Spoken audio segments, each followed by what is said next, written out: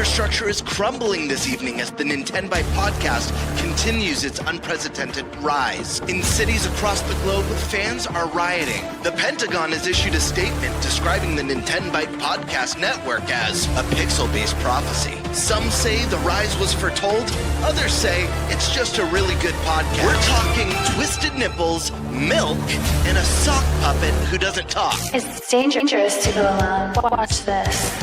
Welcome to the Nintenbyte Podcast, bitch. That's right, ladies and gentlemen, you're watching the greatest Nintendo podcast ever! Yeah! Is that a Joy-Con in your pants, or are you just happy to see us?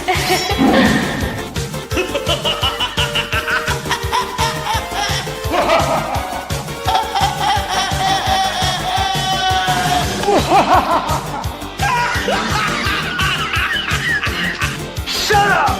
Now feel the power. Everyone, do you feel that? Oh my god, I feel it!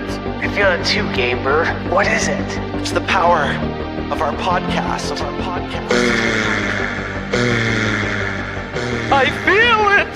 This is rad, Nintenbyte. So rad. Power.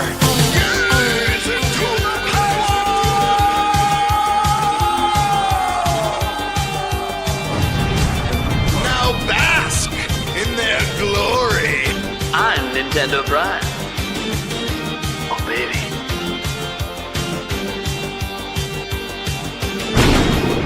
I'm Thunderstash.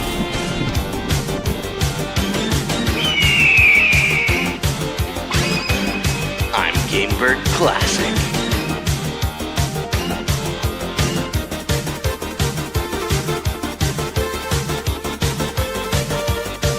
Nintenbyte rules. Let's rock. Hey everyone, welcome to the Nintenbyte Podcast. Man, I feel weird because I was not the first person. I'm usually the first person in. Wait, you have the left. How you guys doing? Welcome to the Nintenbyte Podcast Season 3, Episode 13. We have a banger episode today. A couple first-time guests on here. One of them likes to talk to developers, that's the first. You're the first person we've ever had on that talks to developers sometimes.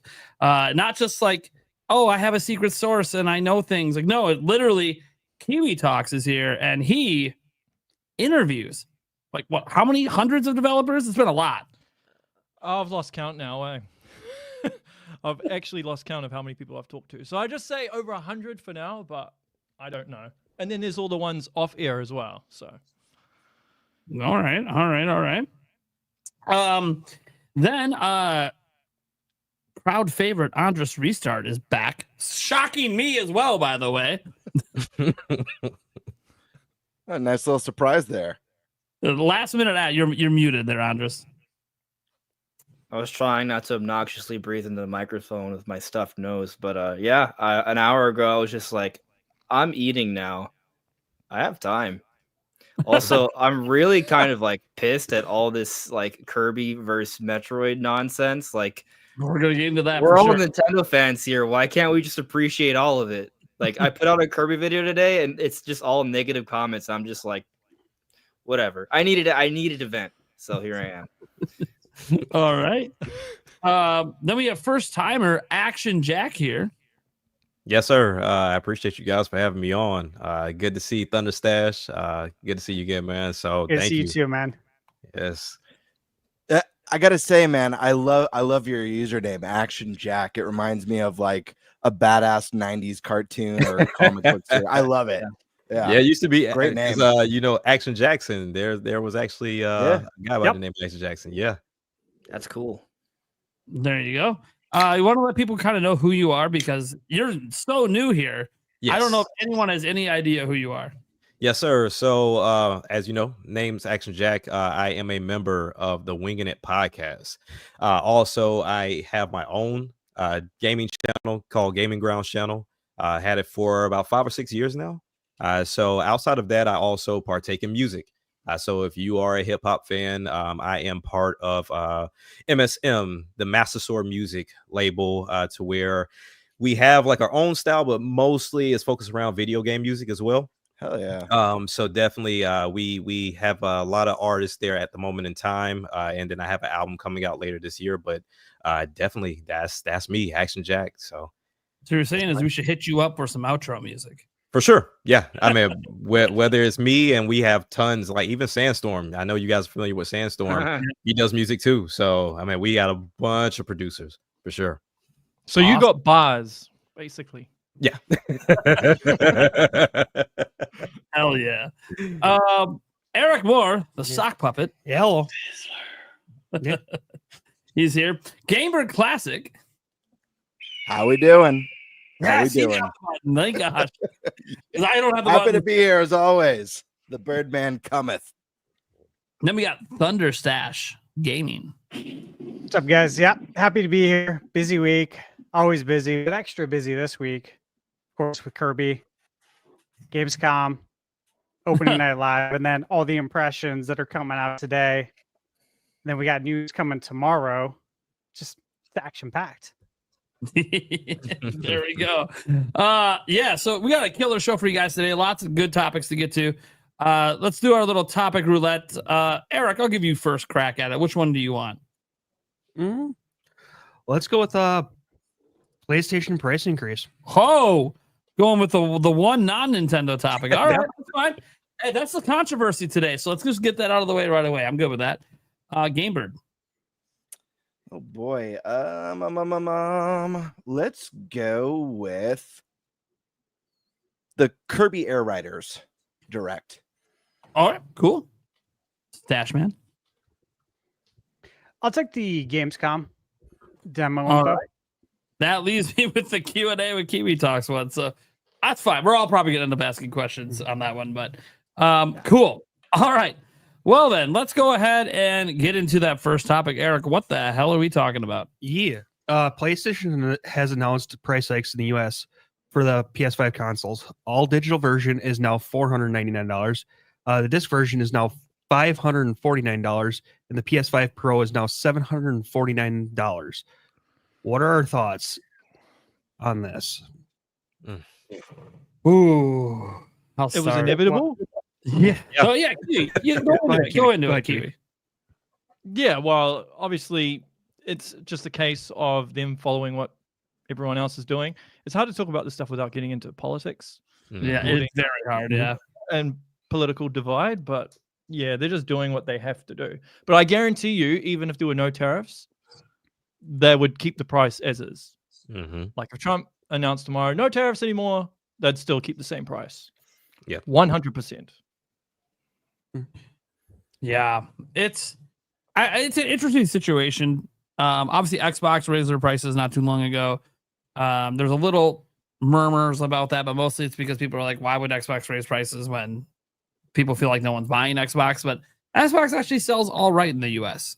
So, you know, and they get all their stuff made in China. We all know it's tariff related and all that stuff. PlayStation had pretty much everything made there. I heard they're diversifying now and trying to get stuff made elsewhere. But bottom line is majority is also made there where the tariffs are the highest. And then, you know, Nintendo raised prices of Switch 1, right? And then a bunch of accessories. They've now raised the price of accessories twice for Switch 2. So it's interesting because this brings in you know, I was talking about this actually on my video today a little bit, where I'm like, you know, the funny part here is if Nintendo holds the Switch 2 price, and they kind of hinted they might not be, they might raise it in the future. They might hold it through holiday, and then next year, maybe that's what they're looking right now. They don't want the negative. You know, they're trying to keep their console going. They don't want any more backlash than they're already getting by, hey, let's jack the price. So they might wait till that blows over a bit, and now everyone else has done it. So, you know, they now technically, no one can say that they don't have the cheapest console at the moment for like dedicated gaming devices, non-PC handhelds. So, yeah, I mean, they literally are the cheapest now, which it's crazy for PlayStation 5 to even say that, because the all digital, that used to be $399 at launch. Yep. People forget this is the second price raise of the digital one. crazy. They raised it with like the Slim. It's wild. And then they Yeah. slowly phased out the $399 one. People didn't even realize that was getting phased out. And now they raised that another $50. So that's a $100 price hike since 2020 for that one. And it's crazy because like the PS5 Pro $749 still doesn't have a disc drive. So for people that like physical, got to toss another $80 on top of that. Now you're up to 800 plus to get a physical PlayStation 5 Pro, which is crazy. So I was talking about this, like how, like for Nintendo, how I feel like I know they're probably going to raise the price of Switch 2 next year, but it would be cool if they held, even if the system ends up losing them a little bit of money, because they'll make it up on software sales, of course. But also, this was the crazy thing that I can't believe I said in my video, but this is the reality. $450 will be the budget system. That's nuts. That's nuts. Yeah. PlayStation 6 price is going to be wild. The Xbox handheld with ROG coming out, the rumored prices are $550 and like $700, $800 or whatever it was. I know the prices aren't official yet. They're on retailer websites, so it feels like it's pretty official. But like that's $100 more expensive without a game bundled in, you know? And obviously it's a PC handheld, so you can use your already existing Steam library or whatever, Microsoft library, Game Pass, etc. And I still think Game Pass is the greatest deal in gaming, but that doesn't matter. The point is that the entry point to get in is going up and up and up.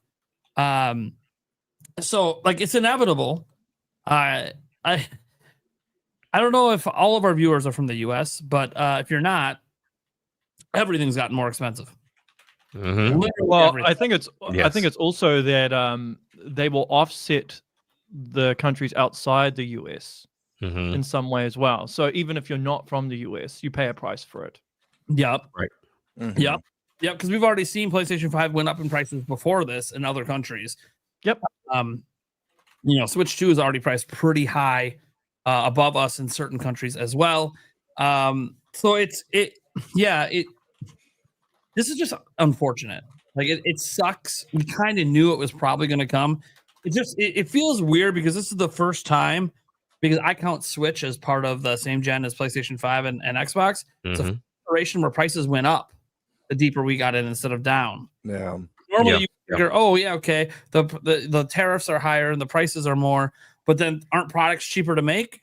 So then shouldn't the price even out? No, actually, that hasn't been what's happening.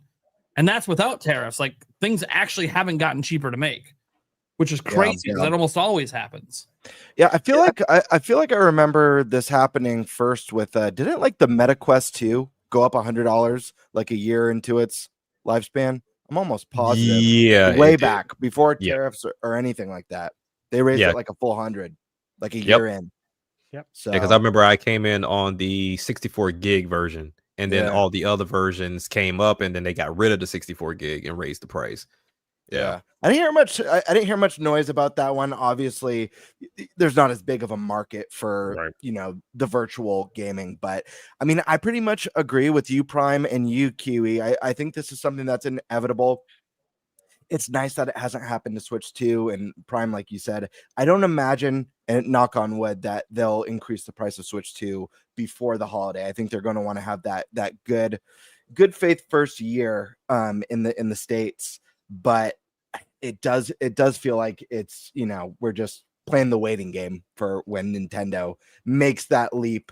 What I will say though is, with all the negative discourse surrounding Nintendo since the Switch 2 reveal, especially regarding pricing, it's going to be a real breath of fresh air to see videos and comments from those people start to show up talking about, like, we've been bagging on Nintendo this whole time, but they're the last bastion of hope for, like, I can't wait to see all those videos because I know they're coming. I know they're going to be coming, especially since this is Sony's second price increase. I know it's going to be so vicious out there towards Sony from all the content creators, and Nintendo, it's going to be like, listen, we gave them a hard time, but let's see how they hold strong. I can't wait to see all those opinions change. Shoot me a link to the video when it pops up. Absolutely. It's any moment now. I'm going to check after the podcast tonight. There's going to be dozens. I swear. Yeah, it's kind of weird. I watched the videos today, like, to see how content creators and stuff reacted to this. And sure, it's all negative, right? Obviously, there's not going to be a positive video about it, but it doesn't feel like they're going in as hard on it as when the Switch 2 price was revealed. Like, it feels like they went way harder on that than they are with this. And I wonder, like, what is it? We were getting there. That was. I think it's expectations. That's why people were already kind of expecting it, whereas with like how much Mario Kart was priced in line also with the Switch 2's price as well, because people weren't expecting it to be that high. So I would also say expectation versus reality. I would also say too, a lot of people still consider Nintendo as the budget option. So to see them go up higher in price was a little weird for people. No matter if they had 120 hertz, HDR. They don't care. Nintendo is identified as the family-friendly, easy entry point for gaming. And if you get into the same tier, right, exactly. Right. So if you get into the same ring as Xbox and PlayStation, we're not expecting that. So we need you to kind of come down. Thanks to Sony, where the budget console. Right. Like, Sony and Xbox are going up. Like that's why I said, like, it's crazy. They still are the budget system. They are. Xbox is the weird one. Yeah, because they can't get system off shelves. That one, I feel like, it's one of the biggest and most lucrative companies out there. I feel like they should have just rode the storm till the handheld, till whatever comes next. It was a very odd decision for a console they can't get off shelves to raise the price. It doesn't help they came off their like most profitable quarter ever. But I know it's because they bought these companies, but it's like, record profits. Also, we're raising the price of the system that hardly anyone's buying. It's like, my opinion on that. Xbox has been riding the storm since day one. You mean with the original Xbox? Since yes.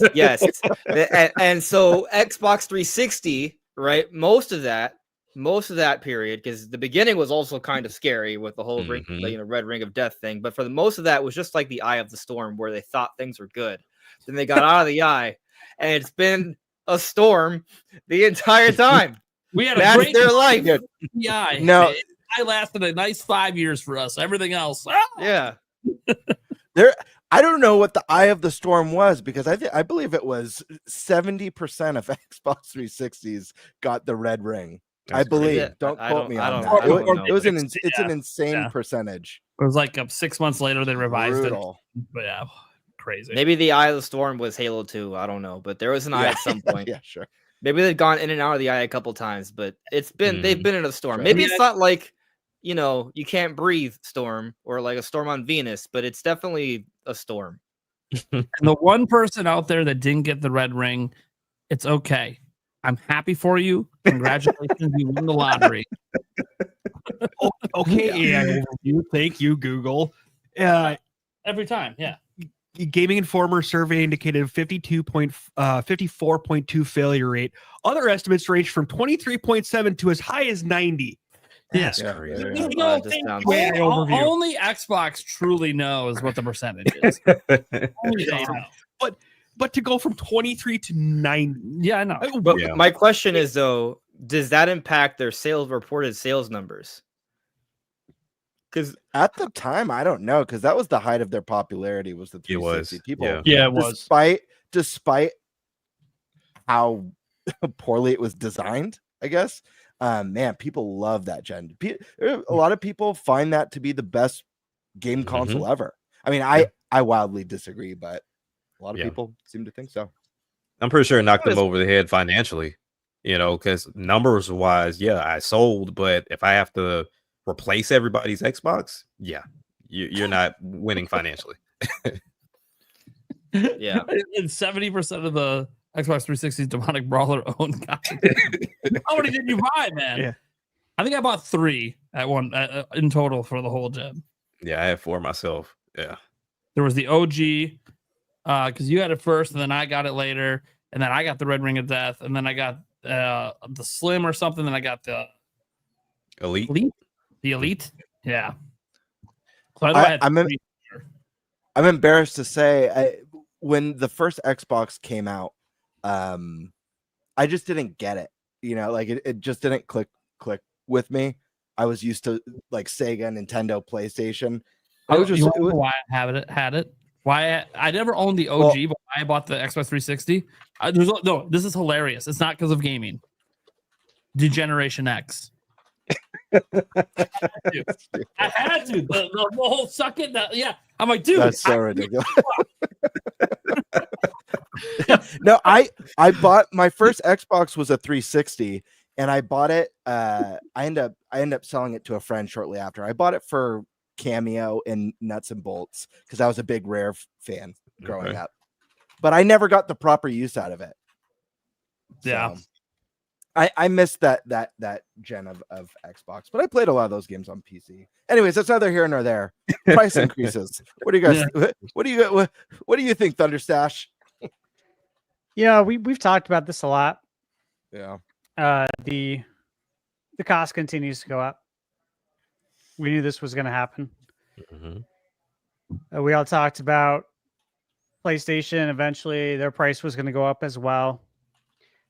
These things were all foreseen. So what can you do, right? Again, many times talked about the controllables and the uncontrollables in life. And these things that we're talking about are the uncontrollables. There's nothing we can do to change it. The only thing we can't control is how we react to it, what we do to remedy it for ourselves. That's really the extent of it. So I don't have much thought on it, except I knew this was coming, talked about it very long time ago. All right. Yeah. For me, I mean, I don't own or play Sony machines. Not that I hate them. So it really doesn't affect me. It does suck for those that do game on those systems and haven't had a chance to either pick it up or, maybe they were hoping to save some money and all of a sudden, like, the person's this close to getting it and all of a sudden the price go up. It's like, oh no, now you gotta wait another, maybe half a year or whatever to save up more. And it's like, oh, I feel bad for those guys, and then games on top of it. It's just gaming is getting insanely, stupidly expensive. Yeah. It sucks. That's why PC is becoming more appealing as well. Because if you already own a computer and you do it for other things, then you might as well just game on it, right? As opposed to spending however much money on a console. Yeah. It really is getting to that point. I've even contemplated it myself. I've had 2 PlayStations, but then eventually just sold them off because I'm not a big first party Sony fan. Big on Ratchet and Clank, and I loved Astrobot. And then also Ghost was amazing. That's why I'm kind of sad I won't be able to play Yote at all, but it is what it is. But even on the PC, it'll come to PC. Yeah, it'll come to PC soon. So that's where, like, for me, because I always work at a desk because of my job, and then also I have the Quest 3. So that's gonna work substantially, being able to use that. So it might work. I'm rocking the Switch 2 by itself right now, along with, of course, like my Android handhelds, like the Retroid Pocket 5 and the AYN Odin. But other than that, I've only had my Switch 2. So PC might be the next move, man. It really is. I'm not gonna go crazy, get a 5090, but I'll definitely get one. All right. We probably end that topic there and keep it nice and short. Yeah. No big deal. Again, I could have taken it on the tangent, but I'll save it for later. You're gonna have so many tangents on these other topics, Andres. We already know. We already know. The Portal didn't go up in price though. That was a surprising one. Well, maybe because it's not selling. Sorry, I don't want to insinuate anything, but I look at their sales on it. It's like it doesn't look like it's really selling that much right now. Increasing the price of they're already not selling probably is. They're just gonna cancel it or phase it out. One more point in here. That could happen. I think with Xbox raising their prices, we know we're not selling, but maybe we can get a little bit more out of the ones we actually do sell. So it's like, okay, yep, this might help. Maybe. All right, Birdman, what are we talking about? All right. Topic number 2. Yesterday, we had a 45-minute Kirby Air Riders Direct hosted by Sakurai himself. And I'm going to save my thoughts for after you guys, but I found it quite surprising. But anyways, before we dive into what I think of this game, let's go around the room. Let's start with Andres today. What were your thoughts on the Kirby Direct? Did it sell you on it? Were you impressed, disappointed? What I was very, very happy with the presentation. I think my expectations were for a quality game made by Sakurai for Kirby Air Riders, and that's exactly what it is. Like you look at it, it has that Sakurai magic, right? Like there's clearly a lot of attention to detail with the animations. There's a lot going on with the UI. There's deceptively actually a lot of content. But at the core of it, right, the gameplay still maintains a very simple format. And maybe this is where the game kind of loses some people at face value. If you don't kind of realize it, it may seem overly simple, but it's simple. But like Smash Brothers, it's very complex at the same time, right? And so like I look at this game and I see how fun it can be, right? Knowing how Sakurai likes to do things. And like there's a speed to it, there's a flow to it. And it's not just a racing game. It's an action game. I'm just so into it, and I see a lot of potential with this. I really like. I mean, there's a lot of things I really like, but one thing that really stood out to me is they showcased that when you finish your race online, you just go straight into the next race, even if other people are still racing. And the same thing with City Trial. People are still in the middle of their City Trial. You're already in the next one, waiting in line, right? Like so. Like think of it. In the context of Mario Kart, let's say you lap somebody, they're still on lap 3. You're starting your next Grand Prix. Like that's the concept, and I think it's so amazing. And I also find it really interesting because with Smash Ultimate, or just Smash games in general, the online's been kind of a problem.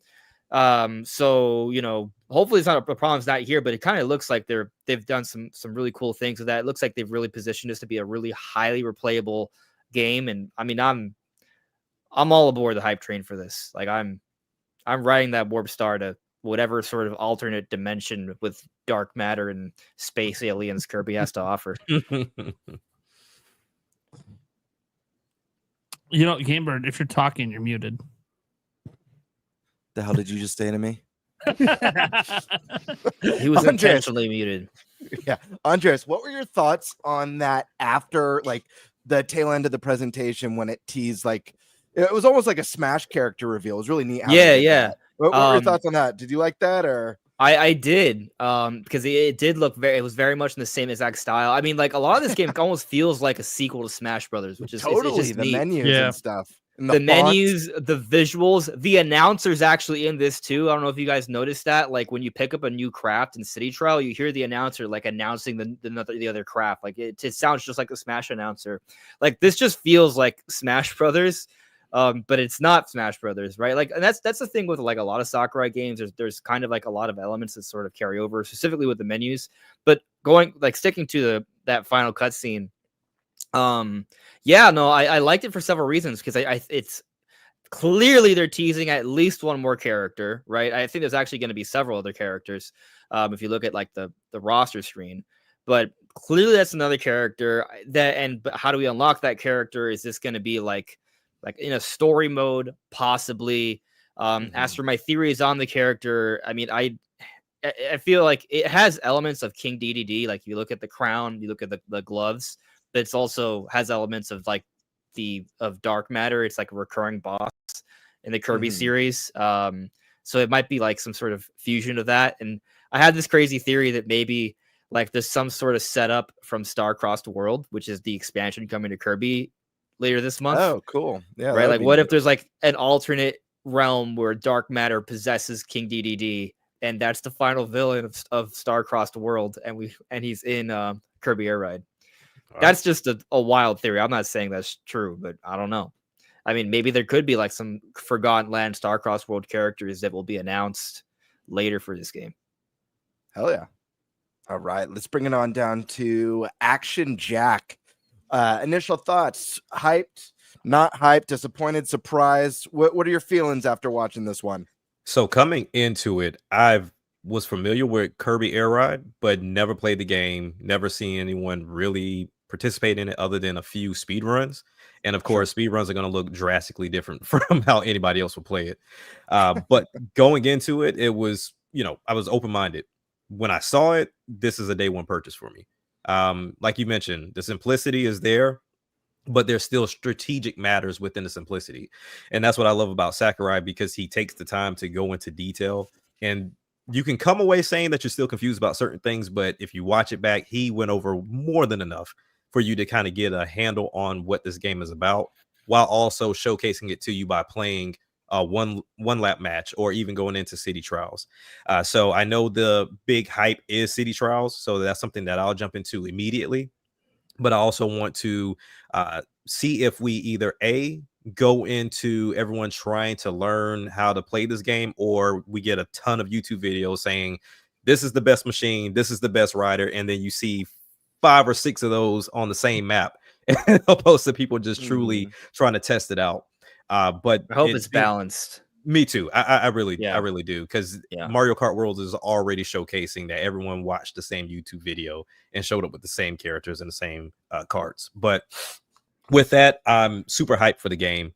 Definitely something that wasn't on my radar at all, but looking forward to it. Yeah, it's definitely a day one, even with the $70 that I didn't anticipate, but it's definitely a cop for sure.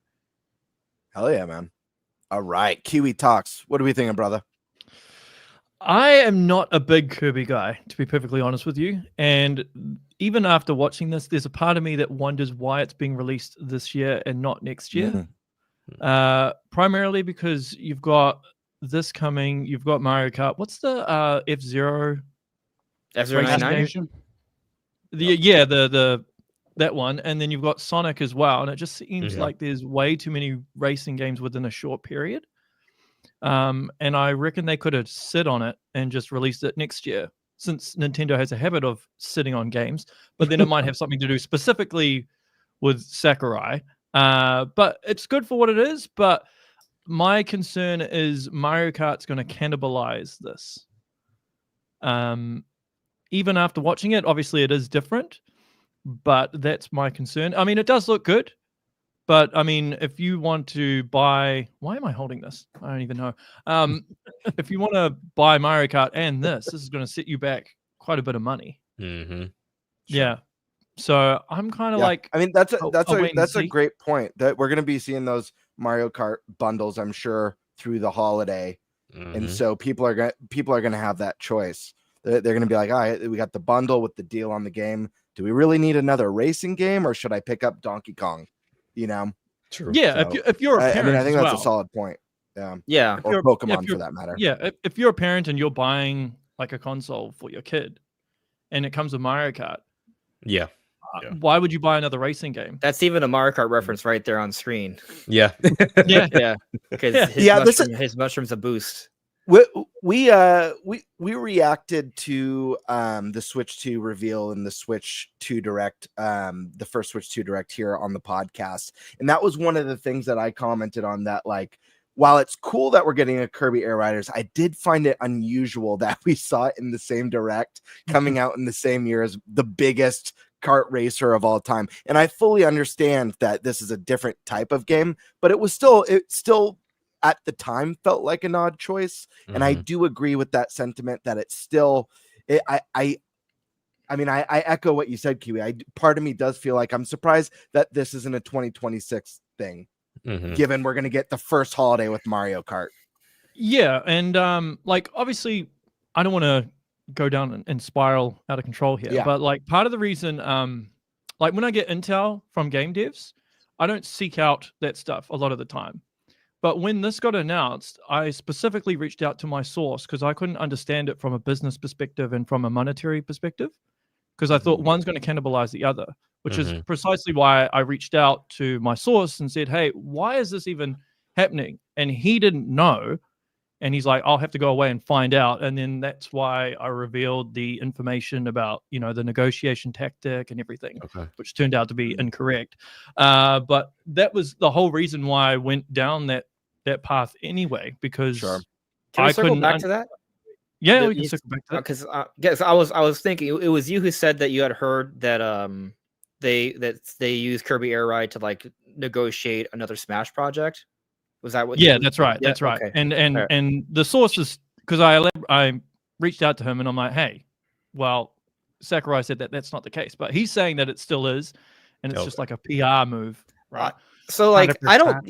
Yeah, I think this I is don't one of the believe things him where now, to be honest. But you don't believe it.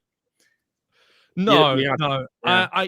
Well, I mean, I was skeptical in the first place. Usually, because in previous cases, like everything he's told me behind the scenes has been true, right? And the recent DK one, I won't spoil anything, but that came from him.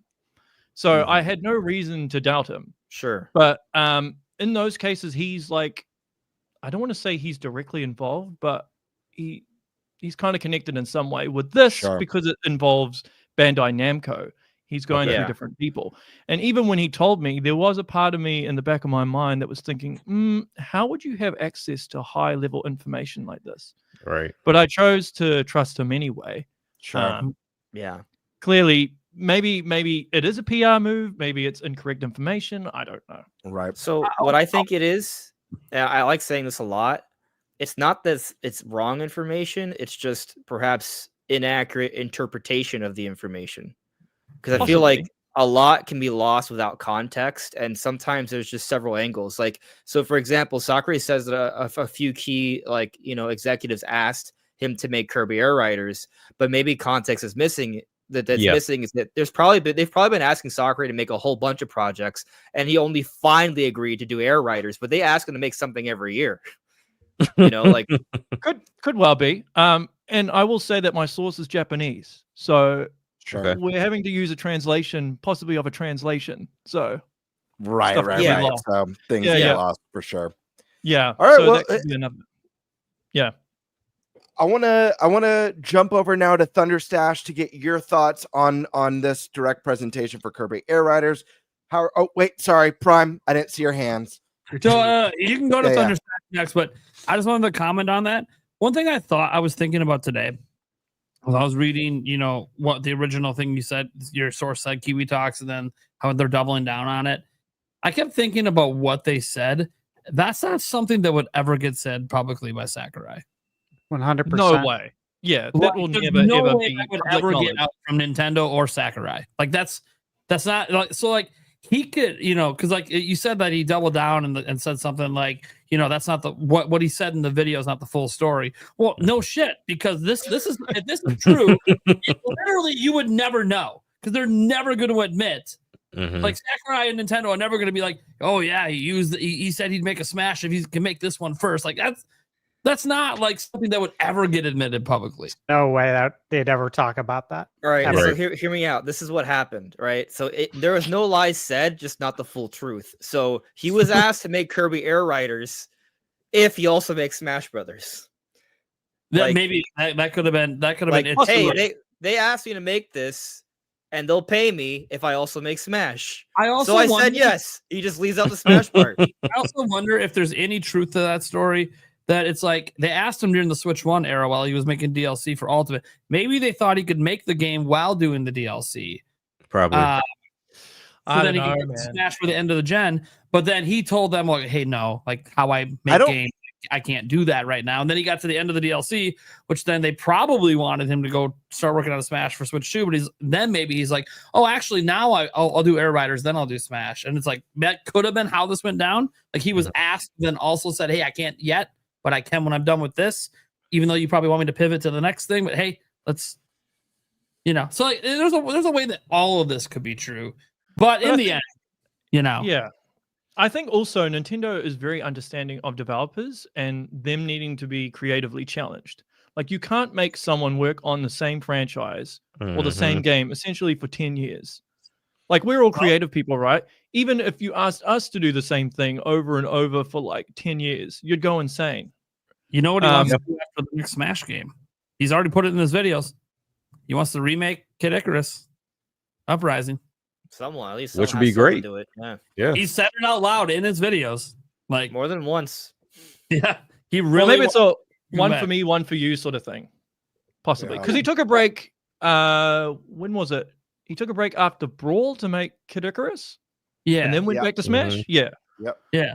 And this could be that game that gave him that break to the next Smash as well. So, which we have no idea if the next Smash is being worked on yet. Could be. They have multiple development teams at Bandai Namco. This supposedly was the same team as Smash, which makes a lot of sense if you look at how it's designed. But so something I brought up in my video today. I don't know if you guys have seen the story, but this game is 25 gigabytes in file size, which I think technically makes it the largest file-sized game from Nintendo this year, because Mario Kart's not even 22. It's the largest ever for Nintendo. Isn't that just an estimate though? Is that confirmed yet? I don't think it was. I mean, it's on Nintendo's website. It's the eShop. It's their own estimate, but it's probably close to accurate. Well, it's probably all the cutscenes and stuff, I'd imagine. Yeah, I mean, I just think like you look, Mario Kart World's a massive game with tons of songs and stuff, right? Like my only point is like, I'm not trying to say that Kirby Air Riders has more content than Mario Kart World, but because you look at a file size, that doesn't tell you that much, because there are games that are 100 gigabytes that you can finish in 10 hours, But when you compare it to other Nintendo games, like it's just kind of interesting that it's that large in size. And we know it was with, you look at the Smash games that Sakura's responsible for, there's a lot of like little things in there, right? Like there's a lot of character costumes, there's a lot of like stickers and songs. And so all those things kind of stack up. But I only bring it up because I feel like it's literally hard proof that this game is not small, right? Not trying to say it's bigger than Mario Kart World, but there's got to be content in here, is my point. And I think part of the conversation about this game is that it looks really shallow, and I don't think it actually is.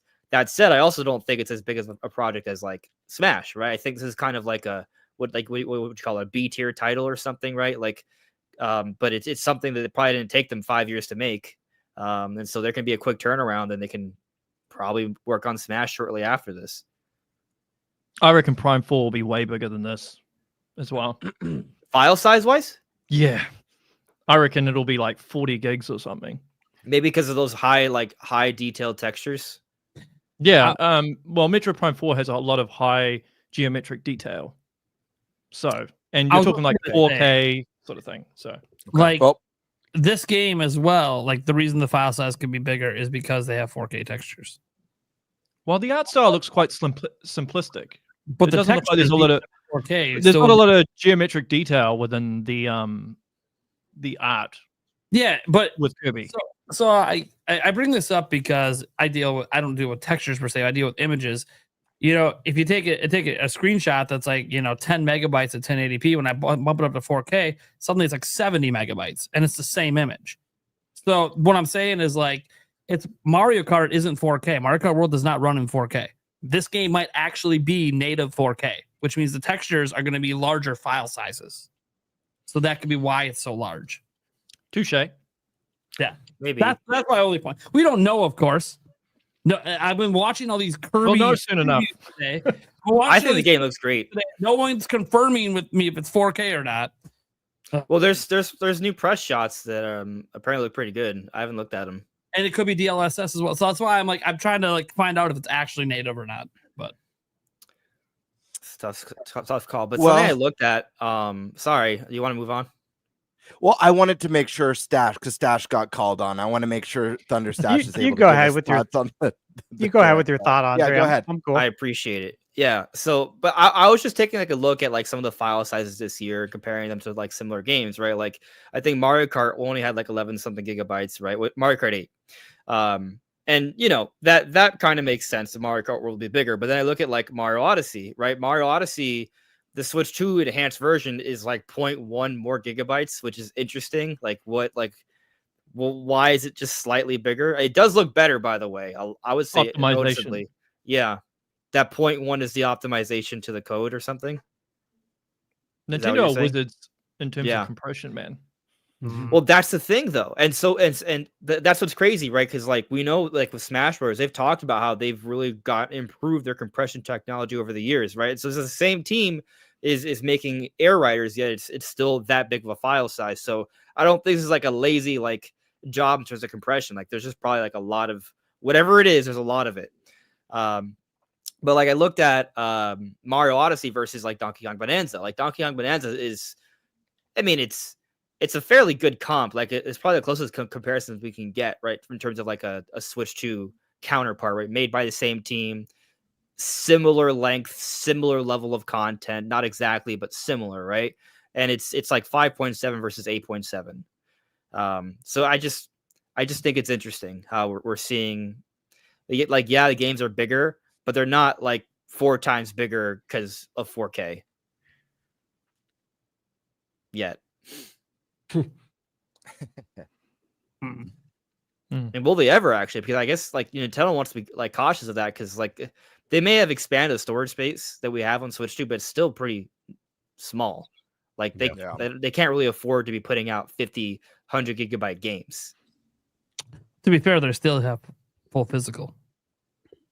To be clear, Nintendo games are on physical cartridges. So sure, but people still download them a lot now, more so than ever. Sure, that's why they said go get yourself a micro SD Express card.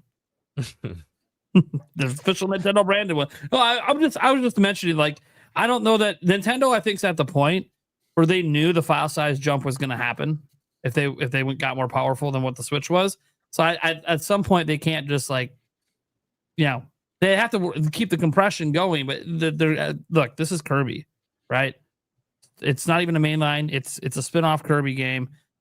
The next Zelda game might be bigger than 64 gigabytes. Like, this is just like the reality that we're in right now. Like, Nintendo they have now entered the era of you're gonna have big file sizes now. It is what it is. Everyone else has them. I think they're still going to be small in comparison, just because Nintendo's masters that. I think a lot of those other companies don't optimize their games, and they don't really care about compression. Yeah, like realistically, I think the next Zelda game will be like in the 50 gigabyte range, and if it was made by like let's say Bethesda, that'd be like a 120 gigabyte game. Right. Yeah.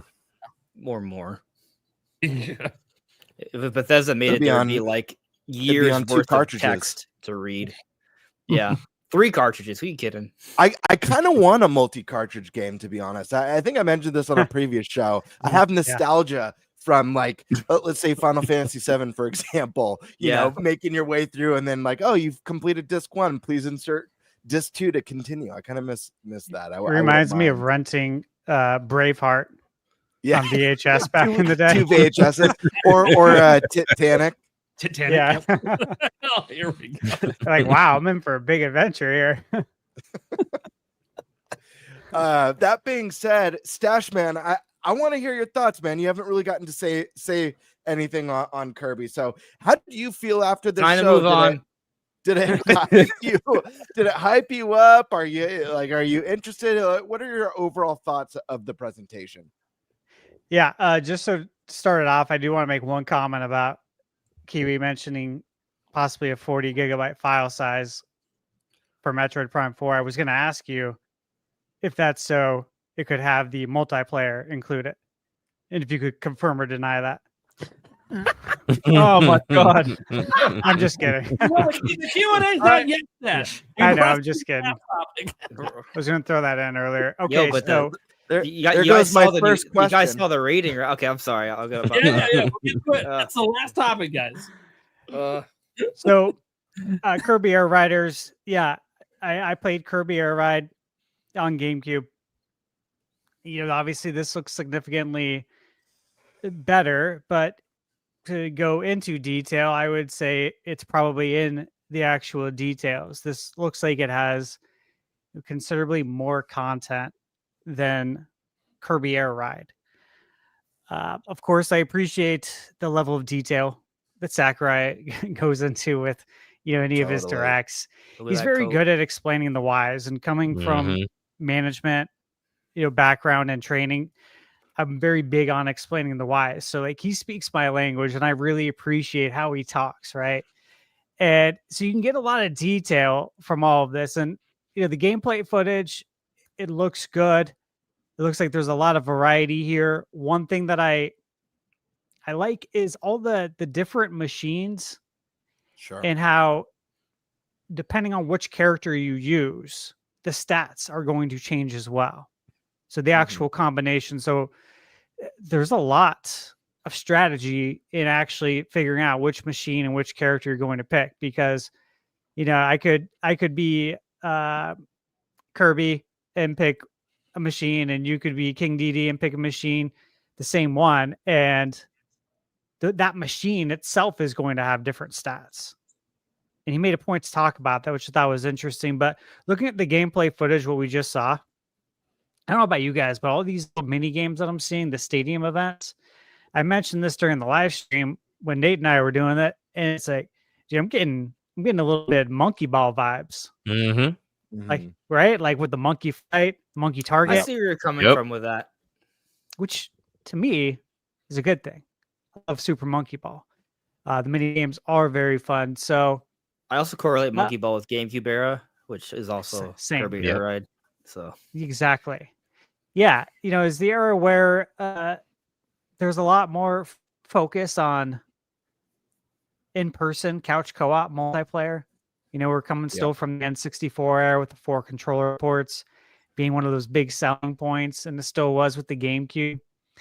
And this just looks like a lot of fun. I like that there's more detail. I like that the actual gameplay mechanics don't feel so surface. It feels like Sakurai made a point to make the gameplay actually deeper here. And so overall, I'm hopeful. The orchestrated soundtrack was another plus. Yeah. Now I haven't listened to it yet on Nintendo Music, been super busy, but I'll probably listen to it at some point, maybe even on the flight on the way to PAX. Maybe I'll throw it on and catch some of the tunes before we actually go play it. But happy with the orchestrated soundtrack, the deeper controls, the machines. I like that you can hold 2 items this time. That was one thing that I noted down that I thought was cool, that was different from the original game. The multiple characters, I think it's good that they have all the lessons as well in the game for the training, because again, I think you just pick up and play this game, right? But if you focus on all the different mechanics of the controls, it becomes a lot deeper. Like any of us can pick up and play Mario Kart right now. But if you learn how to power slide and you learn how to jump and ride on the walls, right? It completely changes the game and becomes that much deeper, and it's no longer this surface experience, right? It's a lot deeper. So it really comes down to, what are you willing to put into it? Do you want to learn all of this stuff? Right. Is the game fun enough for you to want to learn all of this stuff and get good at it and play online, right? And I mention all of this because, I just reviewed Drag X Drive, and these are all things that I brought up in that review. And I'm really not certain that people are willing even to go that far, right? And so you got to get people, you got to hook them. And so I'm hoping they can hook people with Kirby. And I'm sure all of you guys are hoping that we'll get hooked as well, that this is going to be a very good game to where we're going to want to invest our time into it and actually learn how to get really good at this game and go play online and have fun. So that's where I'm at with it right now. I'm just looking forward to playing it next week so I can give some, full on details after a hands-on gameplay. Absolutely. Some great points there, Stash. Let's go over to Primal. Look, I think this game looks better than Mario Kart World. And I want to be very clear. I played Kirby Air Ride back in the day. Calling it a racing game is almost like an insult to the game. It's a battle kart game, is what it is. It's nothing like Sonic Cross Worlds. It's nothing like Mario Kart. It's nothing like F-Zero. There's pretty much nothing like this game in existence. It is like its own category of kart racer. Like it. I don't even like using the term kart. Yeah, it's weird because it's not really karts either, right? Like, but I understand why people will machine racer. I mean, Nintendo's website just talks about it. It classifies it as a vehicular action game. Yeah, because that's what it is. It's not. So maybe it's more like Twisted Metal or Twisted Metal, Destruction Derby. Metal, the closest comp would be Twisted Metal. So like, that's the thing. That's why I'm like, I heard like Kiwi I actually echoed a pretty popular thing. I heard that, like, there's so many racing games coming out. Like, maybe put this one in 2026 or something. But it's like, but this is literally nothing like them. Right. I know, but it has are the people appearance know or that perception that it does. yes That's the thing. that yeah I understand what Perception Kiwi's is saying. reality for people. Yeah. I think for people like us who are like, we're content creators. We're following the industry so closely. I think your average consumer is just going to be like Kirby Air Riders. Oh, look at the back and be like, oh, it's a racing game. Yeah. I think that's Well, more the issue. Well, all they got to do is mention that the primary part of the game is city trial, which is not racing. Yeah, but they don't. Well, we don't know that. Well, no, like city trial is the most important thing, but they did talk about the air ride part first. Well, yeah. It's not called But he Kirby made- but City he Trial. made It's sure to called be Kirby like- Air Ride. What did he keep saying that whole time though? Mode. He was very emphasizing like this is not what the game is. This is just a mode that's in the game. I 100% agree with the intent, but and listen, today I was arguing that I it's not a race, and I agree. I think when we're having the conversation with people who understand, they should like when I see like YouTube or Twitter comments saying, "Oh, it's a kart race." No, it's not. Not really. That's not fair. Yeah. But Kiwi's point about how it'll sell for families, I didn't think about that, and I feel like I have to concede that point. Like, yeah, I mean, people are at first glance are going to think it's a racing game. Well, we have time between now and November. I mean, how do you all think is the best way to market it before it gets to that point? They have a dedicated X account for it. So I got a feeling we're going to get like regular updates on that and Nintendo Today all the time. Yeah. And I think most of those updates are going to be like pushing the city trial stuff. Yeah. And hopefully, events like Gamescom and PAX where people are going to get a chance to go hands-on. Maybe Hopefully word of mouth is going to help with that. They could drop this demo. But what they should do? They should just offer a demo on the eShop.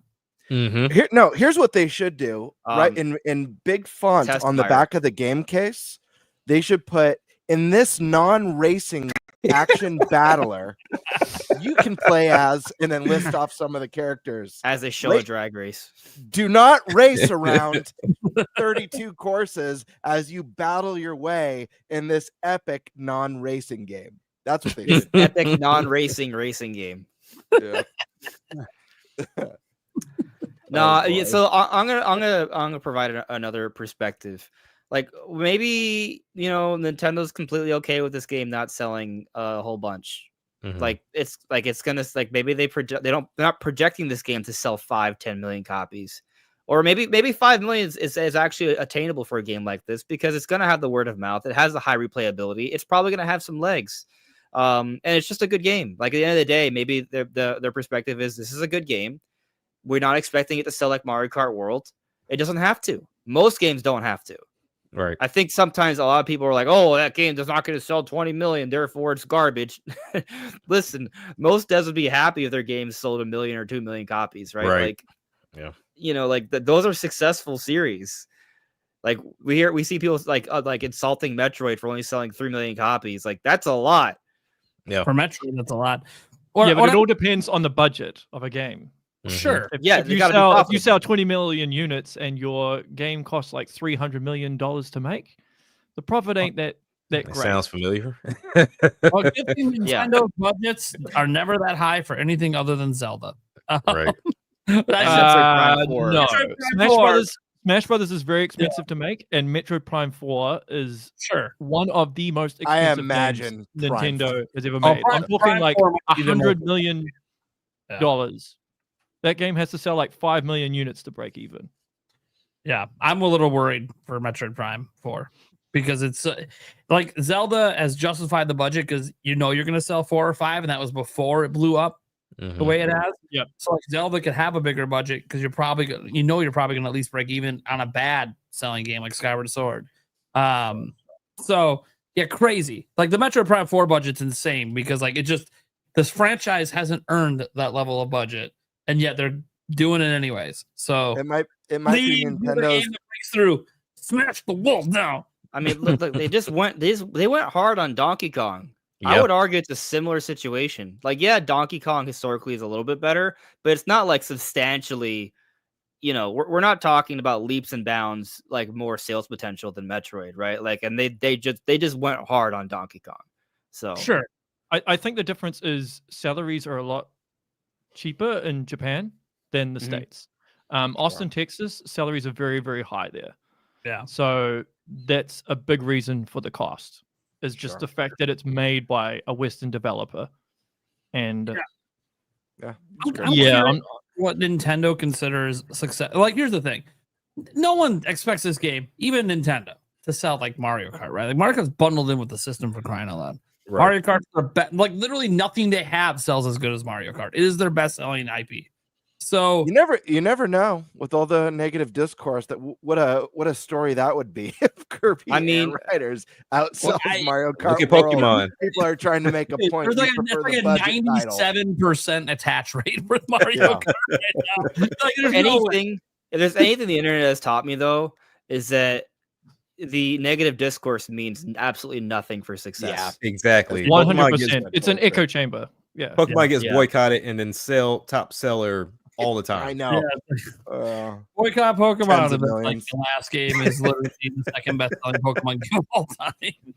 Oh, you're falling through the world. We have all these bugs. Yeah, it's still the second best selling Pokemon game of all time. Have a good day. Which is nuts. But this game, just to get my final statement in, is obviously I'm really excited. I think it's incredible. It's going to sell better. Well, not sell better, but I think it's a better game than Mario Kart. At least from what I'm seeing. Of course, I haven't gone hands on yet. My opinion might change. I'm going to be playing this game at PAX, so my opinion might change after that, or I might get more hyped. We'll see. But the game doesn't probably have to sell a crap load, I think, to be considered a success for Nintendo. Like the original sold like 1.35 million, which was 6% of the entire install base of what is it of? God, GameCube, the best console. And what's cool about that is if you extrapolate that to 6% of like Switch sales, that's like 9.3 million. I'm not saying it's going to sell. I'm not saying it's going to sell 6% of the Nintendo Switch 2's install base, like long haul, the lifetime to date or whatever. But I do think that, it's probably going to end up moving.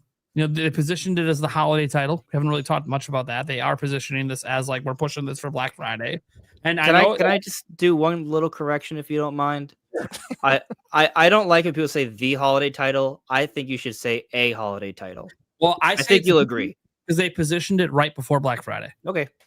That was the thing. They always position one game right before Black Friday when the system's going to sell out. This is the game they positioned as. This is the newest thing when you come to our store. Anyway, that's what I mean by that. Obviously, we know holiday titles are basically anything that's released from October through like December even. Right. Like, we know that. Like Pokemon's going to be the best seller probably for Nintendo this holiday. We know that. Probably. That said, I think it's interesting because they positioned it for the Black Friday game. And I kind of think that this, I don't know what it's going to do at launch, but I think long haul, this is probably going to sell at least 3 million, maybe more. I think it's important to note quickly that Kirby is more popular than it's ever been. Yeah, and I think the Sakurai effect will play a part. People will buy it because of Sakurai's prestigious name that he has. Yes, and I think that's the thing. Like 3 million, to me is like what I kind of feel like the minimum. I don't know if it's going to outsell something like Forgotten Land long haul. I could see this game hitting 5 mil. I could see this game hitting 5 mil. Depends if it's evergreen. Like that's the thing. Online city trial. Like I don't like. It's a tough call. Will it be evergreen? That's the real question. If it's evergreen, this is a 10 million plus seller. If it's evergreen, if this game is a complete blast to play, the different game modes, I think it will be somewhat evergreen. I don't think it's going to be evergreen in the way that Mario and Animal Crossing have been, but I could see it being slightly evergreen. If it does well, DLC. Yeah, I'll say there's three factors. City trial map. There's 3 factors that this game has going for it. Like you said, Sakurai, he's right there with Kojima, where people will go and purchase the game for the name. It has the online presence to where you do have creators like Rogers Base that really loves this game. So they're going to showcase city trials where most people didn't even know existed on the first game. And then, of course, you have the longevity of it to where Smash, this could get Smash type DLC. Smash had a lot of DLC where I feel like Sakurai did not have to do everything that he did for that game. But yeah, it could get to that point. Yeah, the main thing is casuals. They're the main one that you have to. They will be the ones that will decide whether this is a super success or not. Yeah. Action Jack, I like that you mentioned Smash because there was a brief moment like when I knew at the end they were going to tease a new character. I was like, oh crap, he's bringing Pit. Like Pit's gonna about to show up. It wasn't, of course, but like I was fully ready for that to happen in that moment. Yeah, I felt like we were all supposed to like know who that was at the end. Yeah. No, I think it's just something new. I mean, it's we already went over the theories. and sound they were. But let's bring it on over to the Spice Man. Yeah. Eric Moore, how we doing, bud? What are we thinking? I watched it at work, and so I was kind of distracted here and there through it. So I didn't watch the full thing. I know I had time here. I've been in and out of consciousness. I didn't sleep well last night. But from what I saw, it's kind of weird that this game feels like yet is so different from many games. Mario Kart, Smash. I mean, we've gone through the lists and things like that. It's just so crazy that there's parts of it you look at it and go, holy shit, this feels like X game, but yet it's so different. It's insane. And then the world that you Skya, oh my god, is that thing gorgeous? I mean, that volcano is freaking awesome. I want to drive through that damn thing. But yeah, I think the demo will probably decide whether or not I get it. One other thing that I did want to mention is it does look like there is some like quality of life updates from between the two. Because like before you had to jump off your machine to jump on a new one, where now you can just do it on the fly, jump between them. And then the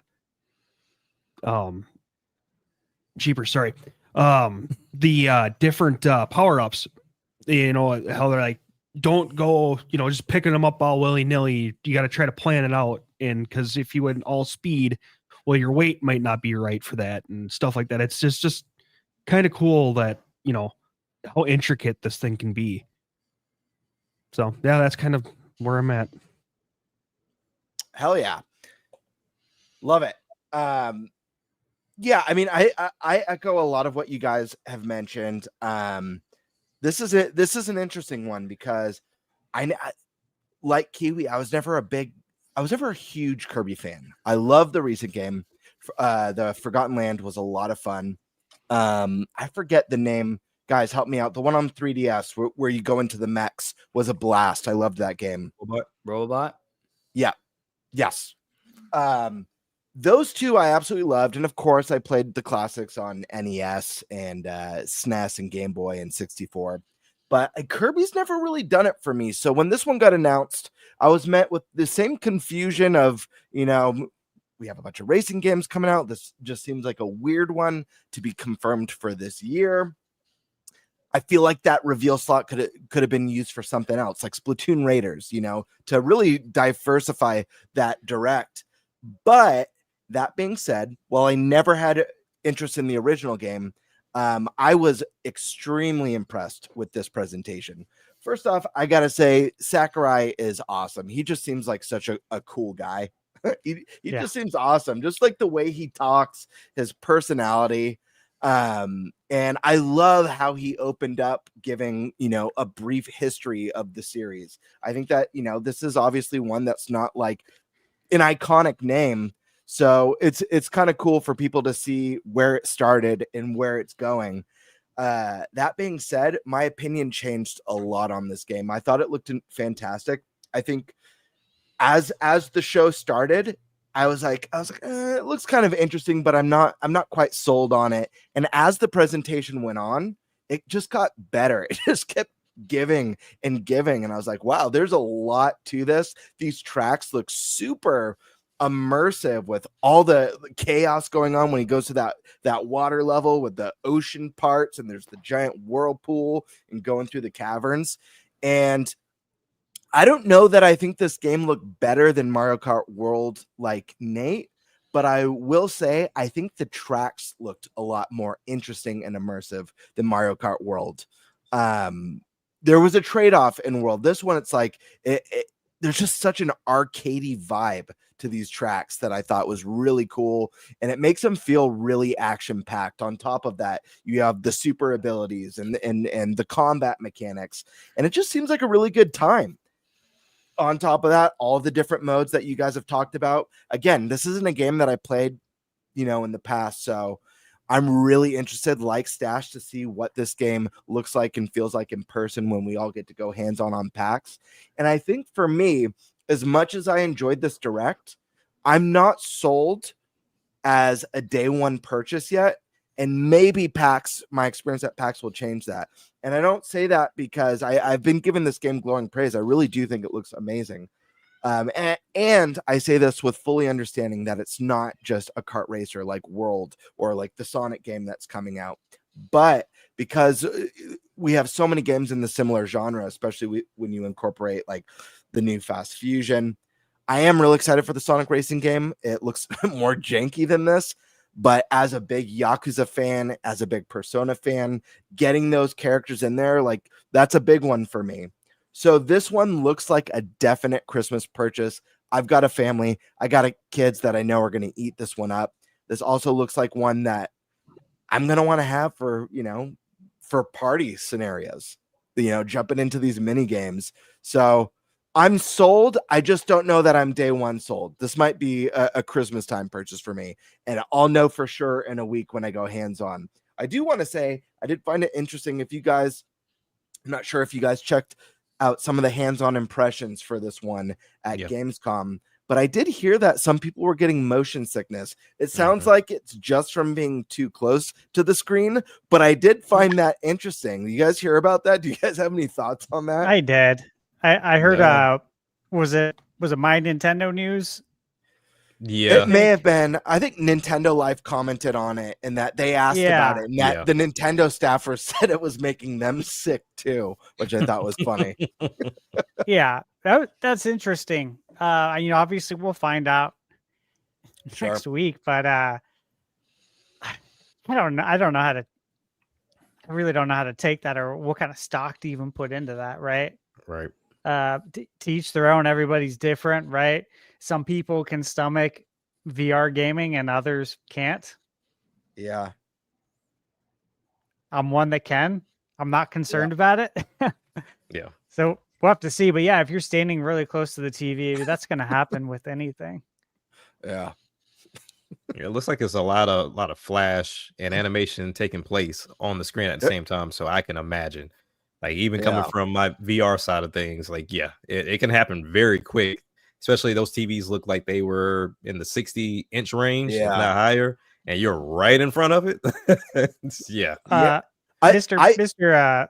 Pinug in my chat, I'll just throw this out there. He did mention that Felix also got motion sickness from playing Donkey Kong Bonanza, just to give you a little bit of insight. Yeah, he did. Which, again, it's never something that entered my mind, right? Yeah, that's interesting. Also, Bonanza has a setting that you can like turn a certain thing off that I think fixes that problem. I think it's I can't remember what it is because I never got motion sickness, but there's like literally a setting in there to turn something off that causes the motion sickness. Oh, okay. But anyway, I remember. The only reason I say that is there was somebody in my chat on a stream that was complaining about it, and I mentioned that setting to them, and then it's just something I googled up, and because I didn't even know it existed, and it was never talked about. I wish they would have advertised that there was that setting existed. They turned it off, and then all of a sudden the motion sickness went away. So I was like, oh, okay, well that's what's causing it. Interesting. But yeah, final thoughts on this before we move on to the next topic. I'm really excited to play it. again, I want to double down, and I love how immersive and intense some of these courses look to be. Mario Kart World is pretty mellow. My favorite course in Mario Kart World is Rainbow Road. I think it's beautiful, and I love how many changes you go through as you go through that course. I hope we get more stuff that's as dynamic as that down the road when we get Mario Kart DLC, especially if they branch off into different IP and do Zelda DLC and Donkey Kong DLC and all that fun stuff. But it really gives me those awesome arcade vibes when I think of games like not Tropic Thunder, Arctic Thunder and Hydro Thunder. Yeah, where there's just so much happening in the course that just gives that epic feel. And this game seems to have that, and I really like that. Game Bird. Yeah. I was gonna say, are you planning on playing Sonic Racing Cross Worlds? Yes, because I was talking about that earlier. Everything you just said is that, because I played in the beta for it, and that's exactly what it's like. Yeah, I'm very excited about that game. I really want to play it. And again, this, Stash, how much I love Yakuza and Persona. And that's characters right. from those games are featured. All your homies are there. My homies are there, so I gotta support it. But yeah, I mean, hey, if you like kart games and you like games that are non-kart racers but more in the lines of vehicular battle games, you're eating good this gen. So oh yeah, for sure. Yeah, I'm curious if we get the original for NSO. That would be cool. That'd be cool. Yeah, that's my topic, folks. All right. Stash. Okay, so Gamescom opening night live's come and gone. There's been, of course, a lot of hands-on impressions today, but not as many as I would have hoped for. And we'll get into the details as to why. There's reasons behind this that I've found out. But first, let's kind of dive into the one game that people haven't been able to stop talking about for a very long time. That's Silk Song, right? Mm-hmm. And interestingly enough, Nate, you mentioned this is the same demo you played in 2019 at That's PAX crazy. East, right? No, it was at E3. They had this E3. demo at E3 and Gamescom that year. Insane. So that is very interesting to note. They must have been really hard at work on that game for them to not drop a new demo here in 2025. A couple good things to note.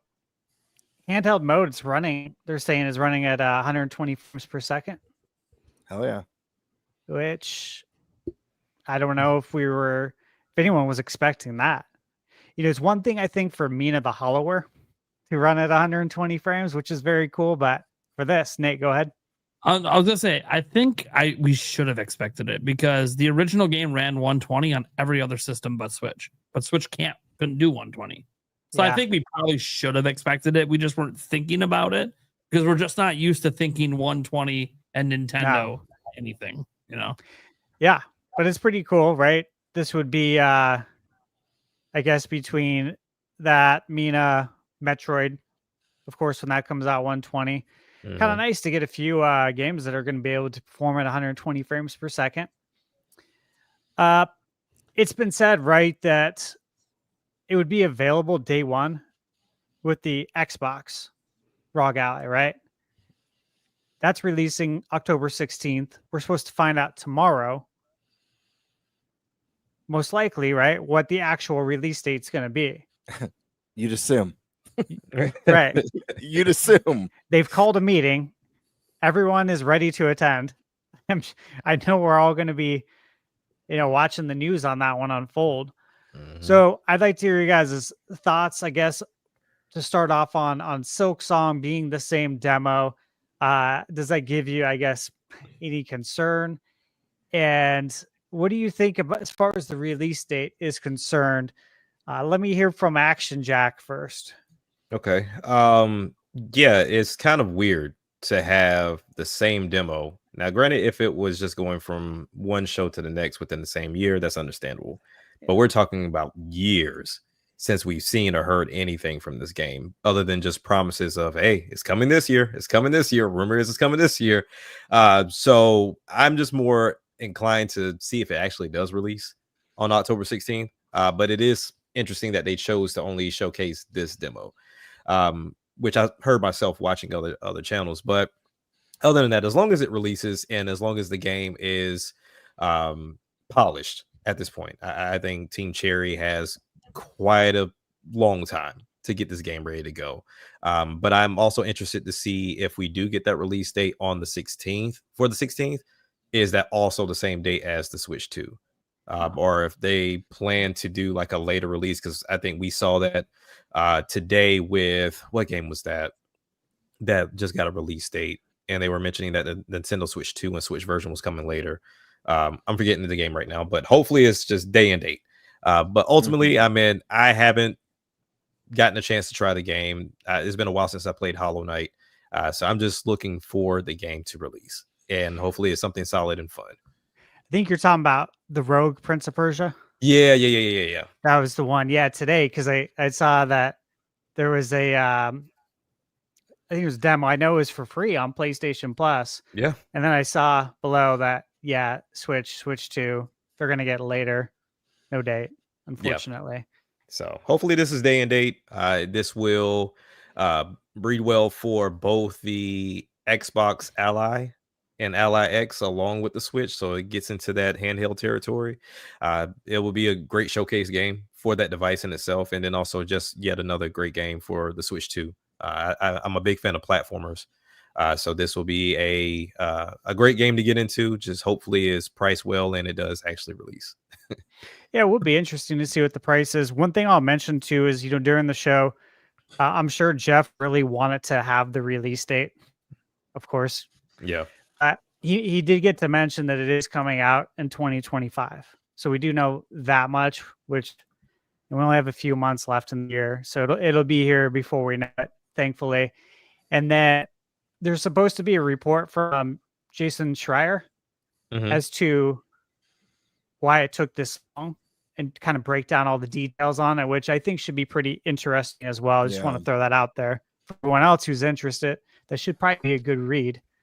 All right. Kiwi Talks, what are your thoughts?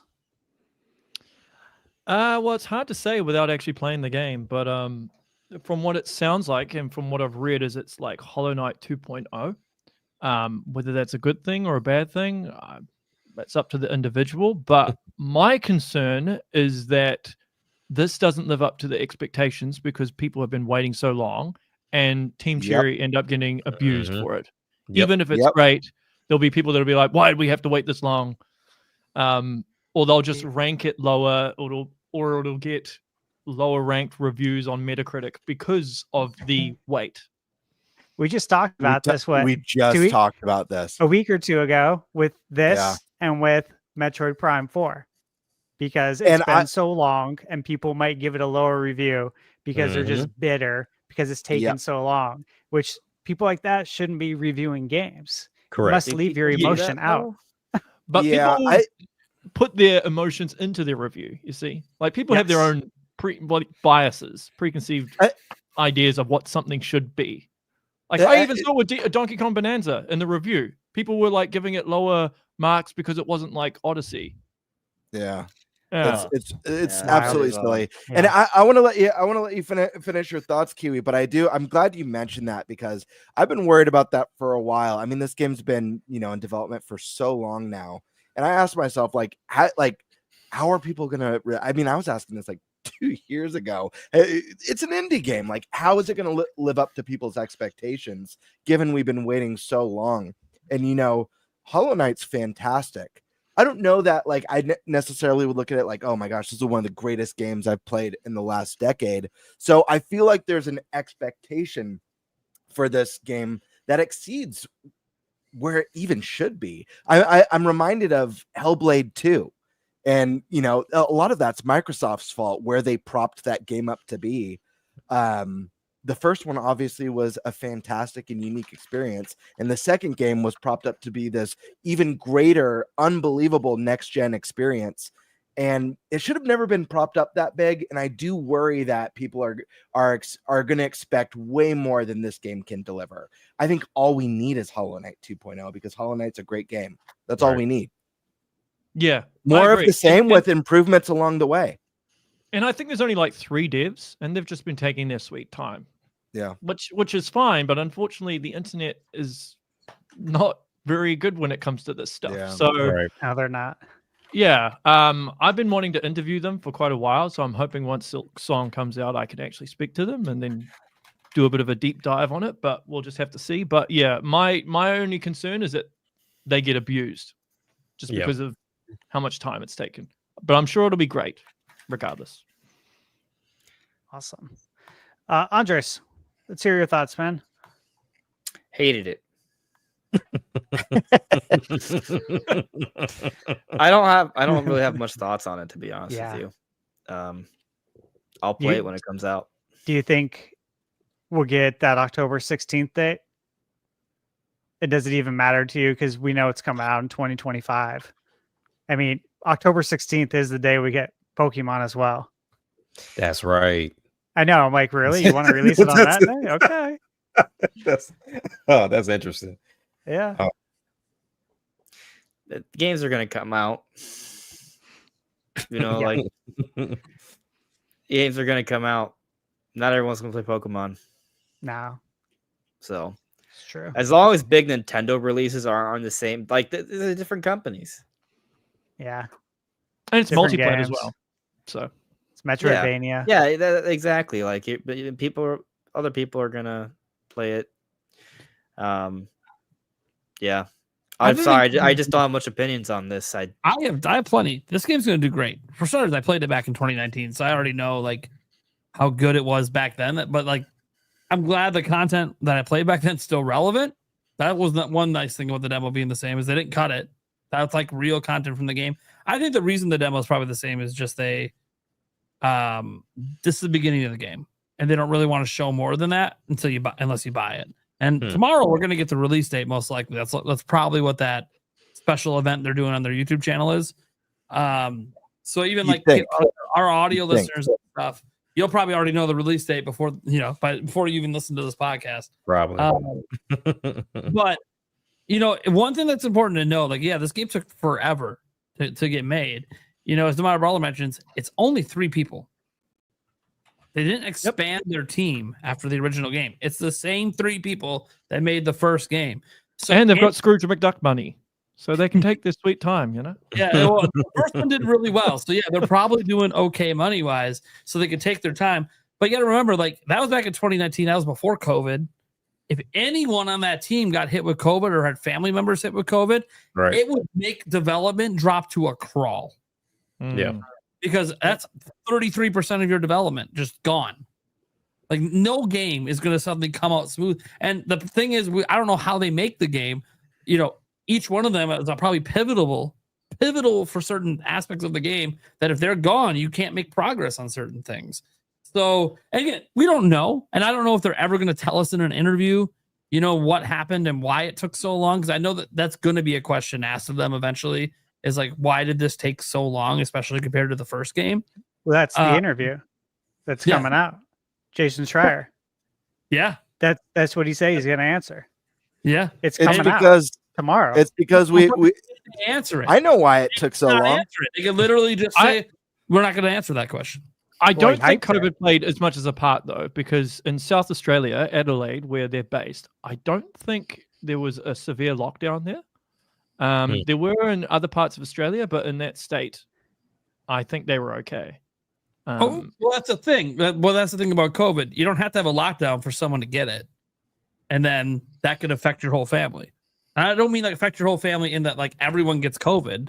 But if, let's say one of their wives got it, they're definitely, you're taking care of them. Yeah. Right. Yeah. So like, that's the thing. Like, you don't have to have lockdowns. It just takes one person in your family. And again, I'm not saying COVID is the reason, by the way. It just, that is, we saw so many other games get delayed because of COVID. I kind of just feel like, hey, if this game might have got delayed too, it's okay. You know? I think what I'm trying to say is like I don't think there were many cases of COVID in Adelaide, as far as I can recall. Yeah. I mean, maybe it did play a part. I mean, Jason Schreier might ask, or I'll ask at some point. I think more likely, maybe if they choose the answer. I think the reason why it took so long is they were busy playing Tears of the Kingdom and Baldur's Gate 3 last year. Yeah, what if they were just lazy? There's three of them. Who's holding them They're accountable? gamers, man. There's been a lot of great releases lately. With a team of 3, Switch 2 drops. You think they're working on Hollow Knight Silk Song? You know what I think it's like, Craig? Because this is a small project, right? Mhm. You know how like you ever see like those really cool, like a really cool video on YouTube that's like an animated thing. Like, have you guys seen Starter Squad? Mm-mm. No one's seen Starter Squad, like the Pokemon. No. Yeah, YouTube search Starter Squad. You're in for a great 45 minutes. But it has a huge following. But it's made by one person, and they only come out with an episode like every 2 or 3 years, and everyone's like every day like waiting for an update. But it's a one-person job, and they did an amazing job. But it was a one-person job, and it may be as simple as that. I don't know. But I'll say this, since I feel like thinking about it a little bit more. The wait, I feel like, is going to help the game. I feel like people talk about Silk Song because of how long it's taken. True. It can be a double-edged sword. Yes, but I think in this case, because it's an indie title, it's going to work in its favor. It's not like, a huge AAA developer getting stuck in development hell due to whatever sort of incompetent, management issues. This is just a small team dealing with whatever life has thrown at them. So I think it's probably going to work in their favor. I'm expecting a lot of people saying things like, for a game that took so and so long to develop, it sure is more of the same. Yeah. It doesn't reinvent itself. Nothing new to be found here. I'm expecting a lot of people to be burnt on the wait time, and I think it's at no fault of Silk Song. I haven't played it yet, but I know both Prime and Stash have. Eric, did you play at all by any chance? Yeah, yes. And you guys all had great experiences. You all loved the demo. The first game's great. The combat looks a lot faster and more action packed this time around. I have complete faith in this game. I think it's more just going to be, the sentiment. Like, people are really impatient and they want some sort of justification for the wait. Prime. Okay. 2 things. One, I was just curious about the COVID stuff in Adelaide. They did have 2 major breakouts that caused like 6-day and 8-day lockdowns in the whole city. And they also, how they tried to prevent it in the future was they actually locked down their borders and weren't letting people come from other states. But they did technically have 2 major breakouts.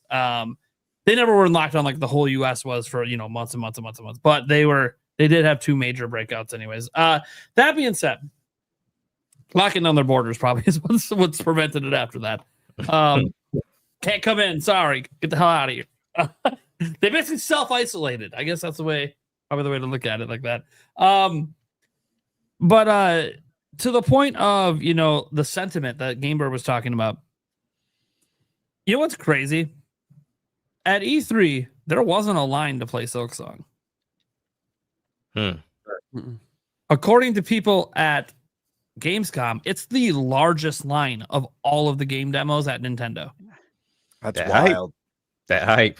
So I kind of think the opposite has happened. More people have now bought Hollow Knight since then. I think Metroidvanias have gotten even more popular. Sure. Yeah, they have. Called one of the best Metroidvania indie games. Yep. So I think actually what's happened is it's gotten more popular the longer we've waited. And FOMO as well. People that feel a little impatient because they've been waiting for so long, I think it's actually going to explode right out the gate. Yeah. Especially because it's all still on Switch, by the way. That's a key component. And I know it's multi-platform, but still, it sold the most on Switch, the original. It'd be cool if it would just be, Switch 2 only, but no, you got to care about sales. It's on Switch as well. just in case people forget, because the Switch 2 version is being pushed. It is releasing on Switch the same day. So, well, we don't know release dates yet. I guess I can't say that, but yeah. I mean, I think the game's going to do really well. I think there's a lot of excitement. I worry about the sentiment past release when people have gotten to, spend a lot of time. And again, my worry is not that the game's not going to be good. I think it's going to be great. People also have a tendency to put certain companies on a pedestal. Mm-hmm. And like living up to the hype is going to be hard to do. You have to ask, outside of Hollow Knight, what other releases do they have under their belt to qualify them to put them on this pet? Like, oh, everything they touches gold. Mm-hmm. Have they made anything other than Hollow Knight that I'm not familiar with? No, Hollow Knight was the first game. So there you go. But they have faith in them because they're making just another one of those. I think of the team that made they made Limbo. Amazing indie game. And then they did Inside. Amazing. And then I forget the name of the third game that people were so hyped for, and it reviewed really poorly. But I forget what it was called. It came out after Limbo. I didn't even know they did a third one. Yeah, haven't a lot of the devs left of that original? Yes, yeah. They did. But I'm just saying, like, putting on a pedestal, things could change. And again, I'm not saying that this game won't be amazing. I do think it's going to be amazing. I'm just saying we got to be careful about putting, especially like an indie studio, like temper your expectations. It's an indie game. Expect an amazing indie game. Go the other way. Go the other way with this game, because all those reasons you talked about are definitely true. You get all this faith in the studio and they let you down. We see this all the time with AAA studios. You definitely see it with indie studios, especially as indie studios grow. This indie studio didn't grow. It's the exact same people that made the original. Sure. Right. So like, my thing is, it's never going to live up to the expectations some people have put it on. They expect this to be the greatest Metroidvania of all time. It probably won't be that. It might, but it probably won't. That being said, I don't think anyone's worried that this isn't going to be a very, very good game.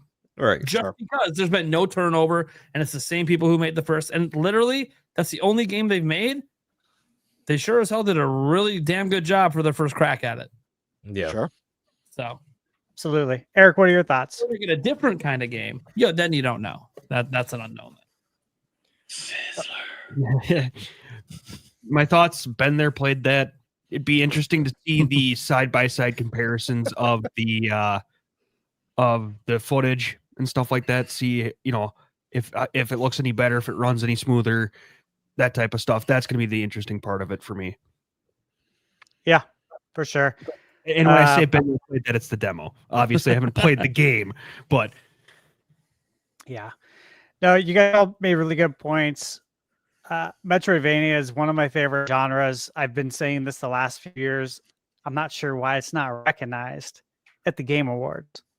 Because if you look at the amount of Metroidvanias that are developed each year, especially if you look towards PC Steam, it's really blown up there. And when they do really good there, that's when they make their way over to console, right?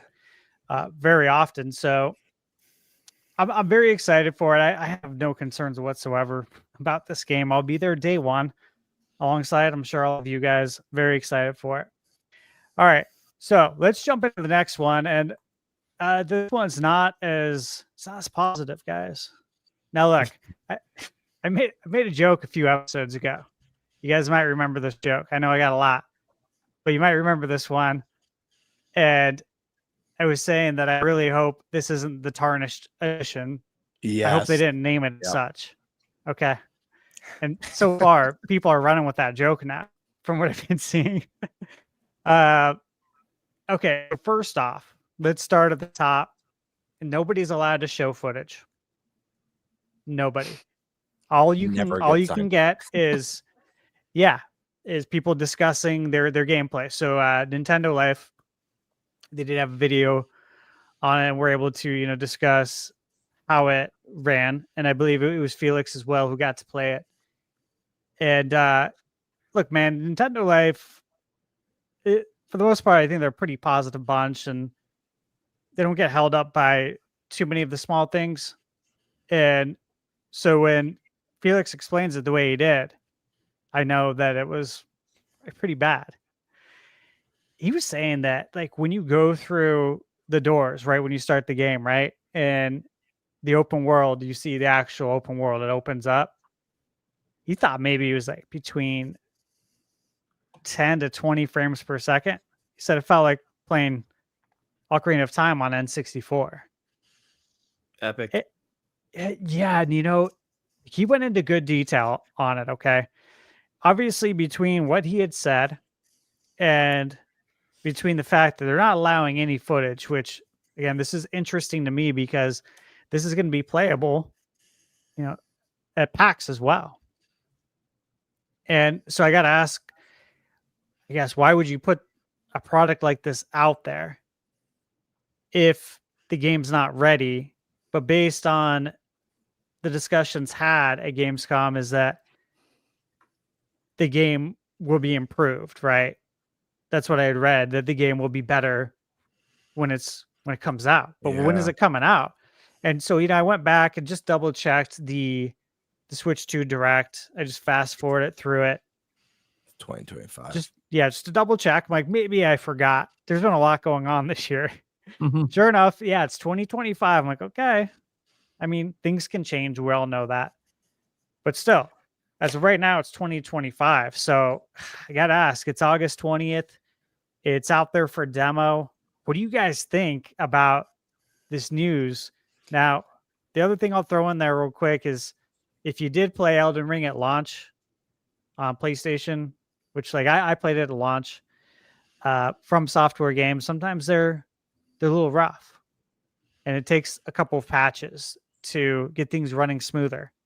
And it did with that game. I think I played it over 200 hours. I ended up getting the platinum on the game, but I played it over a course of several months. So I was able to see where it was on the first patch and then see where it was a patch or two down the road. And it did feel considerably better. So thoughts on that, Action Jack? Let's go ahead and start with you first, man. We got to add him back. Is he on there? Yeah. There we go. Oh, no, he's out. Never mind. He's taking himself. There he is. Oh, he's in. Yeah, all I had right. to switch to mobile hotspot because Wi-Fi is going All in and right. out. Yeah. Okay. But I was surprised to hear that they would showcase it in that condition. Now, granted, you couldn't show any video, which was interesting in itself.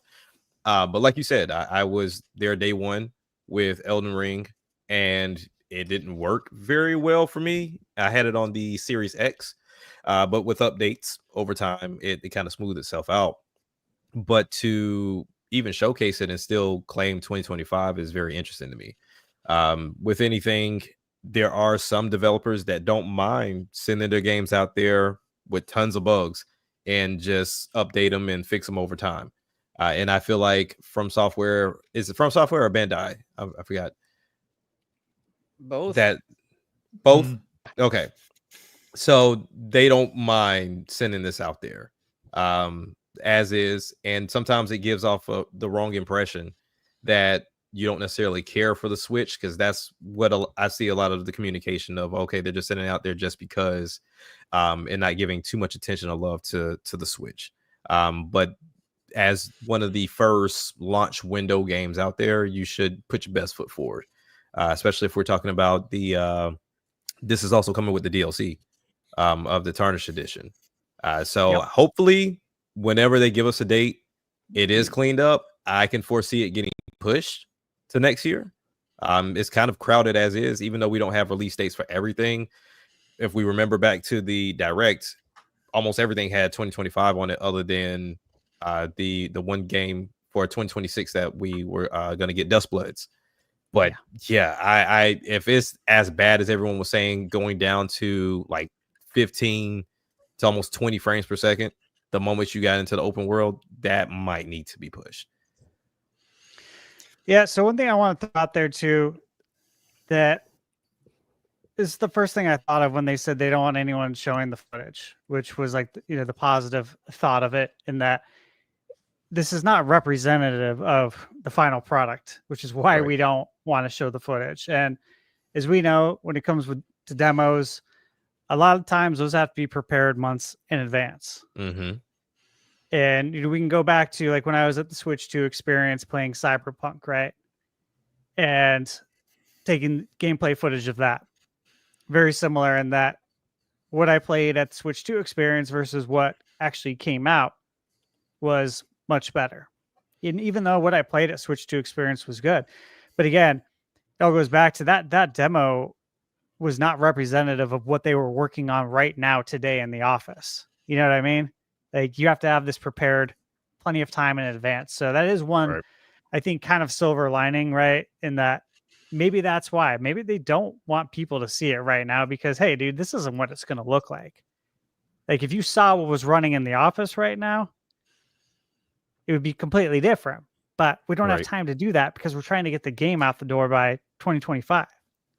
I guess That the would be my question is hope. why even show the demo? That's what I was about to say. Yeah. That is the question, Exactly. right? Then why? Oh, it's obvious because when they showed the game, right, they teased it. It didn't look like it was running well. You don't have a public demo. People assume you're hiding the fact that it's running like shit. So then just show it running like shit instead. No, because some people are going to go hands on and not mind it. Yeah. Well, it look, happens every time. we're It going to happens play it next literally week. every time. We'll find out. Think of Yeah, someone we'll like find out. performing. There's like these games that perform like shit on Switch, and I hear from people that play it all the time. Doesn't bother me. It's actually fine. I will say that I find that most people are way too anal about frame rate. They are, I think the complaints of frame rate in Donkey Kong are greatly exaggerated. And don't get me wrong, I see them. I got good eyes. Yeah. I just don't think it's they're definitely Well, hold exaggerated. on. There's a big difference between dropping from 30 frames per second to 20 frames per second than 60 frames per second to like 20 frames per second. Yeah. Oh yeah, for sure. The jump I mean, is a lot more like, whoa, okay. This Jarring, is, yeah. Yeah, it's a lot more Yeah. jarring. Because I was heavily critical of Donkey Kong Bonanza's frame rate. Okay.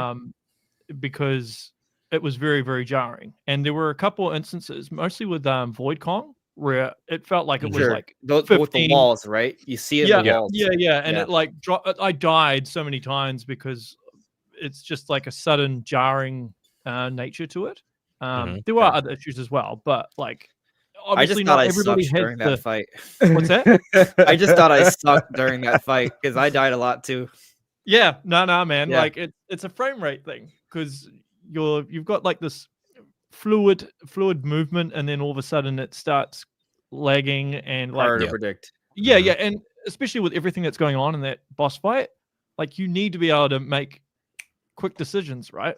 And when you're thinking about that, it just messes up the whole vibe, man. Well, the comparison I would go with too, in Prime, you would probably know just as well as I do. Sports games now, you'll get the visuals probably like the week before. And Madden, we didn't see anything until like that last direct. And I'm fine with it. Like I purchased the game, it runs smooth within game, and then it has its typical Madden hiccups. Like if you're familiar with it, you know what's up. But we have, if you get the early release, 2K comes out in what, a week? We don't get the early release on Switch too. Right. But even then with sucks. 2K, it's at the top of next month, and we have not seen any Switch gameplay of that game at September all. 5th, yeah. And I got a feeling they'll just drop it without any visual. I'm concerned. Like I'd be lying if I said I'm not actually concerned about that game because I've been playing 2K since '99 on Dreamcast. I've Me never too. missed a year. I'm very excited. I love basketball, so it's concerning, but at the same time, they said it's going to be the Gen 9 on Switch 2. And the only other thing that gives me hope, right, is how good they did with WWE, but that Correct. was Shiver. Yeah. Shiver. So is Shiver handling it? So I also want to note something that also concerns me about this version of the game is Madden. It's got its issues. It's fine. It's perfectly playable. But, it's like half the frame rate of the other version. So there's no crossplay because you are at literally a disadvantage. Yep. So they just won't let crossplay happen. There's no crossplay with NBA 2K26 on Switch 2 either. Saw that So coming. that's like clearly it's not just about it visually looking worse. That's fine. It can visually look worse and you can be perfectly competitive. It's about how it runs. Is it still 30 FPS? Yeah, that's the question. That is That's the the question. question. And hopefully Shiver helps. But, like I said, with the Elden Ring situation, they could perfectly wait until it's time to come out and we won't see or hear anything from this game. And that's what worries me too, especially if we're talking about getting a new crowd that's only stayed on Nintendo into There's this game. also another theory I have with this game is, they don't want people recording footage and really showing that it's running like crap. They literally stop you from doing it when you try. Mm-hmm. But what if the game's being delayed? Yeah. That literally actually be what's going on. Like maybe the Switch 2 version, because I know this version is coming to other systems. The Switch 2 version, or maybe the whole thing could be like, hey, we just want to see what people think about the state of the game at the moment. That's why we're putting the demo out there. It's kind of like a play test, but we don't want anyone actually putting footage of it out, because think about how many times you have a private play test, but the footage gets out, right? This is a way to kind of do that without the footage actually getting out. We're stopping. Someone's going to sneak something. It happens every time, but it's not going to be as widespread as it would be if it would have been like, a private beta that you play at home, right? So it could just be that they haven't announced it yet, but maybe it's getting bumped to 2026, and that could be something that maybe gets announced in the next Direct or something. Like they show a more modern version that's maybe running like the best they can make this small little section run, and then they're like, hey, we need more time. We're gonna do this early 2026 or whatever. Because I that's the thing. Like From Software games always do tend to have like a little hiccups and issues. Like it had running problems at launch on all platforms that it originally launched on. They did release those patches, but it wasn't like this. Like it wasn't to the same degree. From the way that people are talking about it, and when you go look at the original footage, I mean, it's almost like it's never hitting the target frame rate ever. Like people were describing it like in the opening area. There's like this fog section. The moment the fog rolled in, the game just like huge started chugging. It's like, okay, well there's a lot of this. There's a lot of that in Elden Ring. And then they said like the boss fight was like the frame rate was just all over the place. Like we were talking about with DK, like the Void Kong thing. Again, don't want to get too many spoilers, but that's like one of the fights that really chugs. It was doing that on like the first boss in Elden Ring. And the bosses get far more complex than that. So it's kind of like, okay, yeah, this game still needs, like, that's not, a lot of people will be very mad if they bought that and this was the experience they had at launch. Like, they got to get that under control. And maybe it is, as Stash noted, maybe the current version is more under control and it's still on target for 2025. But then that always brings the question, as we were saying, like, why have the demo? Like, you have a demo, you don't want people recording, and it's still coming out this year. Because it plays like crap. Okay, that is weird, because you could have just not had the demo and just dropped the game, and then word of mouth would have told you, or reviews would have told you that it's running fine. So, I don't really know what the strategy is here.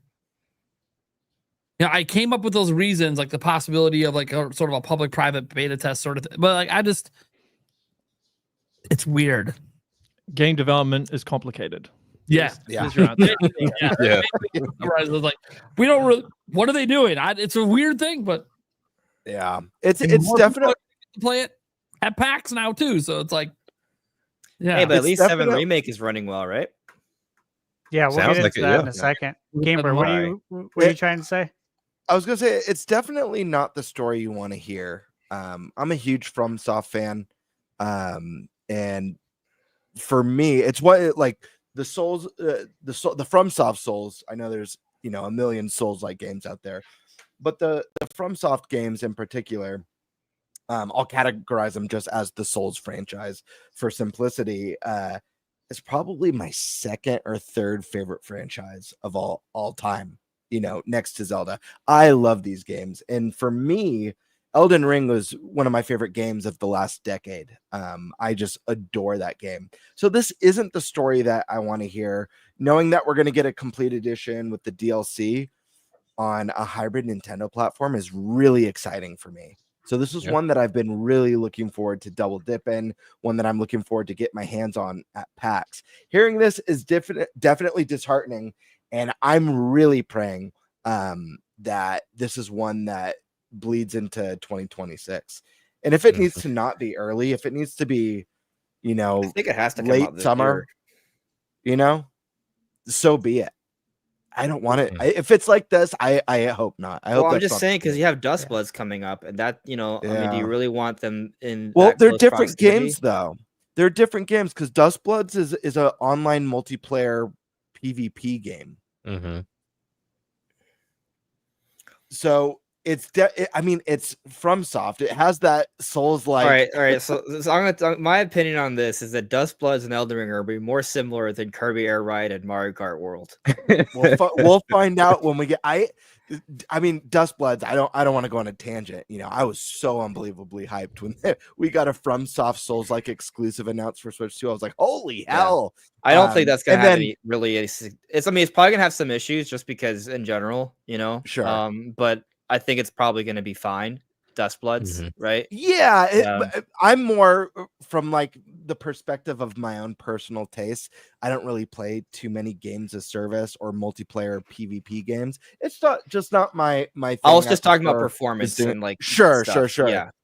So my Yeah. hype is a little bit lower until we see more of that game and understand what it is. But I agree. I think I expect that game to perform better. Obviously, it's being designed from the ground up for the Switch 2.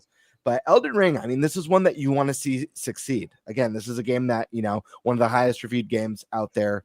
A phenomenal achievement from Software.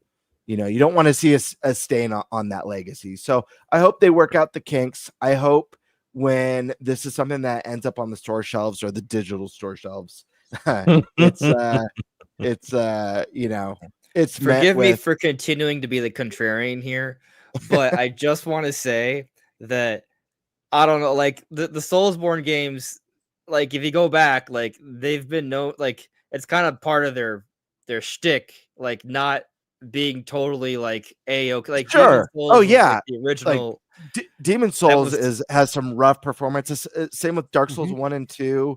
I think there was big improvements with 3 and Bloodborne for sure.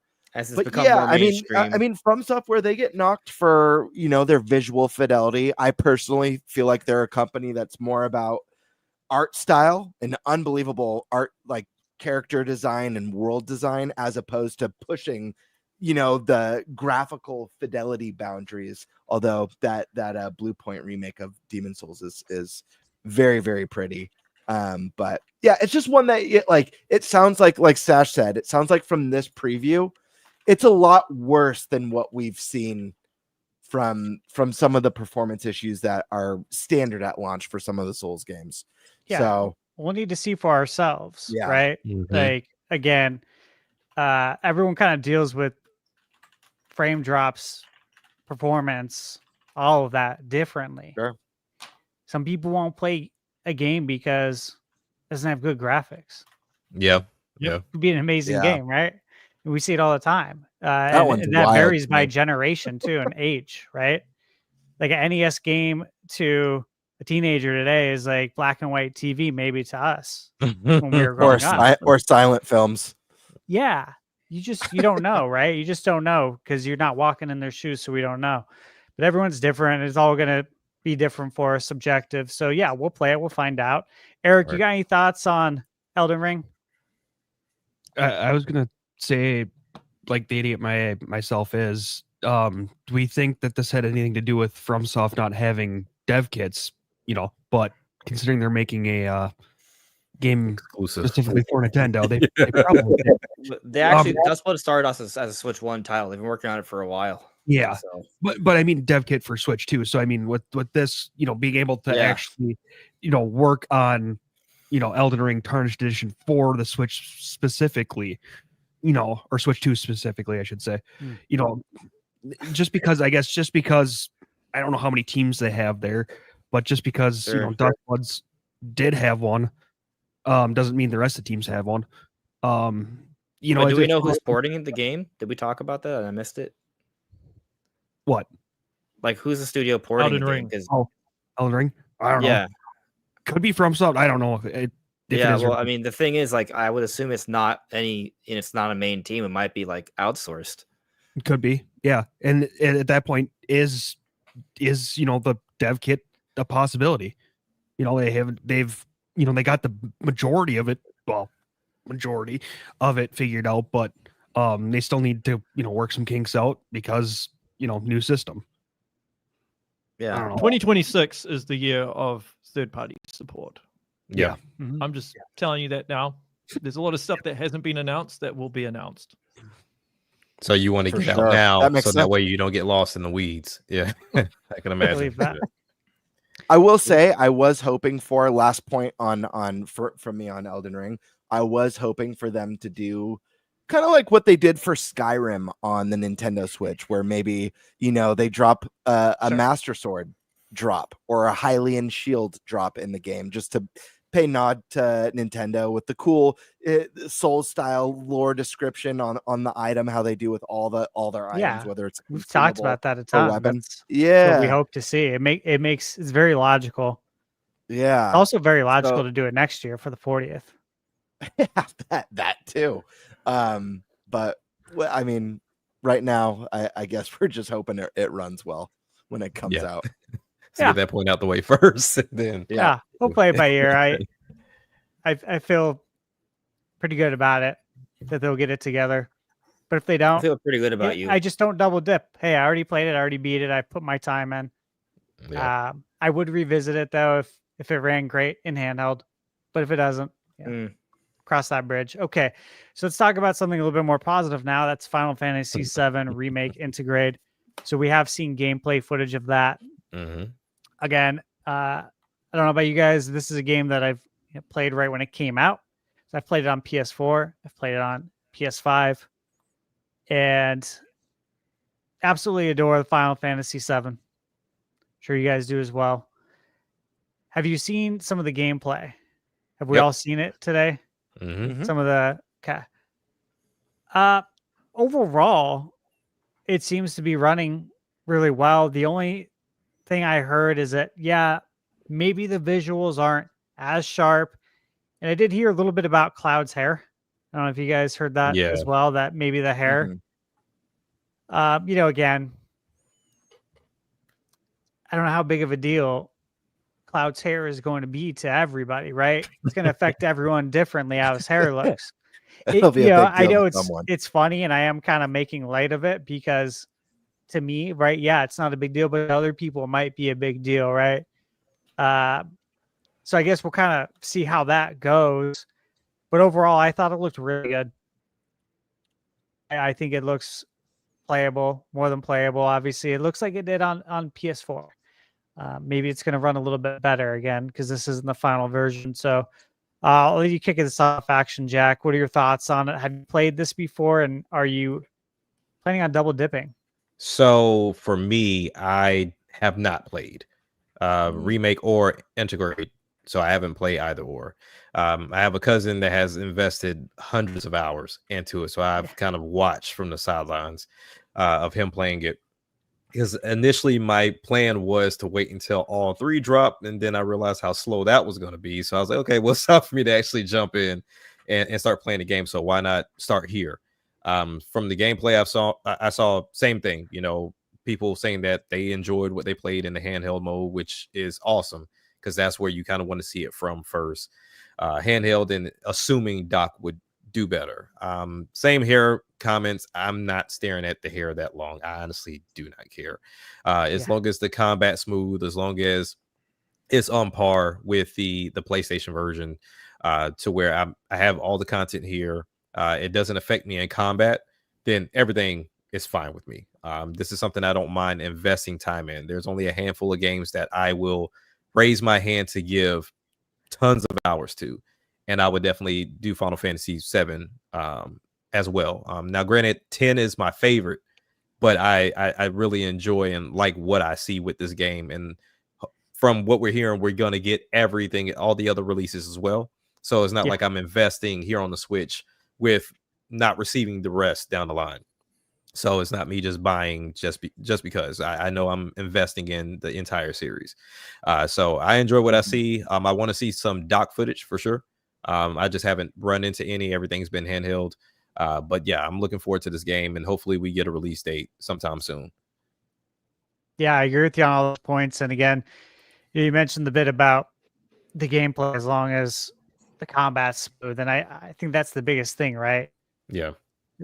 as long as it doesn't affect the gameplay and make it worse and take you out of that immersion. That's what really matters here. Right. Kiwi, what are your thoughts?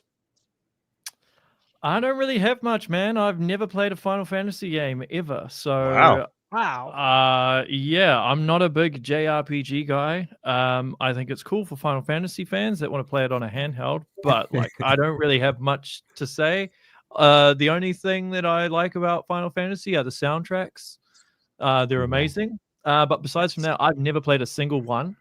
And the idea of playing one just seems very daunting now because they are so big and so large that because it wasn't like the Final Fantasy. Yeah, and the thing is, there was a lot more after. Yeah, there's like three. There's going to be 3 games. So what? That's like 300 hours. And the idea of it is just like, oh my god. So yeah, I don't have much of a comment, unfortunately. I spent I think about 250 or 275, I forget, in Rebirth. Yeah, Oh my so God, just to man. give you an idea. I know. Hey, look, I'll tell you what.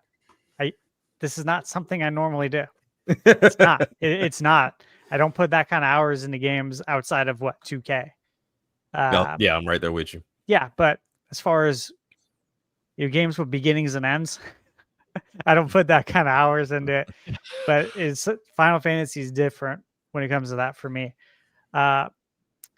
Andres, where are you at on this? Did you play it on PlayStation? I did. Okay, thought you did. So my opinion is, Nate, what are you eating? I'm the beef stick. Meat stick. Beef stick. Did you get out of a vending machine? It looks good. No, it's from a local place. Yeah. I'll join you. Well, not counting the beef. I didn't finish 7 Remake on PlayStation. Maybe I would give it another whirl on Switch too if it's running well. You mentioned that there's like an issue with it. I haven't seen the latest gameplay, so I don't know. I would want to see the hair because that does matter to me. Gonna be real. I'm not saying like I'm a big like stickler, but like I've seen games where the hair looks kind of weird. It's like, and it definitely takes away from my immersion. Like it's just one like it's like when you're watching a movie. If you have to stop to think about it, if you're taken away from the experience, it's a problem. So Exactly why I don't like subtitles on foreign films. This is what it is. I have to stop. I literally have to pause multiple times to read. You just got to get used to it. Watch more anime. No, that's why I don't watch anime. By the way, that's probably why a lot of people hated the Kirby Air Riders Direct. And I didn't even realize it because it was all. Because I'm used to it, right? Because I watch anime a lot, right? Mm-hmm. Like I watched the whole thing and never dawned on me once, and then afterwards I hear people complaining about like, oh, I guess there was no English like narration at all, which they normally do. So that was an odd choice. Anyway, yeah. So I just hope that whatever they do, the game it maintains immersion. And so in that regard, graphics do matter. So performance too. So yeah. Fair. Are you gonna double dip? Or are you gonna wait to see how it performs? It's unlikely that I'll double dip. We'll see. Okay. I mean, I could just play my PS5, so I don't. Yeah. I probably not. Okay. Not even for the historical part of it.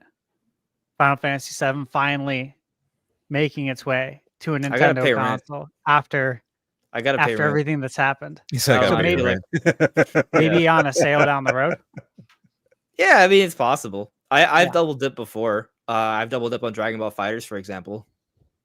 So yeah, I did the same thing. I regret that. I don't double dip as much either. The economy, obviously. Yeah. Same thing for everyone. The thing is, it had such a huge deal on Switch with all the DLC included, and I had forgotten about the DLC. So that's what encouraged the double dip. It's like, hey, I could get it all like for this price. So I went for it. Gotcha. Makes sense. Primal Rage. What are your thoughts? And also, what are your thoughts on the game for Super Nintendo and Sega Genesis? Never played it back then. Just it wasn't on Super Nintendo and Sega Genesis. Why are we bringing that even up? Primal Rage? Oh, well, I didn't think we were actually talking about the real game. We're talking about Final Fantasy. What are we doing? Yeah, we are. I don't really want to hear about Primal Rage. Oh, I was Great. like lived looking it. up like a Like, new Primal Rage. I was like, what's going on? Literally, it's the only fighting game I hate fighting games, but I love that one. Primal Rage, really? Love Primal Rage. Oh, Wow. man. That is super. I'm super. It was intrigued very by this. hyped back in the That's day. a first.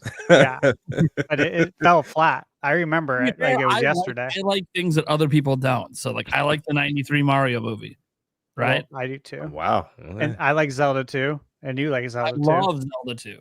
Like, yeah, is what it is. Yeah. So All right. my taste probably isn't going to fit with maybe anyone on this show. This game looks cool as hell, though.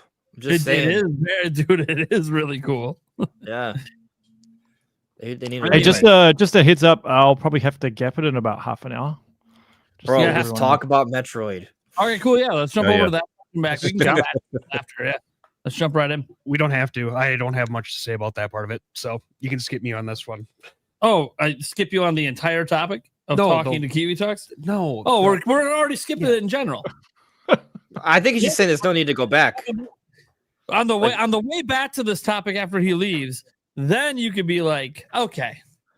Just for the record, I am trying to run a better sleep clock now, so I should tap out relatively soon. That's fine. Yeah. You realize you don't have to like say that. You could just tap out.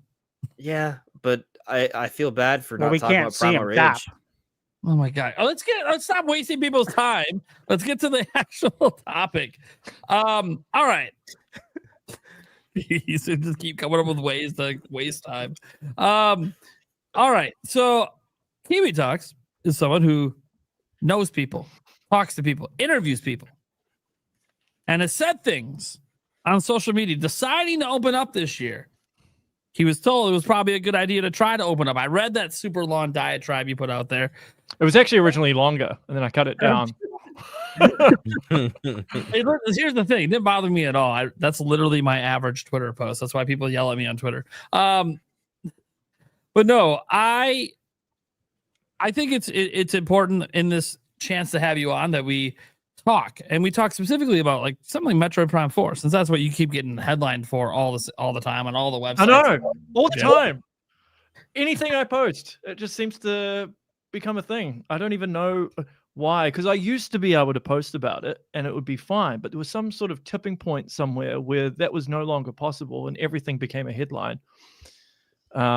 Maybe the fact they had it in the Switch 2 Direct. I have no idea. Like people that I expect. I think, I think that's where it happened. Because I was away for a day, like doing some water sports, and so I posted something, came back to it, and like within 24 hours, it had already spiraled into something I had no control over. and then I think ever since then, it's kind of just kept going. In fact, gotten worse. So. I've witnessed it too. I've seen everyone give you the title of known leaker or industry leaker, and then I see you repost and you're like, please do not call me this. This is not what I do.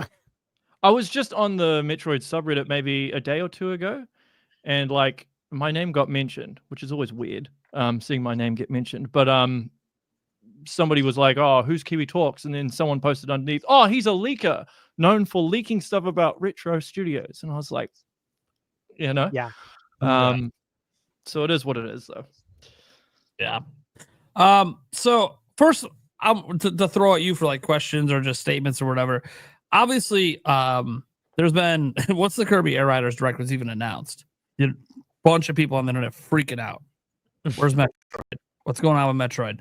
What the hell's happening with Metroid? It must be delayed. It has to be delayed. It literally must be 2020.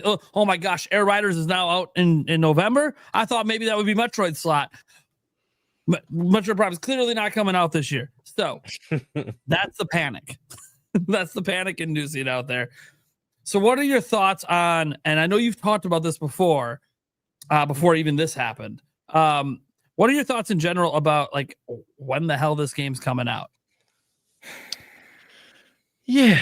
Okay. Well, like part of the reason why I've been making these posts in the first place was to try and calm fears and like try and provide perspective on things, because it is a bit embarrassing seeing how Metroid fans act sometimes. Like this Kirby Direct was just ridiculous. Like it was like Tropical Freeze all over again. Do you remember when that trailer dropped and people were angry that it wasn't Metroid? Mm-hmm. Yeah. So this is like an ongoing thing. Like I've been saying for a while, I don't think it's going to be delayed. It could possibly be, but people just need to just chill, man. It's okay. Like it's hit a few snags, but it doesn't mean that it's in development hell. It doesn't mean that there's all these issues. It doesn't mean that Retro's incompetent.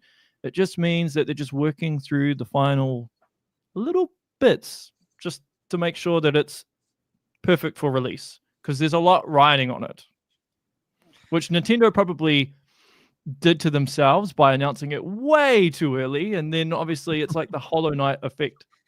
Yeah. That's a great point. Yep.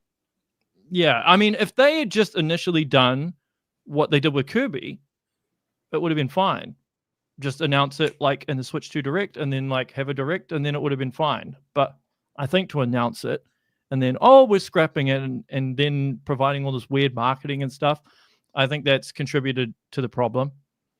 My tweets, although I thought they would help, probably have made it worse. My bad. I don't think anything can be done. I think we're just at a. I mean, in terms of like calming the storm, it is what it is. Oh like, yeah, it is. It's like, we can't stop it. We can throw no matter what we throw at it, it just gets stronger.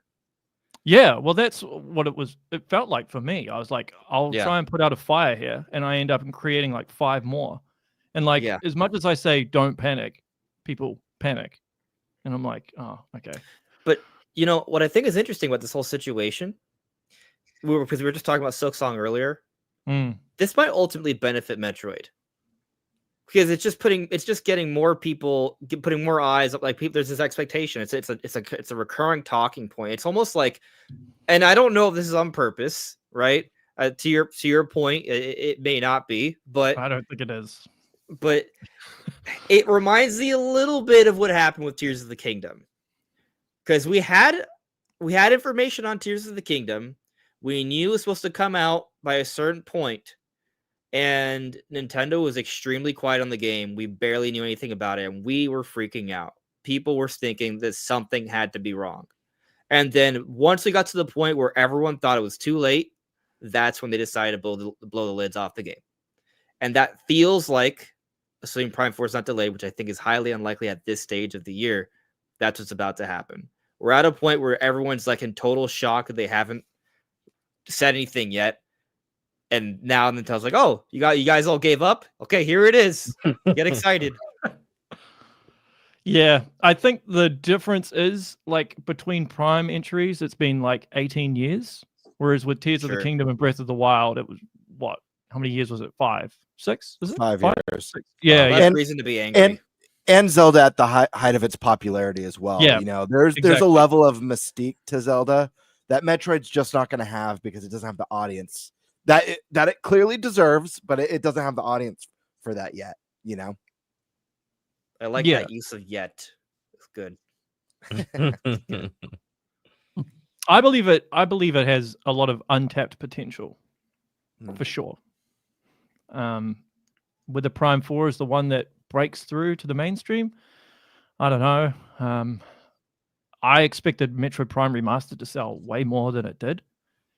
Mind you, they did shadow drop it at probably the worst time of the year as well, like when people don't have as much disposable income, which is usually January, February, because they spend it all during Christmas. So I don't know.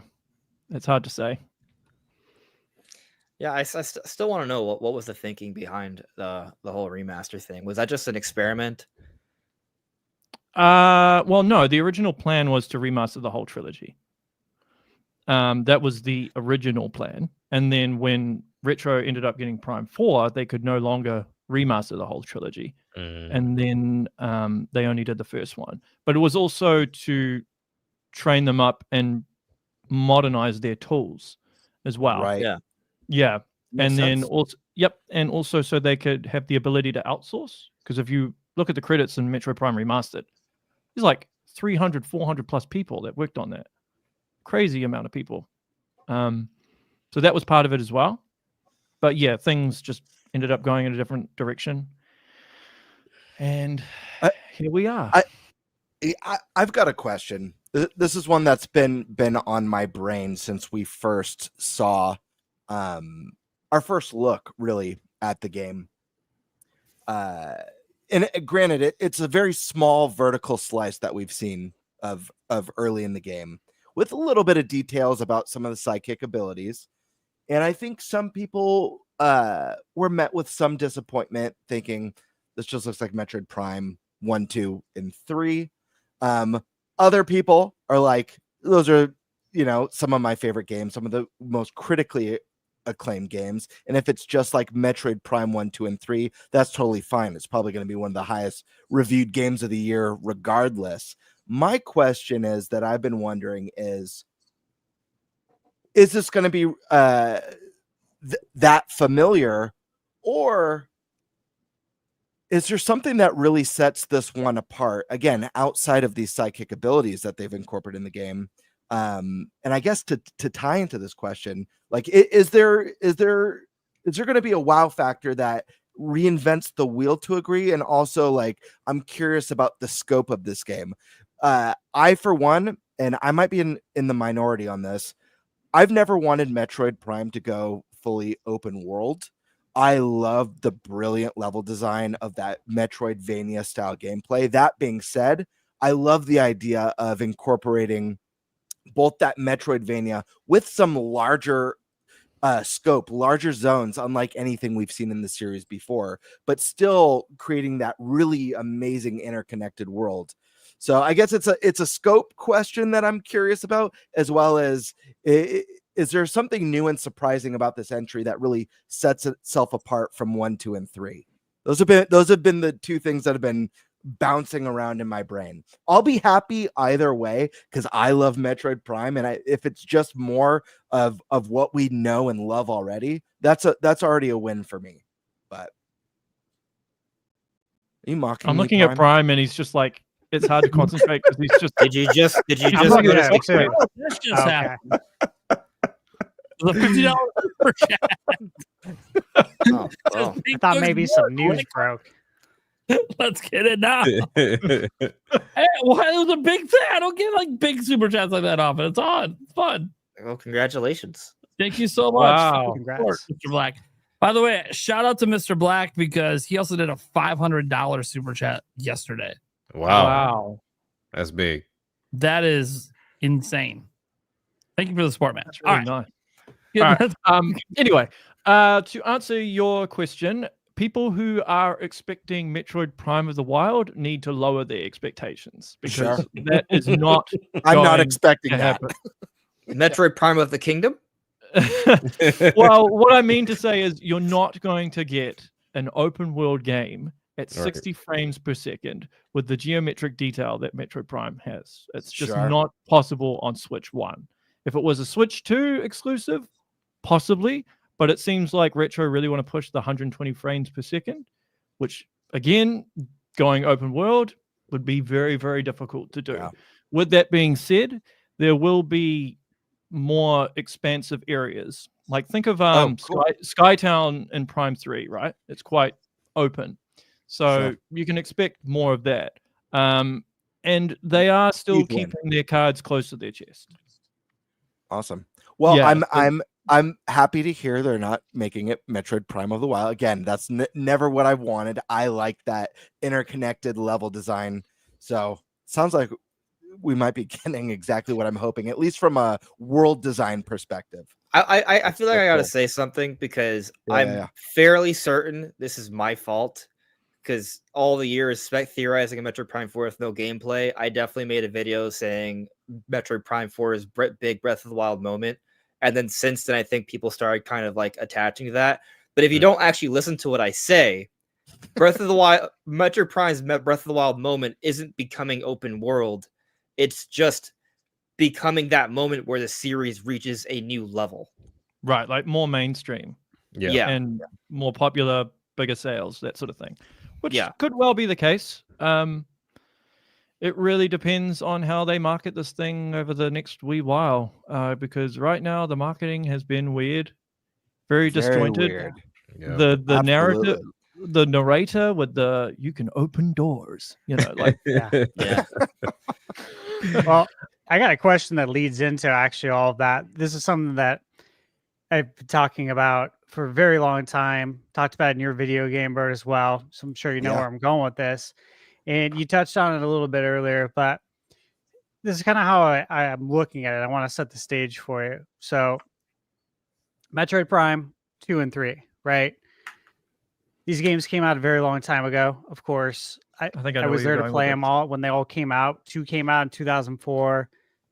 3 came out in 2007. 1 on GameCube, 1 on Wii.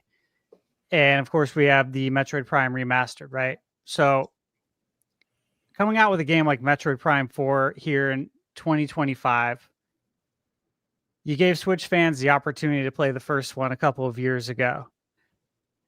2 and 3.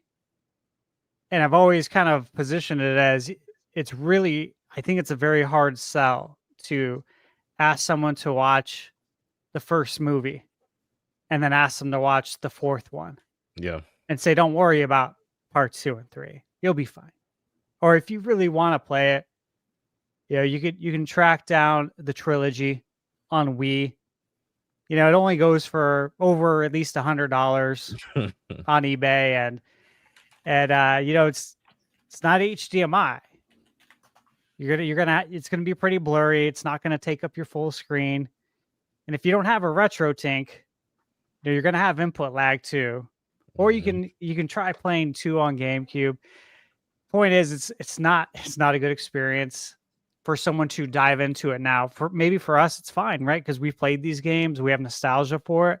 But to ask the current Switch owner to go track these games down so they can bridge the gap themselves, since Nintendo hasn't offered that yet, I don't think that's going to sit well, and I don't think that's going to help with the marketing. And I've long since said that I really believe 2 and 3 are going to come out. Now, will they be remastered? Don't know. We've always kind of said they were going to be just playable, right? I can tell you right now, they will not be remastered. No way. Yeah, like HD with mouse Joy-Con controls. Because I'll tell you, like I played it at the Switch 2 experience, and immediately after playing it, I just turned around while I'm playing it, said to my lady, I'm like, dude, they have to have these controls on Metroid Prime 1, 2, and 3. They have to. They got to bring it over, because this is the best way to play this game. And even during the Wii generation, I'm not huge into the motion controls, right? Some games do it better than others, but I'm very traditionalist there. However, they really nailed it. And to me, this was the evolution of the Wiimote. And I think this is the best way to play. So that would be my question to you. What are your thoughts on those games coming over HD with mouse Joy-Con controls? It's a possibility. I think a lot of the fixation on numbers, I don't think it actually matters that much. There's a lot of people that played GTA 5 without playing the previous GTA games. There's a lot of people that played Skyrim with never playing the previous Elder Scrolls games. Metroid Prime 4 is the start of a new trilogy. Like, you won't actually have to play the first 3 to enjoy it. With that being said, I've heard mixed things. Like, I have not heard anything about a remaster. I actually haven't even heard anything about HD ports, at least internally. So if they're being made, maybe like someone like Tantalus is possibly porting it. I did hear from a source, however, I'm not sure how, I suppose, verifiable they are. But apparently Nintendo were looking at the Metroid series and trying to understand why it doesn't sell as well as it does. And they came to the conclusion that part of it is because there's too long a gaps. They've had massive droughts, right? Yes. So there was the one between Super Metroid and Metroid Prime, and then again between, Metroid Other M and Federation Force. So that's a long duration of time where the franchise hasn't been in the spotlight. So I think the idea, if this is true, is that they're looking to release Metroid games more frequently. At least like one to every 2 years. So now, if you're taking that on board, then you would probably drip feed Prime 2 and 3 at a later date to fill in the gaps between Prime 5, if it does exist, and like the next 2D Metroid. And I also did hear as well that, and again, I'm not so sure on how accurate the source is, but I did hear like years ago that Samus Returns HD exists in some form. But then it was just so much sense. Yeah. But then it was just radio silence. Then I heard Wow. nothing. So that was back in like late 22 or early 23. I heard about that.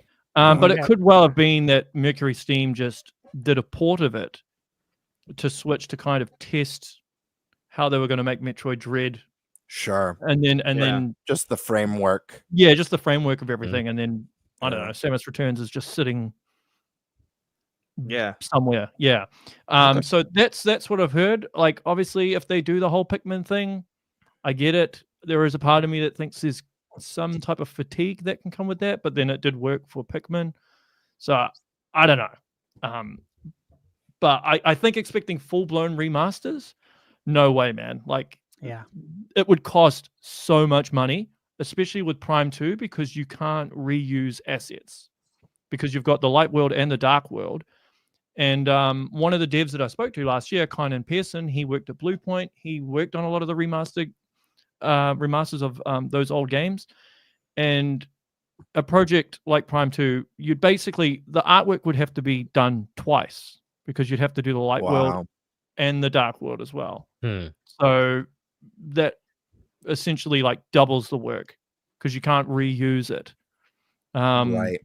Yeah, and they'd probably want to fix the Dark World, like in terms of how it looks as well, because in the original it's just purple world.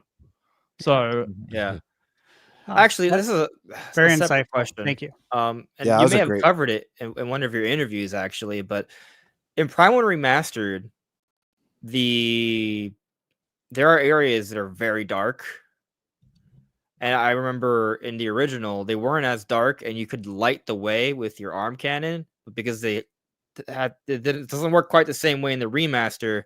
If you don't, you're kind of like you have to use X-ray visor, or you're just running randomly in the dark in remaster. So I feel like that's some people don't like that choice as much, and I'm just kind of curious if you've heard any thought process behind that. yeah, it just comes down to hardware. When they built the Prime games, they built it around the hardware, and the way the hardware worked with the GameCube, they could basically do it, and it wouldn't do anything to performance. But because of the hardware within the Switch, and you see it even with Switch 2, right? There's no lighting when you're shooting anything. It's just because of the hardware that it's difficult to pull off without tanking the performance. I mean, I've seen like lighting, like the blast shots of when they approach the enemies, like you'll see like flashes. There's some, but it's not to the same degree as the original. Sure, right? I mean maybe it was unrealistic from the originals. We noticed it though. Yeah, and but that's what I've heard from one of the devs that worked on the original, and so that's why that's one little thing. I want to screen something real quick. It's super simple, but it just kind of speaks to the point that was just being discussed. If I could let it be shown for a brief moment. Sure. It's just a Prime 4 logo. I just wanted to show it because the 4 is very small. Like you could just think of this as Metroid Prime Beyond. I just think that's worth noting, right? Because like if you really harp on the 4 aspect, some people might be like, well, I haven't played the others, but I think that's not that important. Anyways, that's pretty much it for that. Nate, feel free to do another dance for that. He's on the whole crew, so it's crazy. That's crazy. Yeah. I have a question. So I know like the last Prime we got was back in 2007 with Prime 3. So the land of the first person shooter has changed substantially in that time frame. One thing that I've always spoke about when it comes down to Metroid is the ratings, always fantastic. the games always look, and people tend to love it very much so. But even with some of my podcast mates, they'll get into the lore heavily, but a lot of people won't know what they're speaking of because of the scanning mechanic, opposed to that most games now it's in the story element. So what I'm getting at with this game, where I feel like sales wise, what would help it, and I'm curious on your thoughts, is if one, we can get into those story elements with Metroid Prime 4 to where it's more obvious. Of course, we'll still have the scan piece to it, to where the story is more in your face, because we're in this space now to where it's, hey, go to this destination here, and telling you how to get there. And most people don't really want to work for the lore.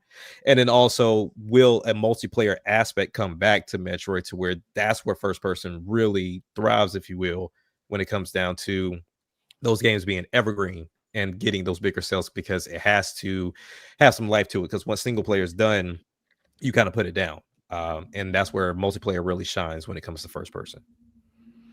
They were kind of going in that route a little bit with Prime 3. It was a bit more in your face. It was a bit more cinematic. When you start adding more cinematics to a game, it does balloon the budget quite quickly. Of course. And scanning was something that Japan implemented. They're the ones that came up with the idea. Like, you got to think of the Metroid Prime games as really much a fusion of Eastern and Western game design. So I imagine scanning will still be heavily part of the DNA of those games. Cinematics will probably be there. I mean, it's pretty evident from the demo, and I mean, you've seen the intro, the opening, opening cutscene. That's like incredible. It's like the best Nintendo cutscene I've ever seen in terms of like the graphical fidelity and everything. I think Retro will be pushing a bit of that, but at the end of the day, like, that's Tanabe's call. So yeah, I mean, a lot of Metroid fans complained about Prime 3 because it was too linear and too in your face, I think. So whether they go down that road, I'm not sure. In terms of multiplayer, that's a big call, because there's only like 150 devs that work at Retro. And so if multiplayer was to be implemented, I don't think they could do it in-house, at least alone. They'd have to get external studios to help out, which is maybe why they tested that with Prime Remastered. I think multiplayer would do a lot for the franchise, but I'm not entirely convinced that multiplayer is in Prime 4. I haven't heard anything. But I think it's always been its strongest when it's first play, like the single player, right? I mean, Metroid Prime 2 actually started off as a multiplayer game, right? And then it became single player.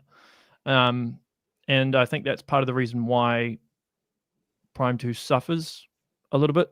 They didn't have the time, because they spent like a good 6 months just doing the multiplayer.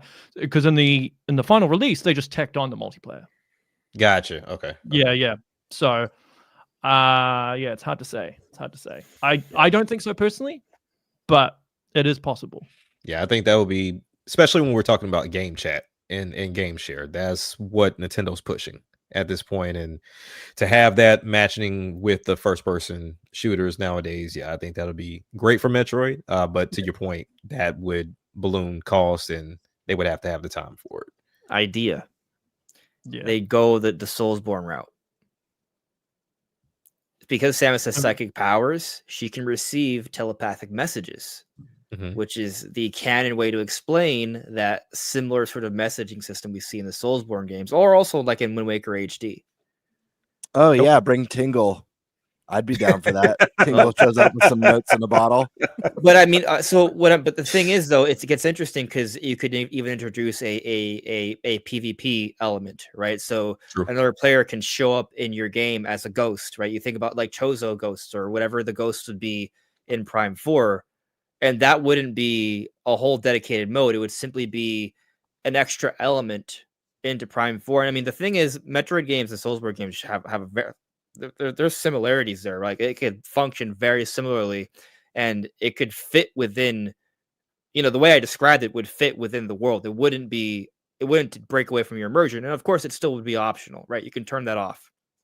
But it might be pretty cool to be exploring around, and then you hear like some sort of like they'll have some sort of notification of it, right? Maybe some sort of like eerie music, which means you're being hunted. Right. That would be interesting.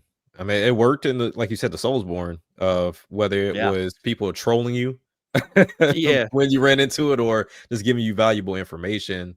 You never going know. into different traps. Yeah. I got a question, Kiwi. This is a simple. I'm going to keep it simple for you. This is an easy yes or no. No need to think too hard on it. Is Ridley back? I think a lot of us want to know if Ridley's back. That's a great question. Yeah. I'd assume he is. Okay. Retro love Ridley. Yeah. So I would imagine he's back. And lore-wise, it fits.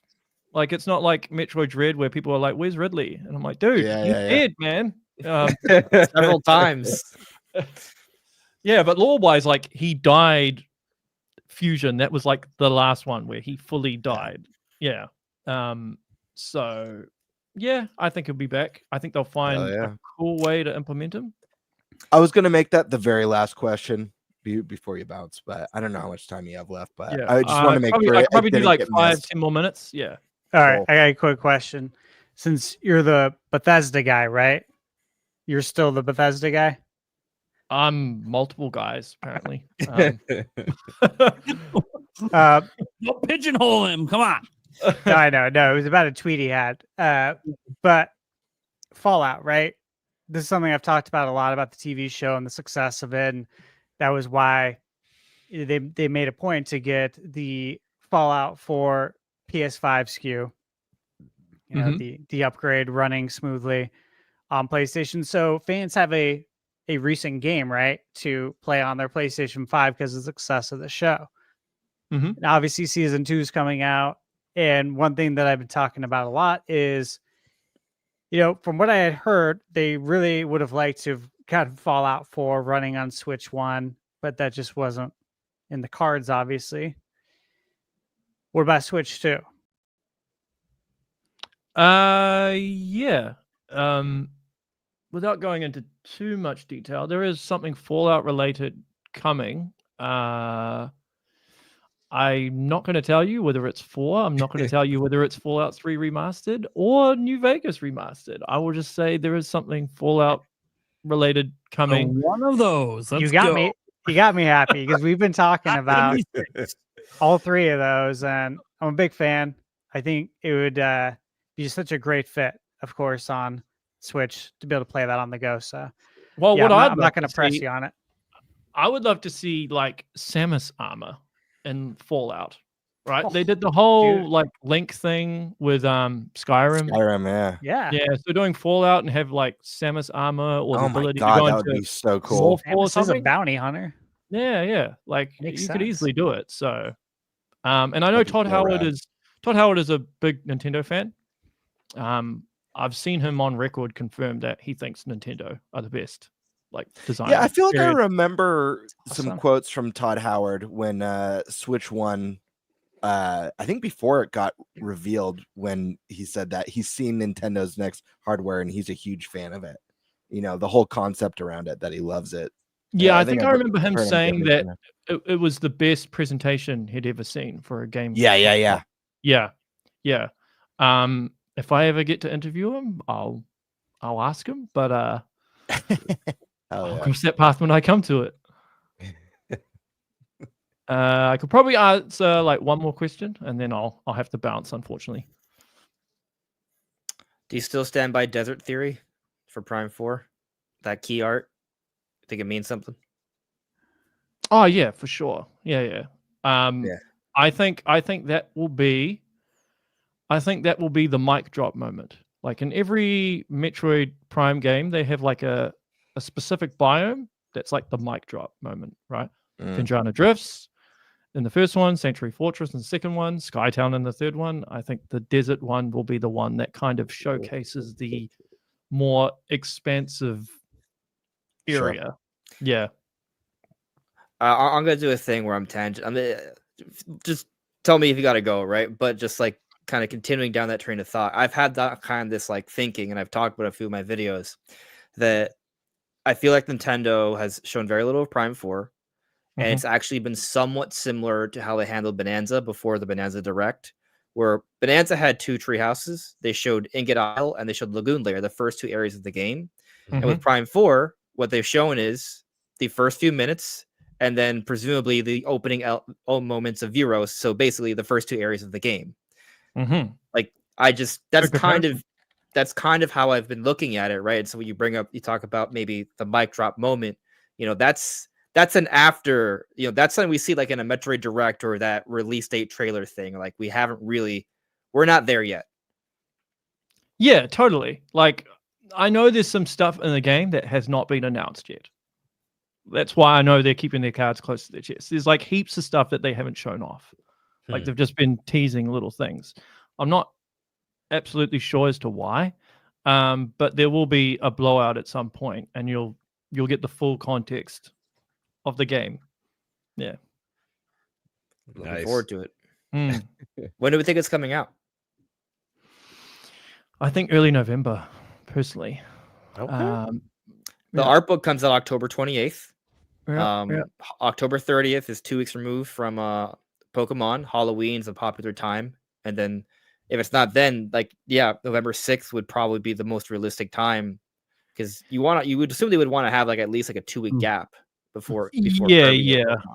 I mean, originally I thought it would be late November, but then Kirby Air Riders has taken that spot. But I will say that like Metroid hits a completely different demographic to both Pokemon and Kirby, and and the thing is, like, the demographic in general with Metroid is very different to, I suppose, the demographic for most other games that Nintendo makes. One of the retro developers said to me that like it's viewed by Nintendo as more adult oriented or more of a mature audience.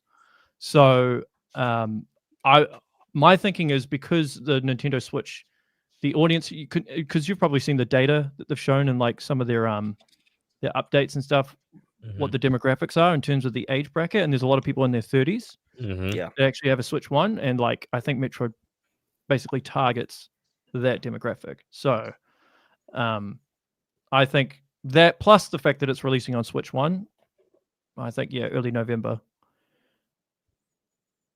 What release date out is the most likely? I think December should be on the table. Yeah, I want A, but I'll say C. I think C.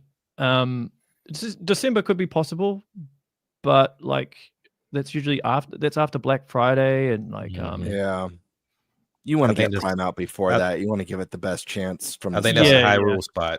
Hyrule for sure. For that yeah. It's just, for me, it's just like it has to be October 30th or November 6th, or it's December. Like it's too late for September. It's 2026. They delay it to Q1, and then Metroid fans have a bigger meltdown. Can I know you got to go. Can I ask a really quick question? You can make it like one sentence and bounce if you have to. From what you know, how make or break for the Prime, not Metroid series, but for the Prime series, is Prime 4? Because this is one that's been in development for so long. It's obviously, this game's cost a lot of money to get made. Well, I think it would have to like at least do reasonably well. If it was a complete flop, I think Nintendo would weigh up things heavily. And actually, to your point, and I just want to say something to Metroid fans who've been like having meltdowns and attacking Kirby fans and stuff. You have to remember that if Metroid was with any other publisher, Metroid as a series would have been dead a long time ago. Yep. They don't make the game specifically just for sales. They do it because it reaches a different demographic than their normal audience. The whole point is to try and get people to buy into their ecosystem.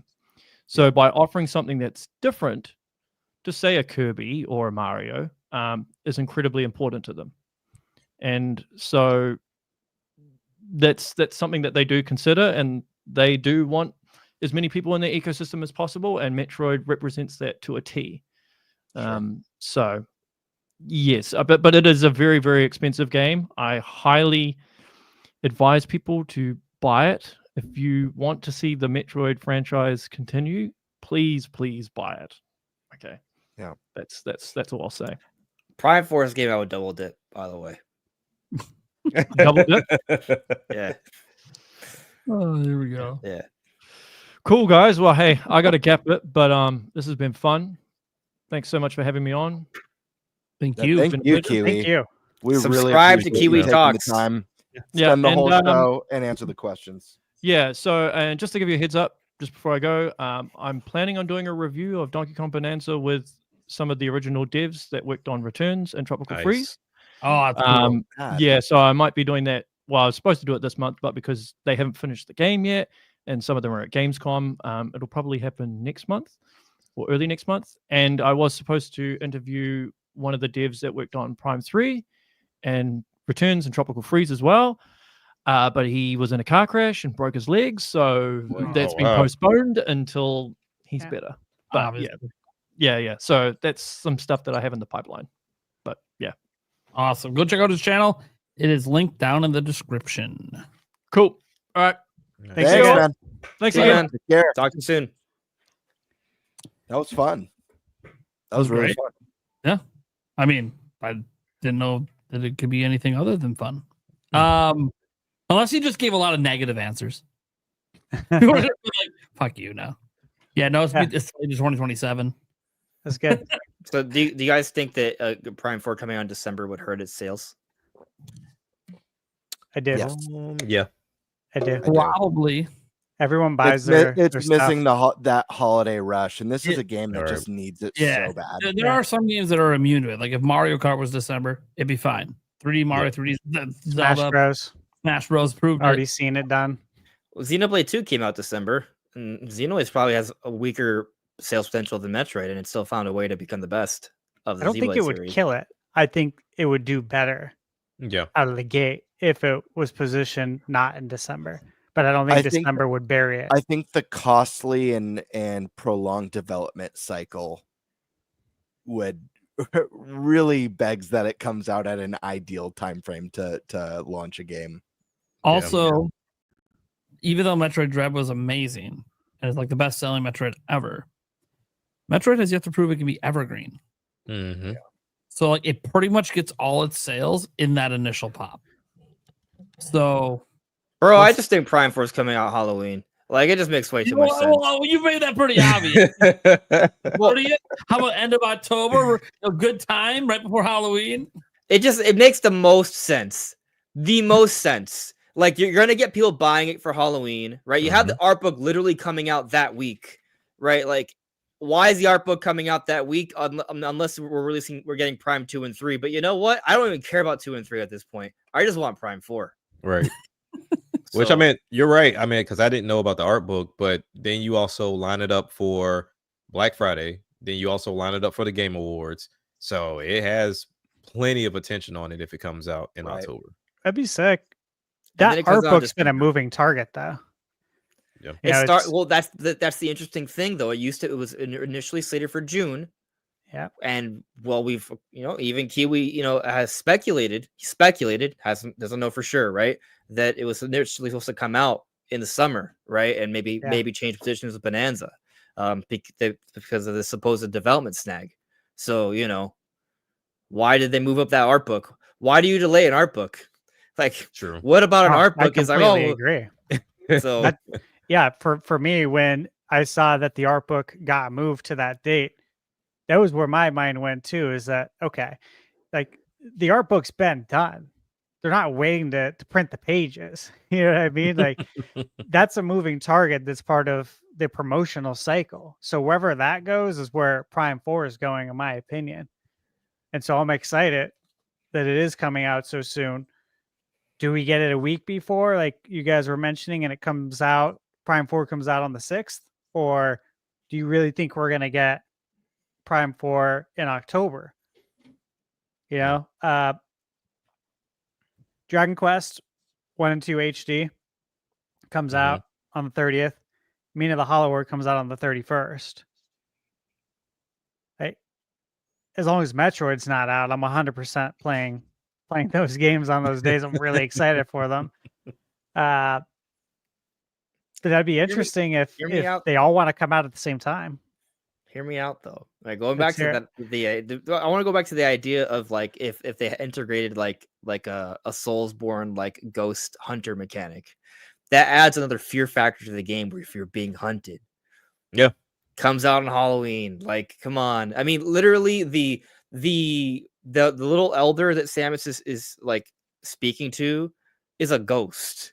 Like, you know. It could easily fit that. Hunted as in like Resident Evil 2? And like Nemesis hunted? Where like you're being chased by a ghost throughout the game? The idea is a PvP thing. Where people enter, but I mean either or would be cool. I would be down for that if the Resident Evil 2 thing was awesome. I mean, we've gotten that in Metroid before. We had it in Fusion. Oh, good. I mean, and we had it in Dread.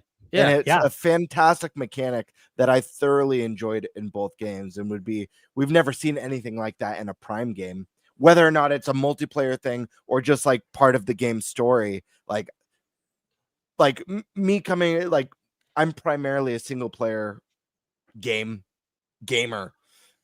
So for me, like having that sort of like the hunter and the hunted mechanic in Prime 4 is super exciting. Like that would be really, really cool. That would be a new element, that changes up the 3D gameplay. Yo, what if like Silex, like he looks like Silex in the beginning, but something bad happens to him. So he's like deranged morph, right? And he's like chasing you. And so like you kind of like, you don't know why he's chasing you though, right? Like maybe there is like some story there, but you don't find out. You just think he's trying to kill you. Maybe he is trying to kill you at first. And if you get caught, well, you die, right? But like that they could do something like that, or there could maybe be like a monster Metroid that's that like this. I guess the thing is maybe you do that. The problem with that is that you're making Samus out to be vulnerable, and she is vulnerable against the Emmy for most in Dread, right? But I don't know if they want to overdo that either, so that's just something to consider. But it definitely adds to the the anxiety. Even if it's one sequence in the story, that could be really cool. I automatically think of, I don't know if anyone else has played Jedi Fallen Order. Am I okay to spoil that game? We're on a Nintendo podcast. I'm going to spoil Fallen Order. If you guys care about Jedi Fallen Order, plug your ears. Wait, do you care, Andres? I haven't played it, but it's fine. Okay.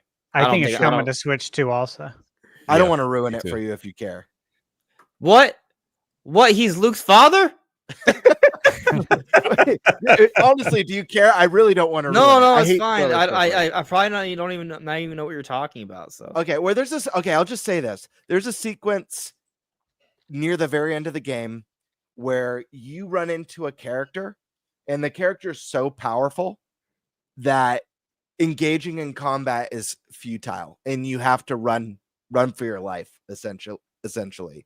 It's just one sequence in the story, but it's one of my favorite parts in the games.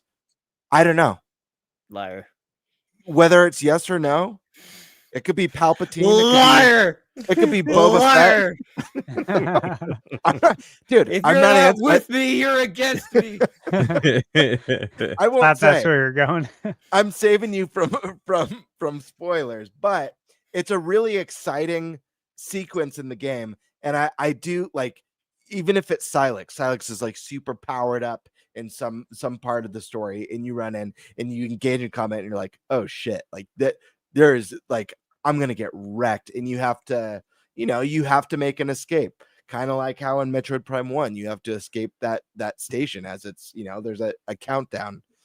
That sort of stuff is fun. Get those anxiety-inducing moments where you're like, oh shit, and you're trying to like retrace your steps through the corridors, and stuff's coming apart, and you have to find the new paths that have opened up. That stuff's really exciting. So I'd love to see something like that in there. It'd be really cool.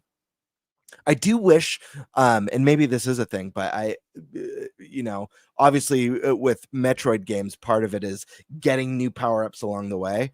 I was really hoping that the counter system that was introduced in Returns and Dread would make its way into a Prime game. I just think that would be really fun when you have like space pirates all up on you and you're able to do a quick counter and blast and do like a knockback attack to give yourself more distance between you and the enemy.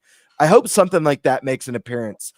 Prime 4 looks, slower, just like Prime 1, 2, and 3 are compared to most shooter games. So I think having at least a counter melee ability to add a little bit of the agility into the game would be really cool. Not ruled out yet. Not Still ruled waiting out. on that blowout. Okay. Andres, did you have to step out? Yeah. What else you got left to talk about? Well, we can go back and finish off the games at Gamescom or the Q&A. I personally would love to talk about a specific game at Gamescom. Which one? That isn't on the list, but one that I'm very excited about. Well, I even added brought some to my props list. for it. So which one? Huh? I added some to my own list. My curiosity is keeping me on, but I should have been gone a while ago. The brand new guys, we Miss got it. a brand new third-party game announced for Switch 2 at Opening Night Live. Lego Batman Legacy of the that Dark looks Knight. amazing. And not only does the game look amazing, but the fact that the last two Rocksteady games, Suicide Squad and Gotham Knights, were major steps down in the games of service department, and we have a Lego Batman game that pays homage to Batman 89. I'm a big Batman fan, by the way. Look, I got my Batman Funkos from 89. I got my comic books, my Batman Year One, The Man Who Laughs, The Long Halloween. I'm a big Batman fan. I picked up Arkham City on Switch 2, and I'm having a blast. But seeing this made my day. It was one of the highlights of the show for me. And IGN put out a 30-minute demo of it, gameplay. I recommend everyone check it out. It blows Suicide Squad and Gotham Knights out the water. It looks fantastic. All right, so I'm gonna check that out, but I do think I should step out. It's been fun, guys. I will hopefully come on soon. But see you later. Good seeing you, man. Good to see you, man. You too. Gamebird, how was Arkham on Switch 2 is what I wanted to ask you. Because you had So- asked me how it runs, and I told you what I had heard. So how is it? So I'm playing Arkham City, which runs fantastic and looks great on it. Apparently, it's Arkham Knight was the one that That's ran right. like It is Knight. which I haven't played on Switch 2. Apparently, yes, I was looking into it more. There has been some sort of a patch, but the game has been some of the games have been removed from the eShop. They're not available on the eShop. So I'm not sure what's It's like going Borderlands on with 3. that. You can't buy it. on the Yeah, eShop you still. can't even buy it. But I did hear there was a performance patch for people who have the game. Arkham City, though, I'm having a blast playing it. But again, I just want to say, like, this game looks fantastic. It looks so much fun. They got the great lines from it. You want to get nuts? Let's get nuts from Batman 89. And I'm a Batman nerd, so like I'm not like crazy on the comic stuff and the superhero stuff, but Batman, I've been a fan since I was a little kid. So I love it too. I saw them all in the theater. Yep. I saw the whole Dark Knight trilogy at midnight at the premiere. And then for the third one, for Dark Knight Rises, the premiere, I got tickets to see all three at the same time. That was when I was living in San Diego. So we went to the IMAX at Mira Mesa. Oh, hell yeah. That's I know exactly right what you're next to talking about. Islands where I was managing. I was managing that location as well. That's awesome. Yeah. So, I was there for several hours and it's a fond memory. It really is. That trilogy was just so good, man. So yeah, I'm happy we're getting a game for it. Yeah. Crazy, right? And it's unanimous, the takeaway, right? You see it on Twitter. Anyone who's giving feedback on Gamescom, everyone kind of says, but hey, dude, that Lego Batman looks really good. Dude, it looks good. It's an Arkham game. Watch the 30-minute gameplay demo. It's an Arkham game with Legos and great comedy writing. And it pays homage. I might be in the minority on this. My favorite Batman movie is the most recent. It's The Batman with Pattinson and Colin Farrell. I love how they went full detective noir with that one. and just the way they did the Gotham, where it's kind of comic booky, but it's also kind of grounded in reality. I mean, I love all of them. As bad as Batman and Robin is, I still got some love for the terrible Arnold one-liners and stuff. It's pure 90s. Yeah, so 90s. But yeah, I'm excited for this game. This was a cool announcement. It's an open world Gotham. I wish more people were talking about it. I know there's big ones, I'm sure like indie, that's a really big one that a lot of people are talking about. But this was a new third party. When was the last time we got a good Batman game? It's been a while now. Well, I think that's the key takeaway. Because the last Batman games were not that great, and then people were kind of burnt out on Lego. So when you put both together, it's kind of easy to dismiss. But looking at it, it looks amazing. It's definitely something that's on my radar. And one thing I've always loved about the Lego games were the comedy. Like they always found a way to make it a hilarious game, but yet stay with the story. So I'm looking forward to it. Especially with this being, I'm assuming it's multi-plat, and just interested to see when in 2026 it releases. I wonder how much it's going to be. Me too. What are they going to charge for Lego games in the climate we're in and the generation we're in? Right? Is this a $70 game? Right. Here's the thing: how much was Lego Skywalker Saga? I think that's all we have to do is answer that question. Yes, came out like 2 years ago. People are comparing it the most to that of all the Lego games, because this one is it's an open world. It's like Arkham City. It's a full open world game, but they're making the comparison because it covers the whole history of Batman cinematic. It was 60. Yeah. Okay. It was 60. The deluxe edition, which had the steel book, was 70, and there was a galactic edition for 80. So it should be. Oof. It should probably be 60 for the standard edition. If you want that's a couple extra Lego pieces, you got to get the 70 probably. Yeah, game key card.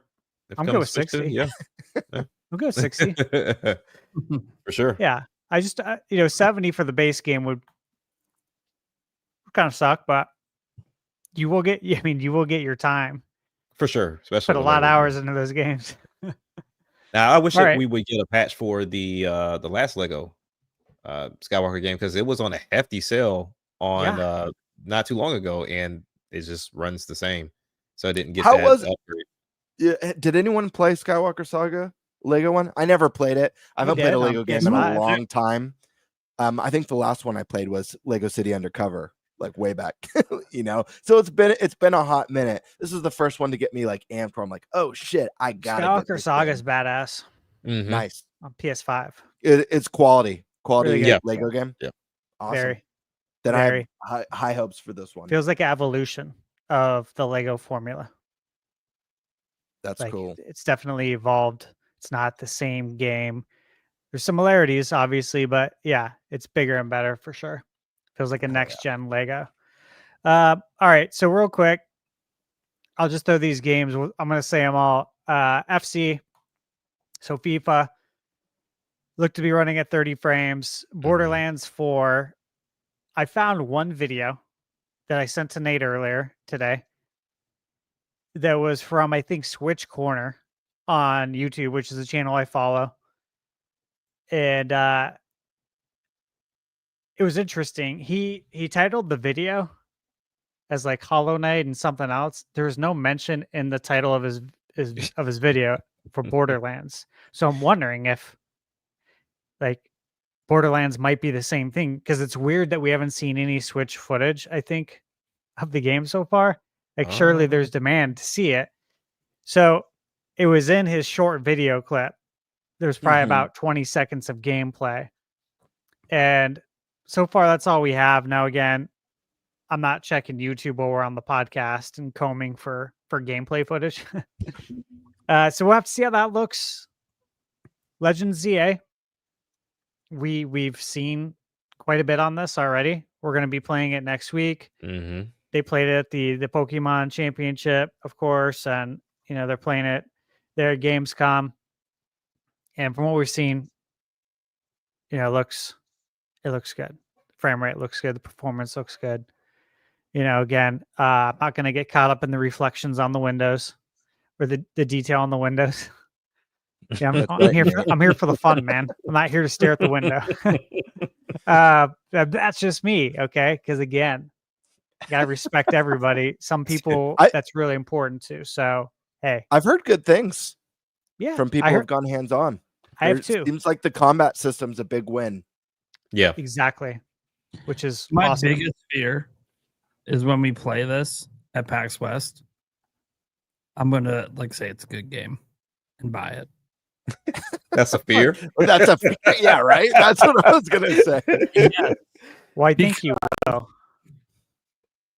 It would be like supporting so many things I'm against right now with what they're doing. Wow. So it's like, I think you will. let's see. I think you'll get it. The multiplayer threw me off. I did not expect the 4-player multiplayer to just be this open battle royale fight. I didn't expect it at all. That's the thing. As soon as they showed that, I'm like, oh no. Oh God, we got to get a podcast Pokey battle royale going. Like the fact you could take out 3 Pokemon at once is just that was amazing. But yeah, I'm looking forward to it. This only excels it even more. I do feel bad for the Switch 1 only crowd because they're not getting any footage. Like they stopped showing Switch 1 footage immediately. So they didn't want to show off the epic stop motion from Sword and Shield or Scarlet. Yeah, that's a good point. Okay, the only other one was Hades 2. That's there. We're gonna be able to play it, of course, next week. I've seen one video, and again, I don't know who this person is, but they claim it's running at 120 frames. Yeah. Don't take that with a grain of salt. I can't verify that. Yeah, but I'll try to. We'll try to. I'll definitely ask the questions at PAX, so we'll find out. But obviously, I played this game, and it ran great when I played it. That's a day one for me. Did you notice any differences when you did play it from Hades 1? Like, what was something that stood out to you, or if there was anything? As far as the frame rate? Or just the gameplay in general? Like, something to look forward to. Yeah, the gameplay is way different. Okay. The actual, the abilities you get in the game, the boons and all that, completely redone. The combat feels significantly deeper. Graphically speaking, a lot more colors. Like, that was one of the games. There's 2 games there that had, to me, it looked like they were taking advantage of the wide color gamut HDR, and I was able to confirm that with Kirby. Okay. Starcrossed, because the colors just pop off the screen. It looks really good. Hades 2 also looked really good. Colors popped, tons of particle effects. I could have played that game for hours. I really enjoy Hades, but obviously that's not something I can do in an event like that. Right. But it feels considerably different while staying same enough that if you liked the original, you're gonna love the sequel kind of thing. Gotcha. Okay. Yeah, it's perfect kind of sequel, I think. Okay. Nice. I didn't get far in the first one because there's a certain points I just couldn't make it past. But yeah, I'm looking forward to the second one. No, I remember that. I totally remember when playing this. There's moments like that where I'm like, because that was my first, roguelite, however we want to call it. That was my first experience with it. And so it took a while to understand and grasp how I was going to go about this strategically. Because there was definitely points in the game where it got really tough. And I'm like, what am I going to do? You know what I mean? Like, I'm seriously game planning how to do this. Sometimes in games like that, you feel like you reached your skill cap. Yeah. But you want to push maybe through. you haven't. Stubbornness. I don't play too many roguelikes. I definitely had those moments in the first Hades where I was like, I don't know if I'm going to be able to beat this. And you push through, at least it's the type of roguelike where your character does carry over improvements that are, permanent. It's not just all temporary upgrades. So that helps. But this is something I've experienced with Souls games. Again, one of my favorite series. I remember way back on the PS3 when Demon Souls came out. There's a boss, I believe it's called the Flame Lurker, and I remember back in the day, this was like the OG Souls game, dying to that boss like 30 times, and I'm like, I hit my skill cap, I just can't beat this boss, and I put the game down for like a year, and then I booted it back up, and I beat it my first time. I took like a year break, and then I beat it, and then I end up playing through the game. But this is what I love about video games. You gotta push through. Yeah, because you do feel like sometimes maybe you did reach your skill gap, but then there's the part of you, and this all depends on like what kind of person you are too. Some people will get up and take their ball and go home and walk away and not play it anymore. It just all depends. And I like these games like Hades and the Souls-likes, right? The Elden Rings, the Demon Souls of the world, the games that really challenge you and they beat you up, and then they make me remember that, like, fuck you guys, I'm going to beat this game. I grew up in the NES era. Okay. I've had the punishment. I remember. And you start to remember that Mega Man bosses back in the day. Yeah. I still suck. Yeah. And you have to like talk yourself into it almost. But it's cool when a game pushes you like that. I really respect that. And the one thing I always circle back to is the lives. You never run out of lives today. You did during the NES era. Today, it's just about you. Do you have the willpower to push through? Because you're never going to run out of lives today. Because they want you to see the credits. Yeah, they have stats. You guys, on that. Are you guys familiar with the feeling? And it's an incredible feeling. It's like an endorphin rush. You're at a part in a game, whether it's a roguelite, whether it's a Souls-like, or whatever, a game like Mega Man, super tough as nails. You have that one boss or that one part in the game you've tried 100 times and you can't beat it. You finally beat it, and you have like the drenched in sweat hands that are shaking with the beating heart. You know what I'm talking about? Celeste was not for me. And it's so it's such an intense feeling that for like a brief moment, right when you experience, you almost don't even believe it just happened. Like you have to come to grips with the reality that you just overcame whatever it was. You guys know what I'm talking about, right? Yep. 100%. Dude, what a feeling, man. Yeah, I love it. I'm trying to keep it PG. You walked into some stuff I was gonna say. I'm like, nope, don't take it. Don't do it. Oh God. All right. Are we good with the Gamescom stuff now? We got some more? No, I'm good. We're good. Let's go into the super chats. All right. Let's get to the super chat questions. Remember, guys, there's still time to super chat in your questions if you would like to ask the crew before we dip out of here. Per usual, there'll be a lot of Demonic Brawler coming up. How about the Xbox ROG Ally drop the price? Oh, man. When this thing got announced, I knew what it was. I knew what it was going to be. But one takeaway I did have, and I was pretty surprised to see it in the presentation, was that Microsoft was going to have to make an effort harder than Valve did with the Steam Deck on properly vetting out these games and really putting it more in a casual bag to where if I get this device, I should not have to play guesswork on what are the proper settings for this game to run properly. And I shouldn't have to go to forums or anything else to look this stuff up. Steam Deck started off with the verification system, and it's like they just kind of forgot about it. Like it just doesn't work anymore. Like there's games that have the green check mark but still have issues. And the first game that comes to mind for me that should work but just has a horrible time is the Bleach game. My son bought it because it was on sale, and I think I spent the entire night going through forums trying to figure out which protons to download, which settings to put it on, and just for him to run it at 30 frames per second. Like it's just on all It's a those game settings. within a game. Exactly. It's exactly why I prefer consoles, man. I like when I buy something, I don't want to troubleshoot. I know some people get enjoyment out of that. Yeah. Not me. You know, And that's where they were going to win in this instance of saying, okay, we can find a way to make this for the casual crowd that wants to get into PC. And hopefully this, what was it called? Like the Xbox handheld or the handheld compatibility program that they're doing. Hopefully that works and they continue doing it, because I loved what they did with the backwards compat program they had with Xbox.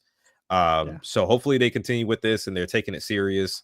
I don't know if this is going to stop the next handheld that they were talking about, if this is successful. But we'll see. People seem like they love it playing it at Gamescom. They've only shown a handful of games, honestly, running on it, but we'll see when it gets in the wild. And that price, that's what I expected the price to be, because I mean that's what Z1 Extreme ROG Ally started off at, and then the X is close, if not the same price as well. So that's what I expected. All right, cool. Well said. Yep. Jimzo says topic release date for Genshin Impact 4 Switch 2.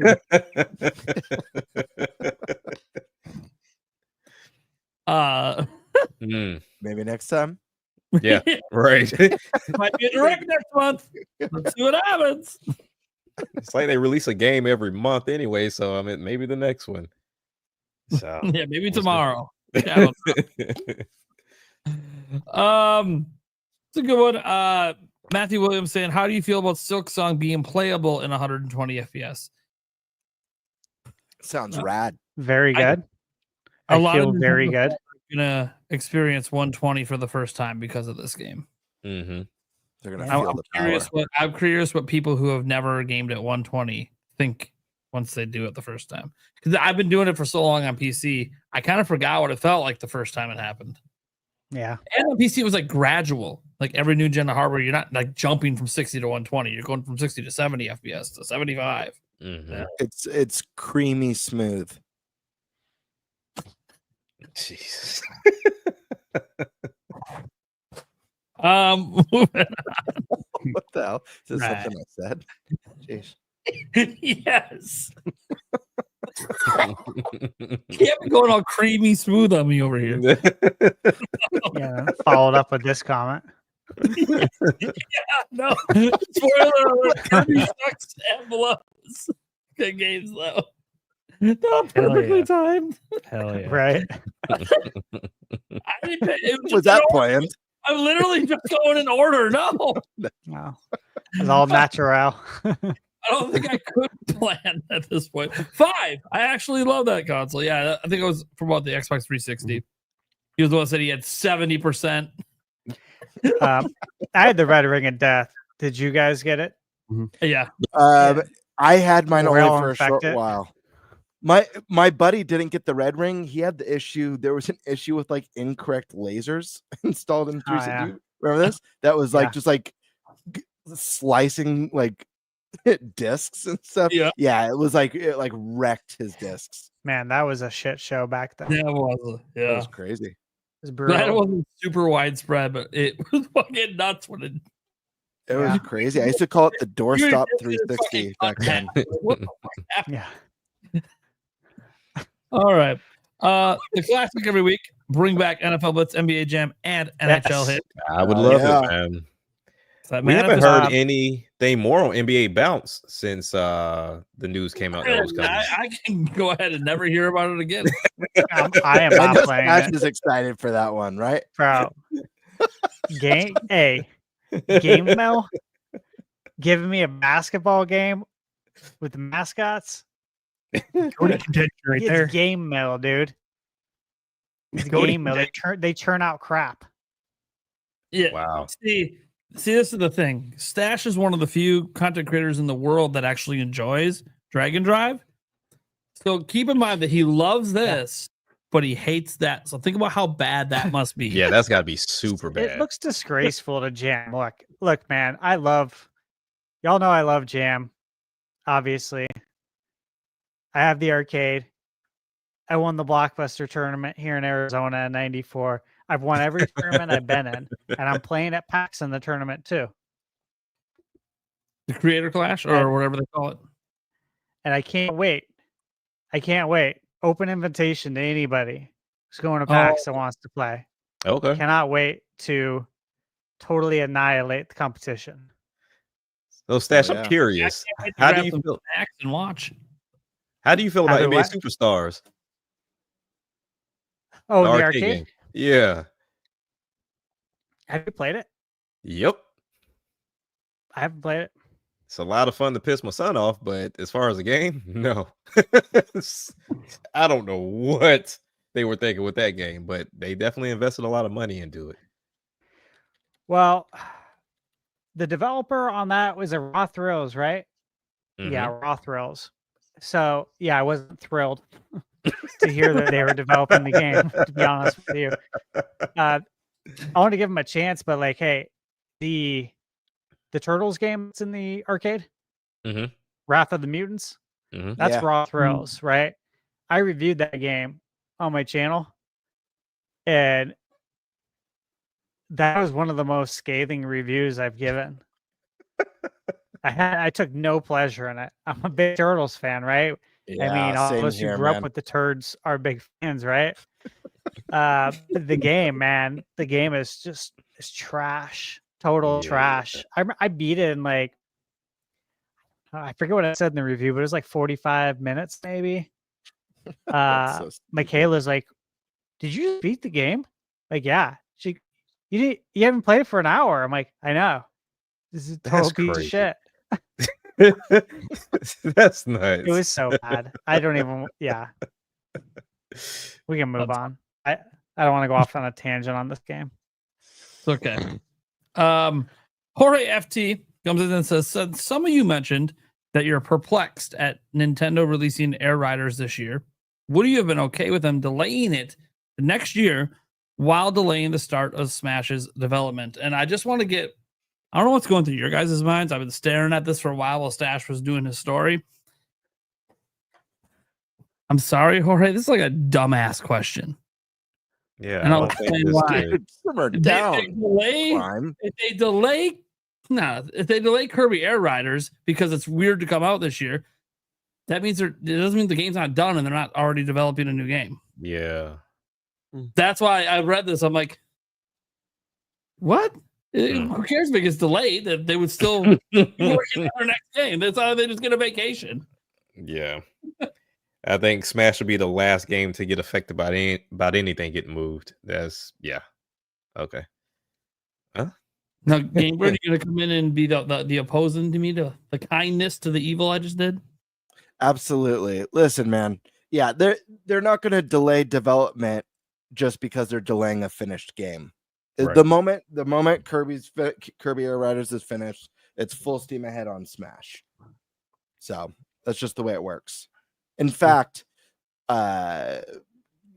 oftentimes, sometimes development starts even near the end of development of the current game. So sometimes those things bleed over. Oh, okay. Demonic Brawler. These are all evergreen. This is just year one of many. If people don't buy it now, they probably will in 2 or 3 years, and Nintendo knows this. I can't quite remember what this is in reference to. You're saying all these, I believe what you're saying is all these year one titles or the games releasing now that are Nintendo first party are going to be evergreen by default.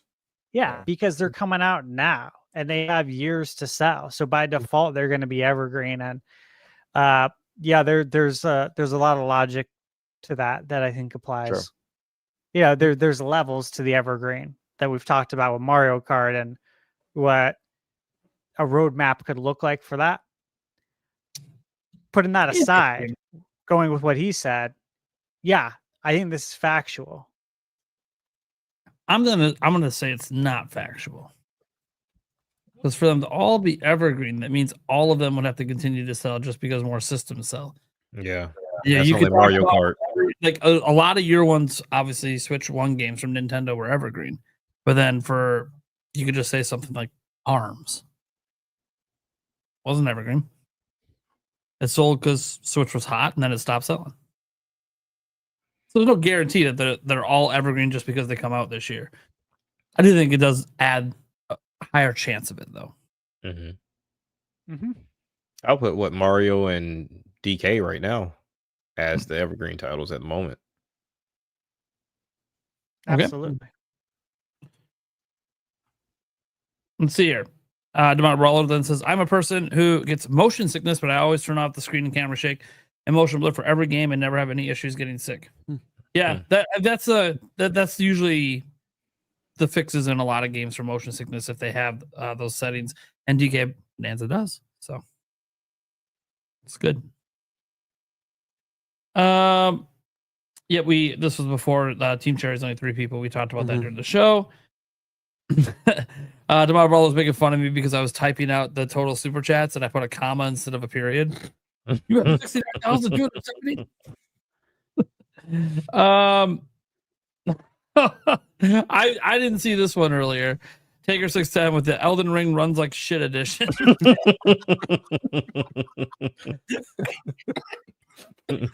Tarnished, man.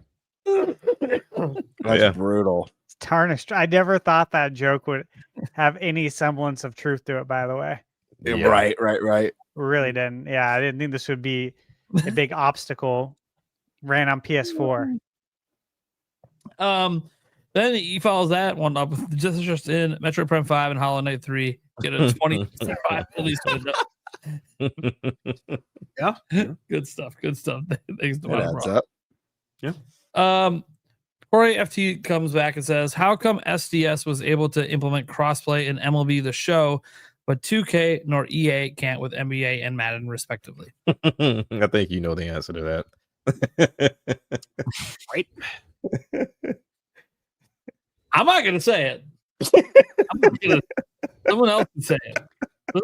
There's enough clips of me on the internet. Dude, it's hard enough for 2K to even get their server to work. Yeah. Every year, fix your server.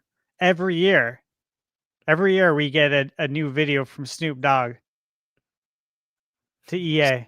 Fix your fucking game. You guys have seen that, right? Yeah. That's the best. Nate, day one, you were having issues. Yep. I said, how can Nate be like EA Sports and be in the game if he can't even get in the game? It's still in this back and forth email chain and nothing's happening. Dude, I've had so many tech tickets over the years. I kid you not. Michaela can vouch for this with 2K. With bullshit I get. Total just bullshit error codes that will fire off, and then they try to blame it on me. Oh, it's me, or no, oh, it's Sony's fault. Like, guys, what are you talking about? This is total bullshit. I'm not gonna believe this. All right. Do you think you're talking to a kid? It's bad, dude. It's bad. So yeah, to think we'd get crossplay.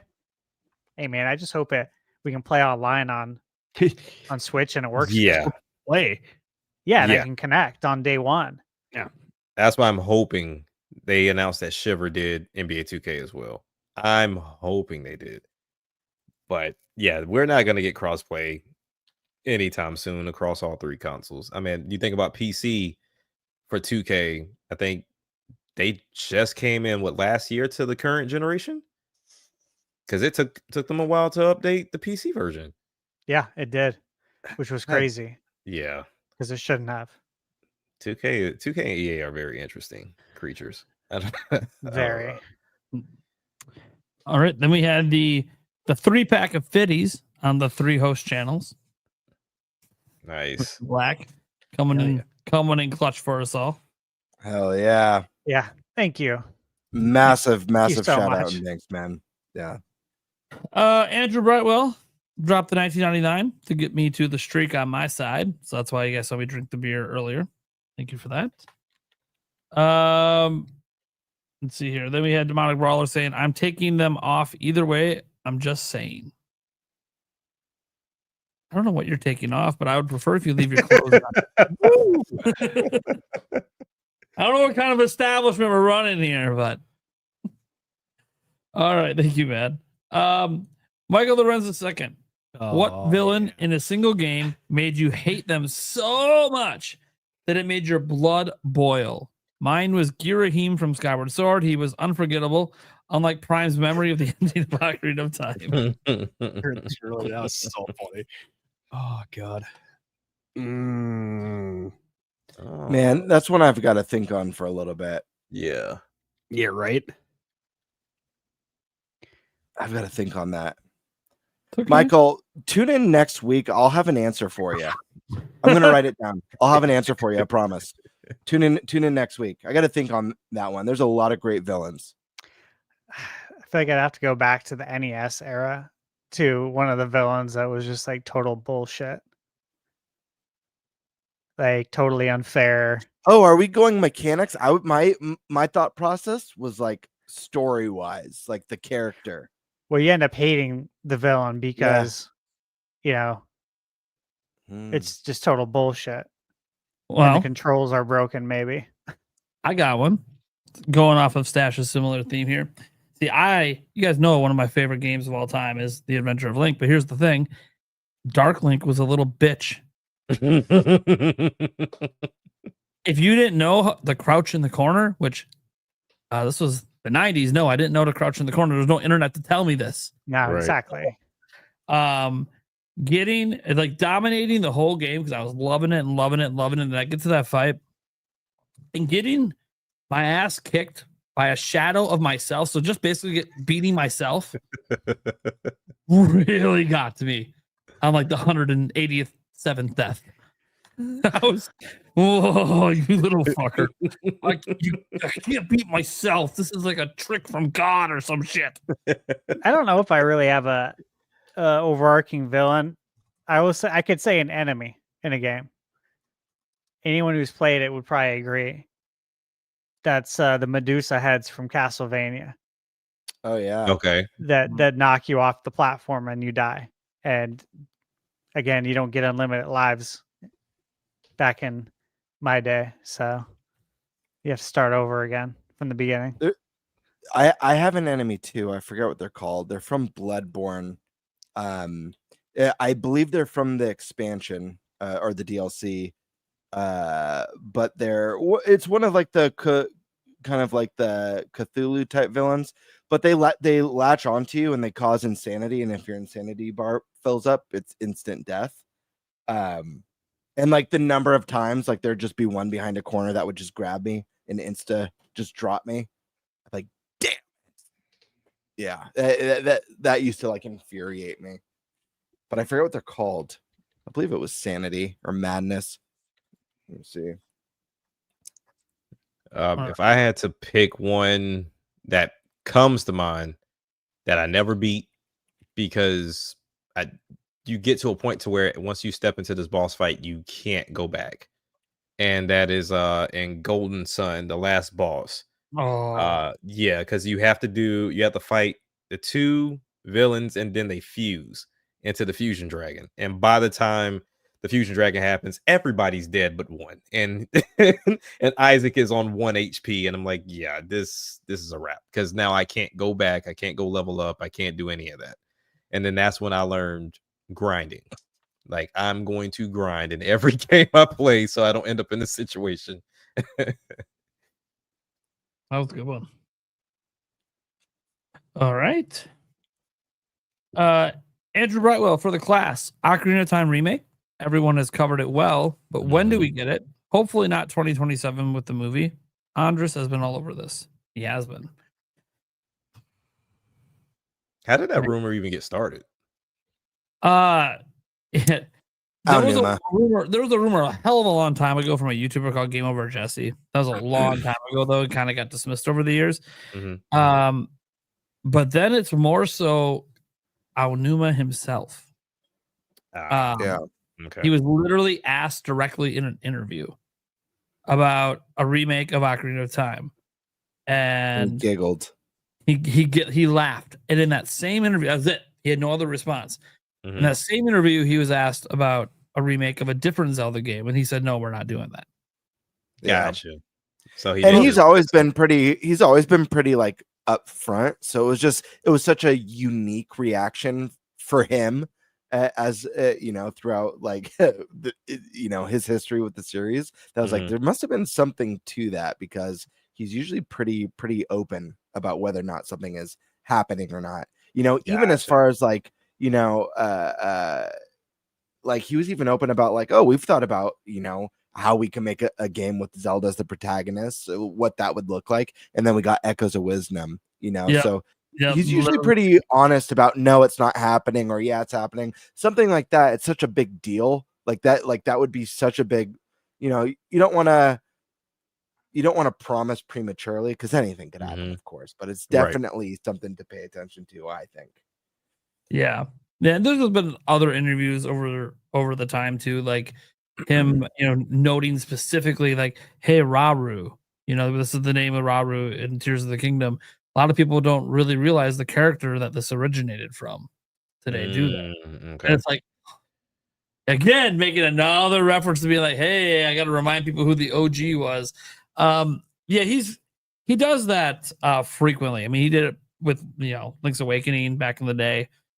He teased Link's Awakening. He's the one that came out, and it was after Link's Awakening HD was revealed. He was like, hey, you guys remember that interview I did before Switch came out? I made a small reference to Link's Awakening.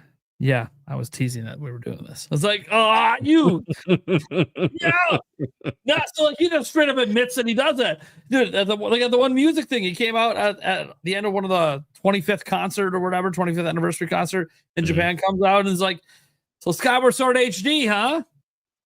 And the very next day, Nintendo had to issue a retraction because they literally had not actually started developing Skyward Sword HD yet. Now he said it out loud. So what happened? Skyward Sword HD happened. Jeez. Okay. Well, that sounds like it's got some validity to it for sure. Yeah. So that's really why we think, pretty strongly that this is something that's coming.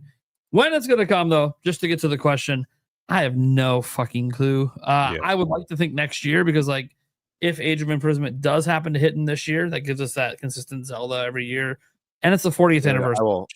I will die if we get this teased in the September Direct.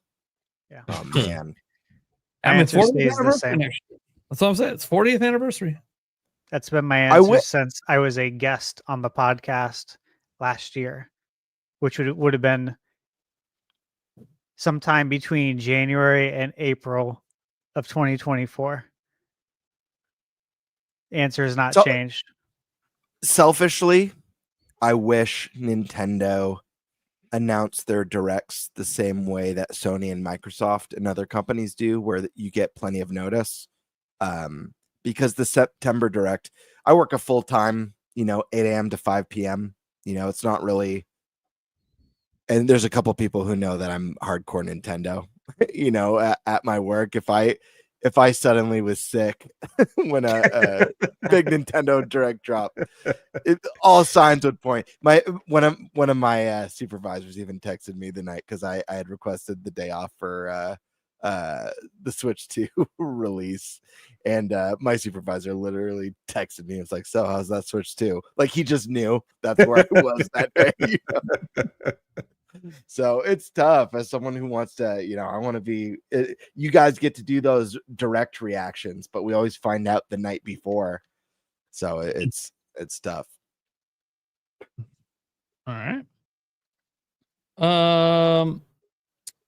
Dylan Milton says, considering the $80 or $120, not really sure where that's a reference to, but cost of Mario Kart World, what would be the highest price you are willing to pay for a game? Depends on the game. What's the highest you'd be willing to pay? So far, I have paid the most for Sparking Zero. I paid for the deluxe edition to get the early release, and I think that was like 100 or 120, somewhere around there. So that's the most I've paid for a game. I paid $150 for the NBA 2K Legendary Edition, but Okay. it made sense because it included NBA League Pass, and I Yeah. would have bought that anyways. So I actually ended up saving a considerable amount of money. And they're not doing that this year. No, and we know why. You have to Yep. distance yourself from that. Yep. Because League Pass is going to be absolute trash, and it's going to be a major customer service issue. Yep. This might be cheating, but I've paid hundreds, at least 1,000 on a game before. I used to play a lot of MMOs. You know, Okay. dating all the way back to Dark Age of Camelot. You know, Lineage, World of Warcraft. I played a ton of them. Warcraft was the one that I played the longest, and that's a monthly sub. So Yep. you know, I at the very least I've spent hundreds, you know, on a game. I know that's cheating in the answer, but I mean, I think it's something worth considering. You know, it really depends on the game. When you buy into an MMO, at least at that golden age of the games, you know, you're paying for server maintenance, but it's not literally, but it's a living, breathing world that's ever growing and expanding, and new storylines and new content constantly being added. It's a growing experience, but I used to love them. You know, those always seem like they're worth a purchase, to where some games with DLC is like, I feel like I should be able to unlock this, or it should already be in the game. Sure.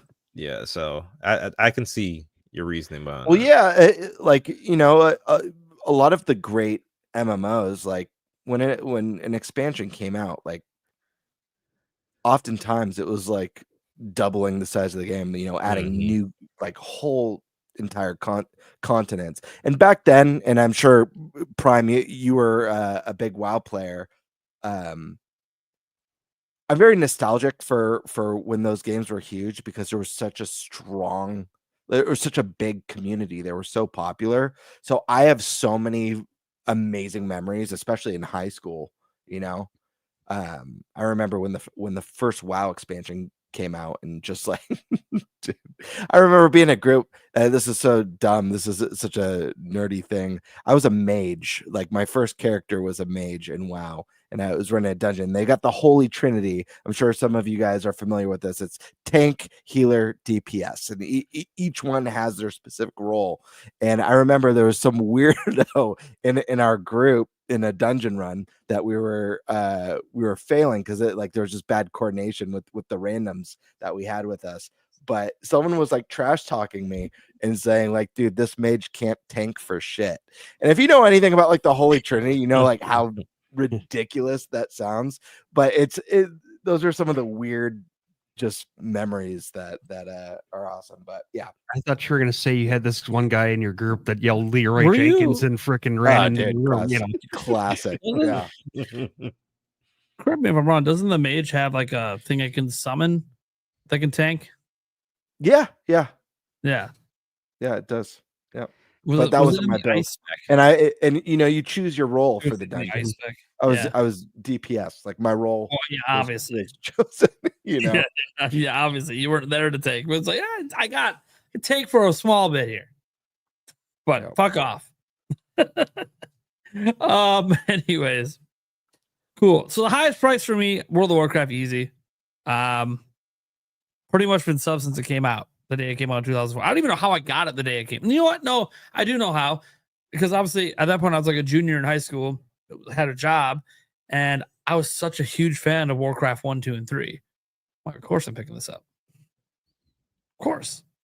Yeah. I pre-ordered the shit out of that and played it day one.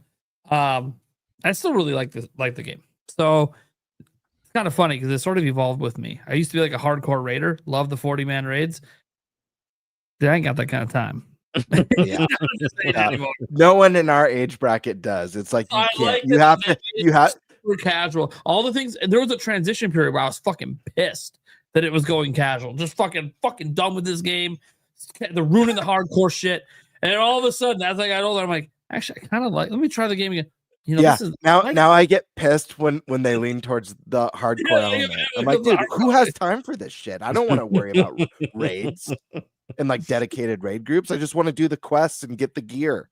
Yeah, and if I do the raid, it's cool. Now you can just go with randoms and just get dubs. Yep. Because they make the raid, they dumb down the raid so much. Yep. Anyways, Michael Lorenz says, do you think Lego does an exclusive Zelda or Mario game or both for Nintendo? If not both, which one would be more likely? And before I answer this, just in case that last question, what they intended was hypothetically, what's the most you would pay for a game? If it's Zelda, I don't know if there's a top end price I wouldn't pay for a new 3D Zelda. Like legit, 1,000. If that's what it takes for me to get that fucking game, I'm getting it. But that's the problem with the question. That's a really tough question because it really depends. It does depend on the game, but also like if it's a series you love, like I've bought collector's editions. Those are certainly a lot more expensive. Than Sometimes you go back and buy classic games after the fact in your favorite series or something, and they're thousands of dollars. Yeah. Sometimes. Like if you want top dollar out of me, DK and Mystical Ninja. Like top dollar. I bought the $200 edition of Elden Ring. You know, I've got the Melania statue and like all the cool crap. And I bought the collector's edition of Ghost of Tsushima.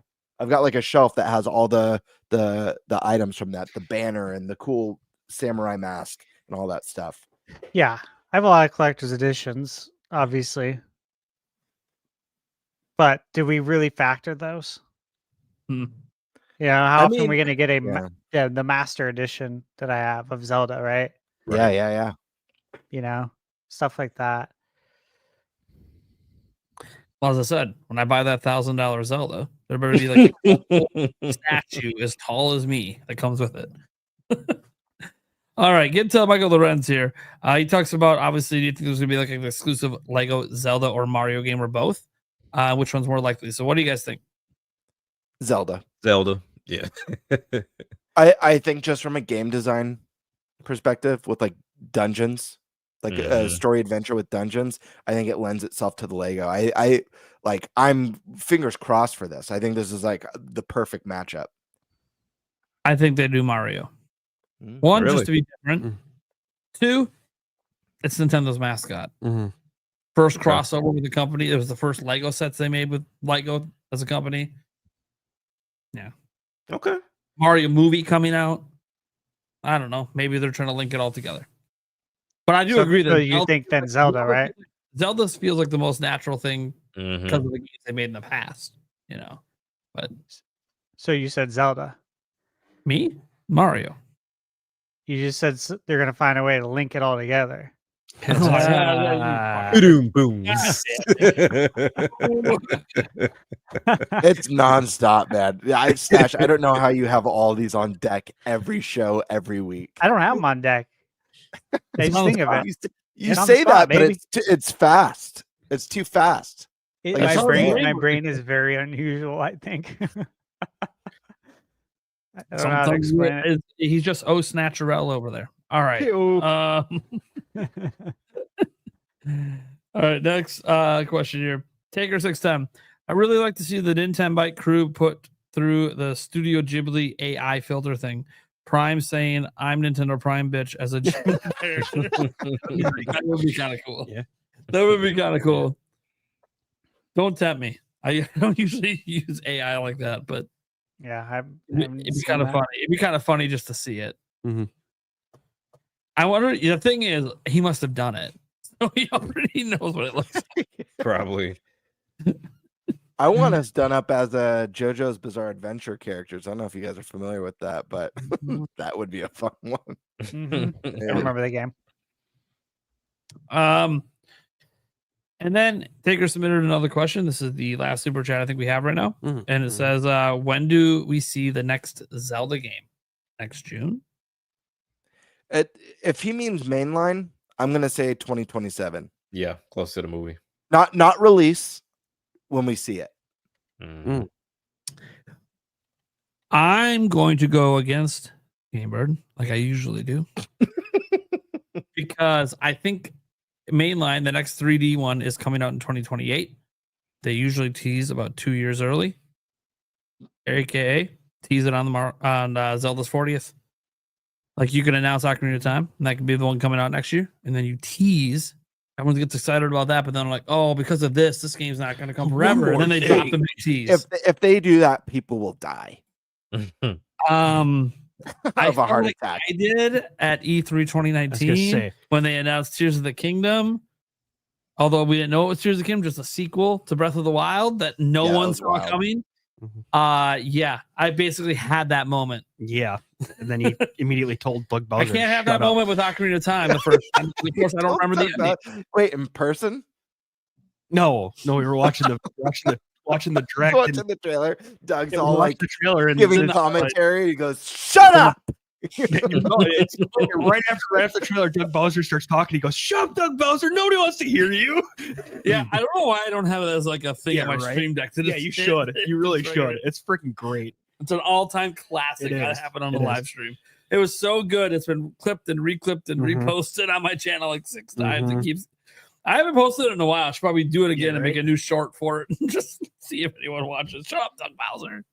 Nobody You should have used that soundbite when he was doing PR for like the pricing fiasco when Switch 2 was announced. Giving me too bad of ideas. That's what I said. And now if you just mean Zelda game in general, it remakes, remasters, all that stuff.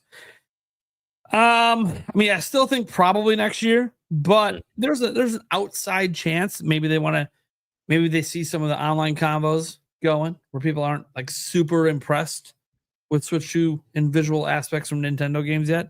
And they go, fine, we'll just give you this sneak peek, like a little 10-second teaser. Just enough to wet your whistle with a year or something with it, next year or whatever, and leave it at that. Right. I think I'm more curious with the next visual step with it. Because I don't think they're continuing this Breath of the Wild, Tears of the Kingdom. No way. Yeah. So especially if they're going to like a new generation of Link. It's like, okay, well then you're gonna go with the new style. Right. I think the worst I don't want to say the worst part of Tears of the Kingdom. For me, one of my favorite things about seeing a new Zelda, I'm always so anxious. Like I can't wait to see what the next art style is because it's so often they fully change up the art style. So I can't wait to see what they craft next. I would be very disappointed if it looked like a much more polished Breath of the Wild, not because I don't like the look of those games. I love that art style. I think it's one of the best in the series. I just get so excited for something new to see that creativity shine in that element of the game design. All right. And that does it. That was the last one. All right, let's go around and let people know what we got going on, where they can find us. First, I just want to make sure we shout out the 2 that left us. Andres Restart. Sure, you go check out his channel. He does a lot of what I do, but better. And then does a lot of speculation on top, theories, all that. Go give him a watch. He should be bigger than me by next year. Make it happen. Next up, Kiwi Talks. The man with the plan. If you paid any attention today, he dropped a little nugget you might see get misconstrued by 17 outlets tomorrow. But go subscribe to this channel. Then we'll just get this out of the way. Spice Lord. Yeah, I'm here and on our Clips channel. And maybe appearing in random vlogs at PAX West. No, there's that too. But that'll be next week's issue. Yeah, that's next week's problem. Action Jack, what do you got going on? Where can they find you? Yes, sir. So you can find me on Twitter, action_Jack8, as well as on the Winging It podcast every Sunday, 7 p.m. You'll also find me guest starring on Sandstorm Rebirth podcast as well, that typically airs on Saturdays at 8 p.m. And then, of course, as I mentioned before, MSM group with the music aspect of it. I have my album Rebirth releasing October 2nd of this year. So please be on the lookout for the videos as well as the single that will release a little bit closer to that release date. But thank you all for having me. This has been a great podcast. Thank you all. Awesome. Nice having you on. I believe you're on like, Yeah. we're gonna see a lot more of you. We're gonna see before PAX, after PAX. Yes. Looking forward to it. Awesome. Game Bird. That's right, buddy. Yeah, Gamebird Classic here. You guys can find me here on YouTube at Gamebird Classic or on Twitter at _Birdmaster. Drought on the channel. I've got a lot of content planned. I have been insanely busy. I can't stress it enough. It's been hard to find the time, but I do have things moving in the background and hope to have a nice, good chunk of content coming out over, hopefully the next like 4 to 5 weeks, steady flow. So stay tuned. I promise I got good stuff. We got PAX coming up. You guys obviously can find me here every Wednesday night on Nintenbyte with this awesome crew and awesome guests every week. PAX is going to kick ass, guys. It's going to be an opportunity for all of us to prepare some awesome content for you. I know I plan on doing some of the vlog style stuff, capturing the Nintenbyte magic behind the scenes, but I also, in stash fashion, want to get some more experience doing some impression stuff here on YouTube. So I'm definitely going to be wanting to share some of my thoughts on the things that we get to touch at the convention this year. All right. Stash Man.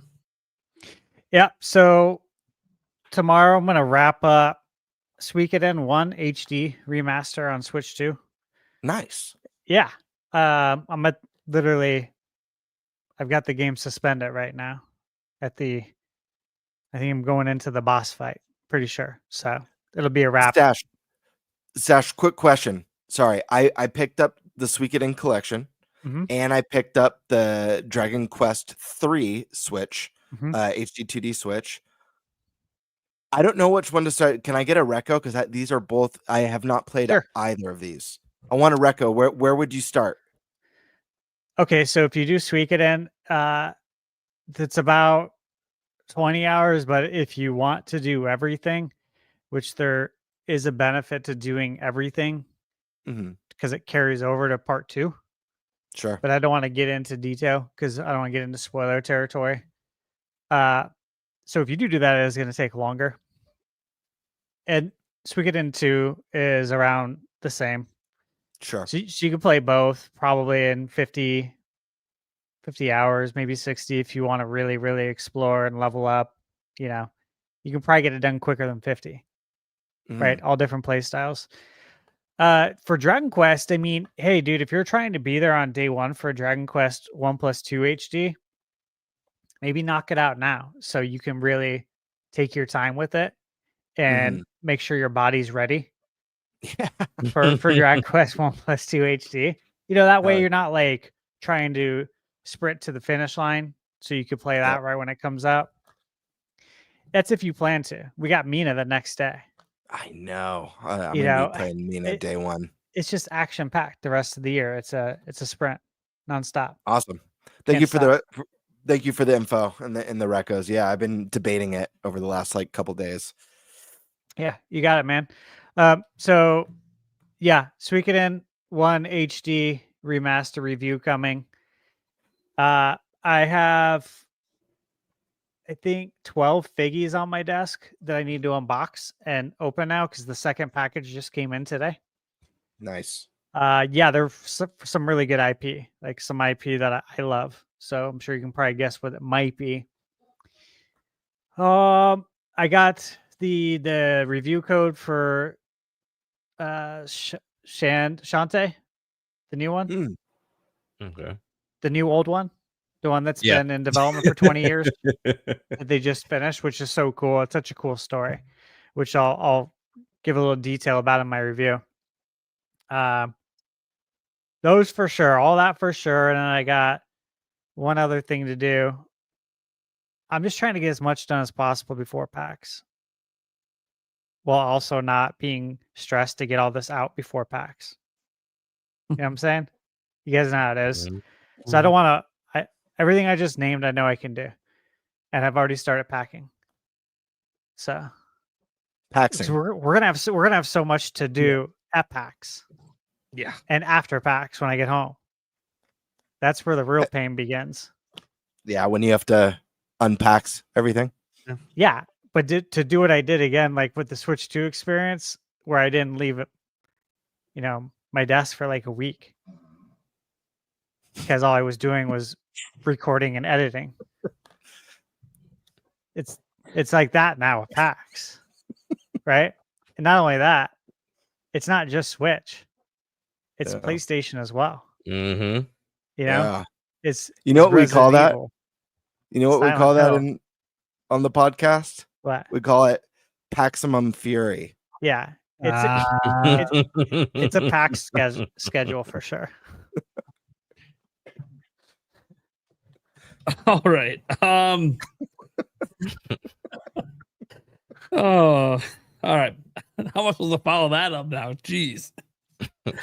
All right, guys. I'm Nintendo Prime. I do lots of news, and that's pretty much all we do. This podcast every single week as well. We have some fun live streams to go along with that kind of stuff. Probably won't be anything tomorrow. It is me and Yulia's 14th anniversary of our first date. That's right. So, Let me just say congratulations. Congrats, man. Yeah. So probably not going to be working at all tomorrow. If we do somehow end up streaming, it'll be because she wants to. I don't know why she would want to. Maybe because she wants to drink. I don't know the other reason she'd want to. If you guys know how my streams go, you would understand why that's a thing. Anyways, no. So yeah, don't expect anything tomorrow. But I got a few things that are not necessarily news, kind of in the works, but these things take a while to come together for me. Besides like random discussion videos, yeah. So I'll just leave it at that. And also, on a second note, there was someone who asked me about VG News. I got something in the works for that as well to potentially be coming back before the end of the year. So, but we'll see. That one's a really big one because a big time and money investment for something that definitely does not make anything in return. All right. You can find the podcast everywhere podcasts are heard. Apple, Spotify, all that stuff. We got the audio version. We also have the Clips channel as well. Nintenbyte Podcast Clips. All this stuff is linked down in the description. If you're on the audio version, it probably isn't linked. But just Google up Nintenbyte Podcast and you'll see everything. We dominate the whole first page for our own podcast name. So, all right. That's what we do. Also, folks, check out Nintenbyte merch. We got a lot of really cool new merch. Brand new podcast logo. So yeah, I'll go ahead in the description box below as well. I just want to shout that out real quick because we do have a lot of cool new stuff. Yeah, I mean, I wish I could show a bunch of it off to you. It ain't here yet. I don't even know it's gonna arrive before PAX. Do you think it's gonna arrive? I'm not even sure if it's going to. Like, I have a couple items have. None of your guys' stuff has. None of the shirts or sweatshirts or hats. The one things we wanted the most. None of that's arrived. Really? What's arrived is, to be fair, remember how we wanted to do giveaways? The magnets arrived. So we got those to give away. Yay. But stickers I want haven't. my shit. Yeah. Your jacket. Like, I'm just like, the shirts, everything. The hoodies. Literally. It's like, and then I'll watch somebody else come in and buy a shirt, like just one, and it's like delivered 3 days later. I'm like, well, you fucker. I bought a couple of stickers and they've just been delivered. Yeah, you got them. I ordered 20 of those stickers. I don't have them yet. Yeah. What are we doing? Oh man. Anyway. Oh, man. Yeah, so I don't know what's going on. I'll maybe reach out to the company eventually and be like, hey, am I getting put on the back burner because of that discount we got, you fuckers? God damn it. We kind of want that for PAX. So yeah, I know. How much for PAX? To put this in like perspective, guys, we don't know how to PAX without it. Was more than a month before PAX that the order went in. So it was like, yeah. I mean, granted, it was a big order, but still. It might be the most expensive merch order I'll ever buy in my life. I'll say that. But still. And I had to have it clear the bank. I'm like, oh, that hurt. Do you think it's Game Bird and I's jackets that are slowing it down? I know we bought no. Here's the thing, because they're sending items as they're done. So I'm like, I don't think so. Like if like a batch of shirts for one brand of shirt was done, they'll just ship them all at once, which is fine. So I understand it taking longer to get like a batch of shirts done versus one, but like I know how like printed on shirts work. I don't know why this is so difficult. Yeah, it sounds like You should follow to up with regulate. them just to make sure that like they didn't forget, because that Regulate. shit happens sometimes. Yeah. Okay. All right, well, that's going to do it for the show. Thank you guys so much for tuning in. Hopefully, when you see us at PAX West, we're rocking the new merch and not the old merch. But yeah, it is what it is. I'll print. You know what we could do? We could have the new merch that only has the logo on the front, or the old merch that only has the logo on the front, and on the back we'll just duct tape a print off of the new logo. There you go. I was gonna say you stick a sticker to the back of our shirts. Loincloths. Loincloth. All right, guys. Thanks for tuning in. We'll catch you same time next week.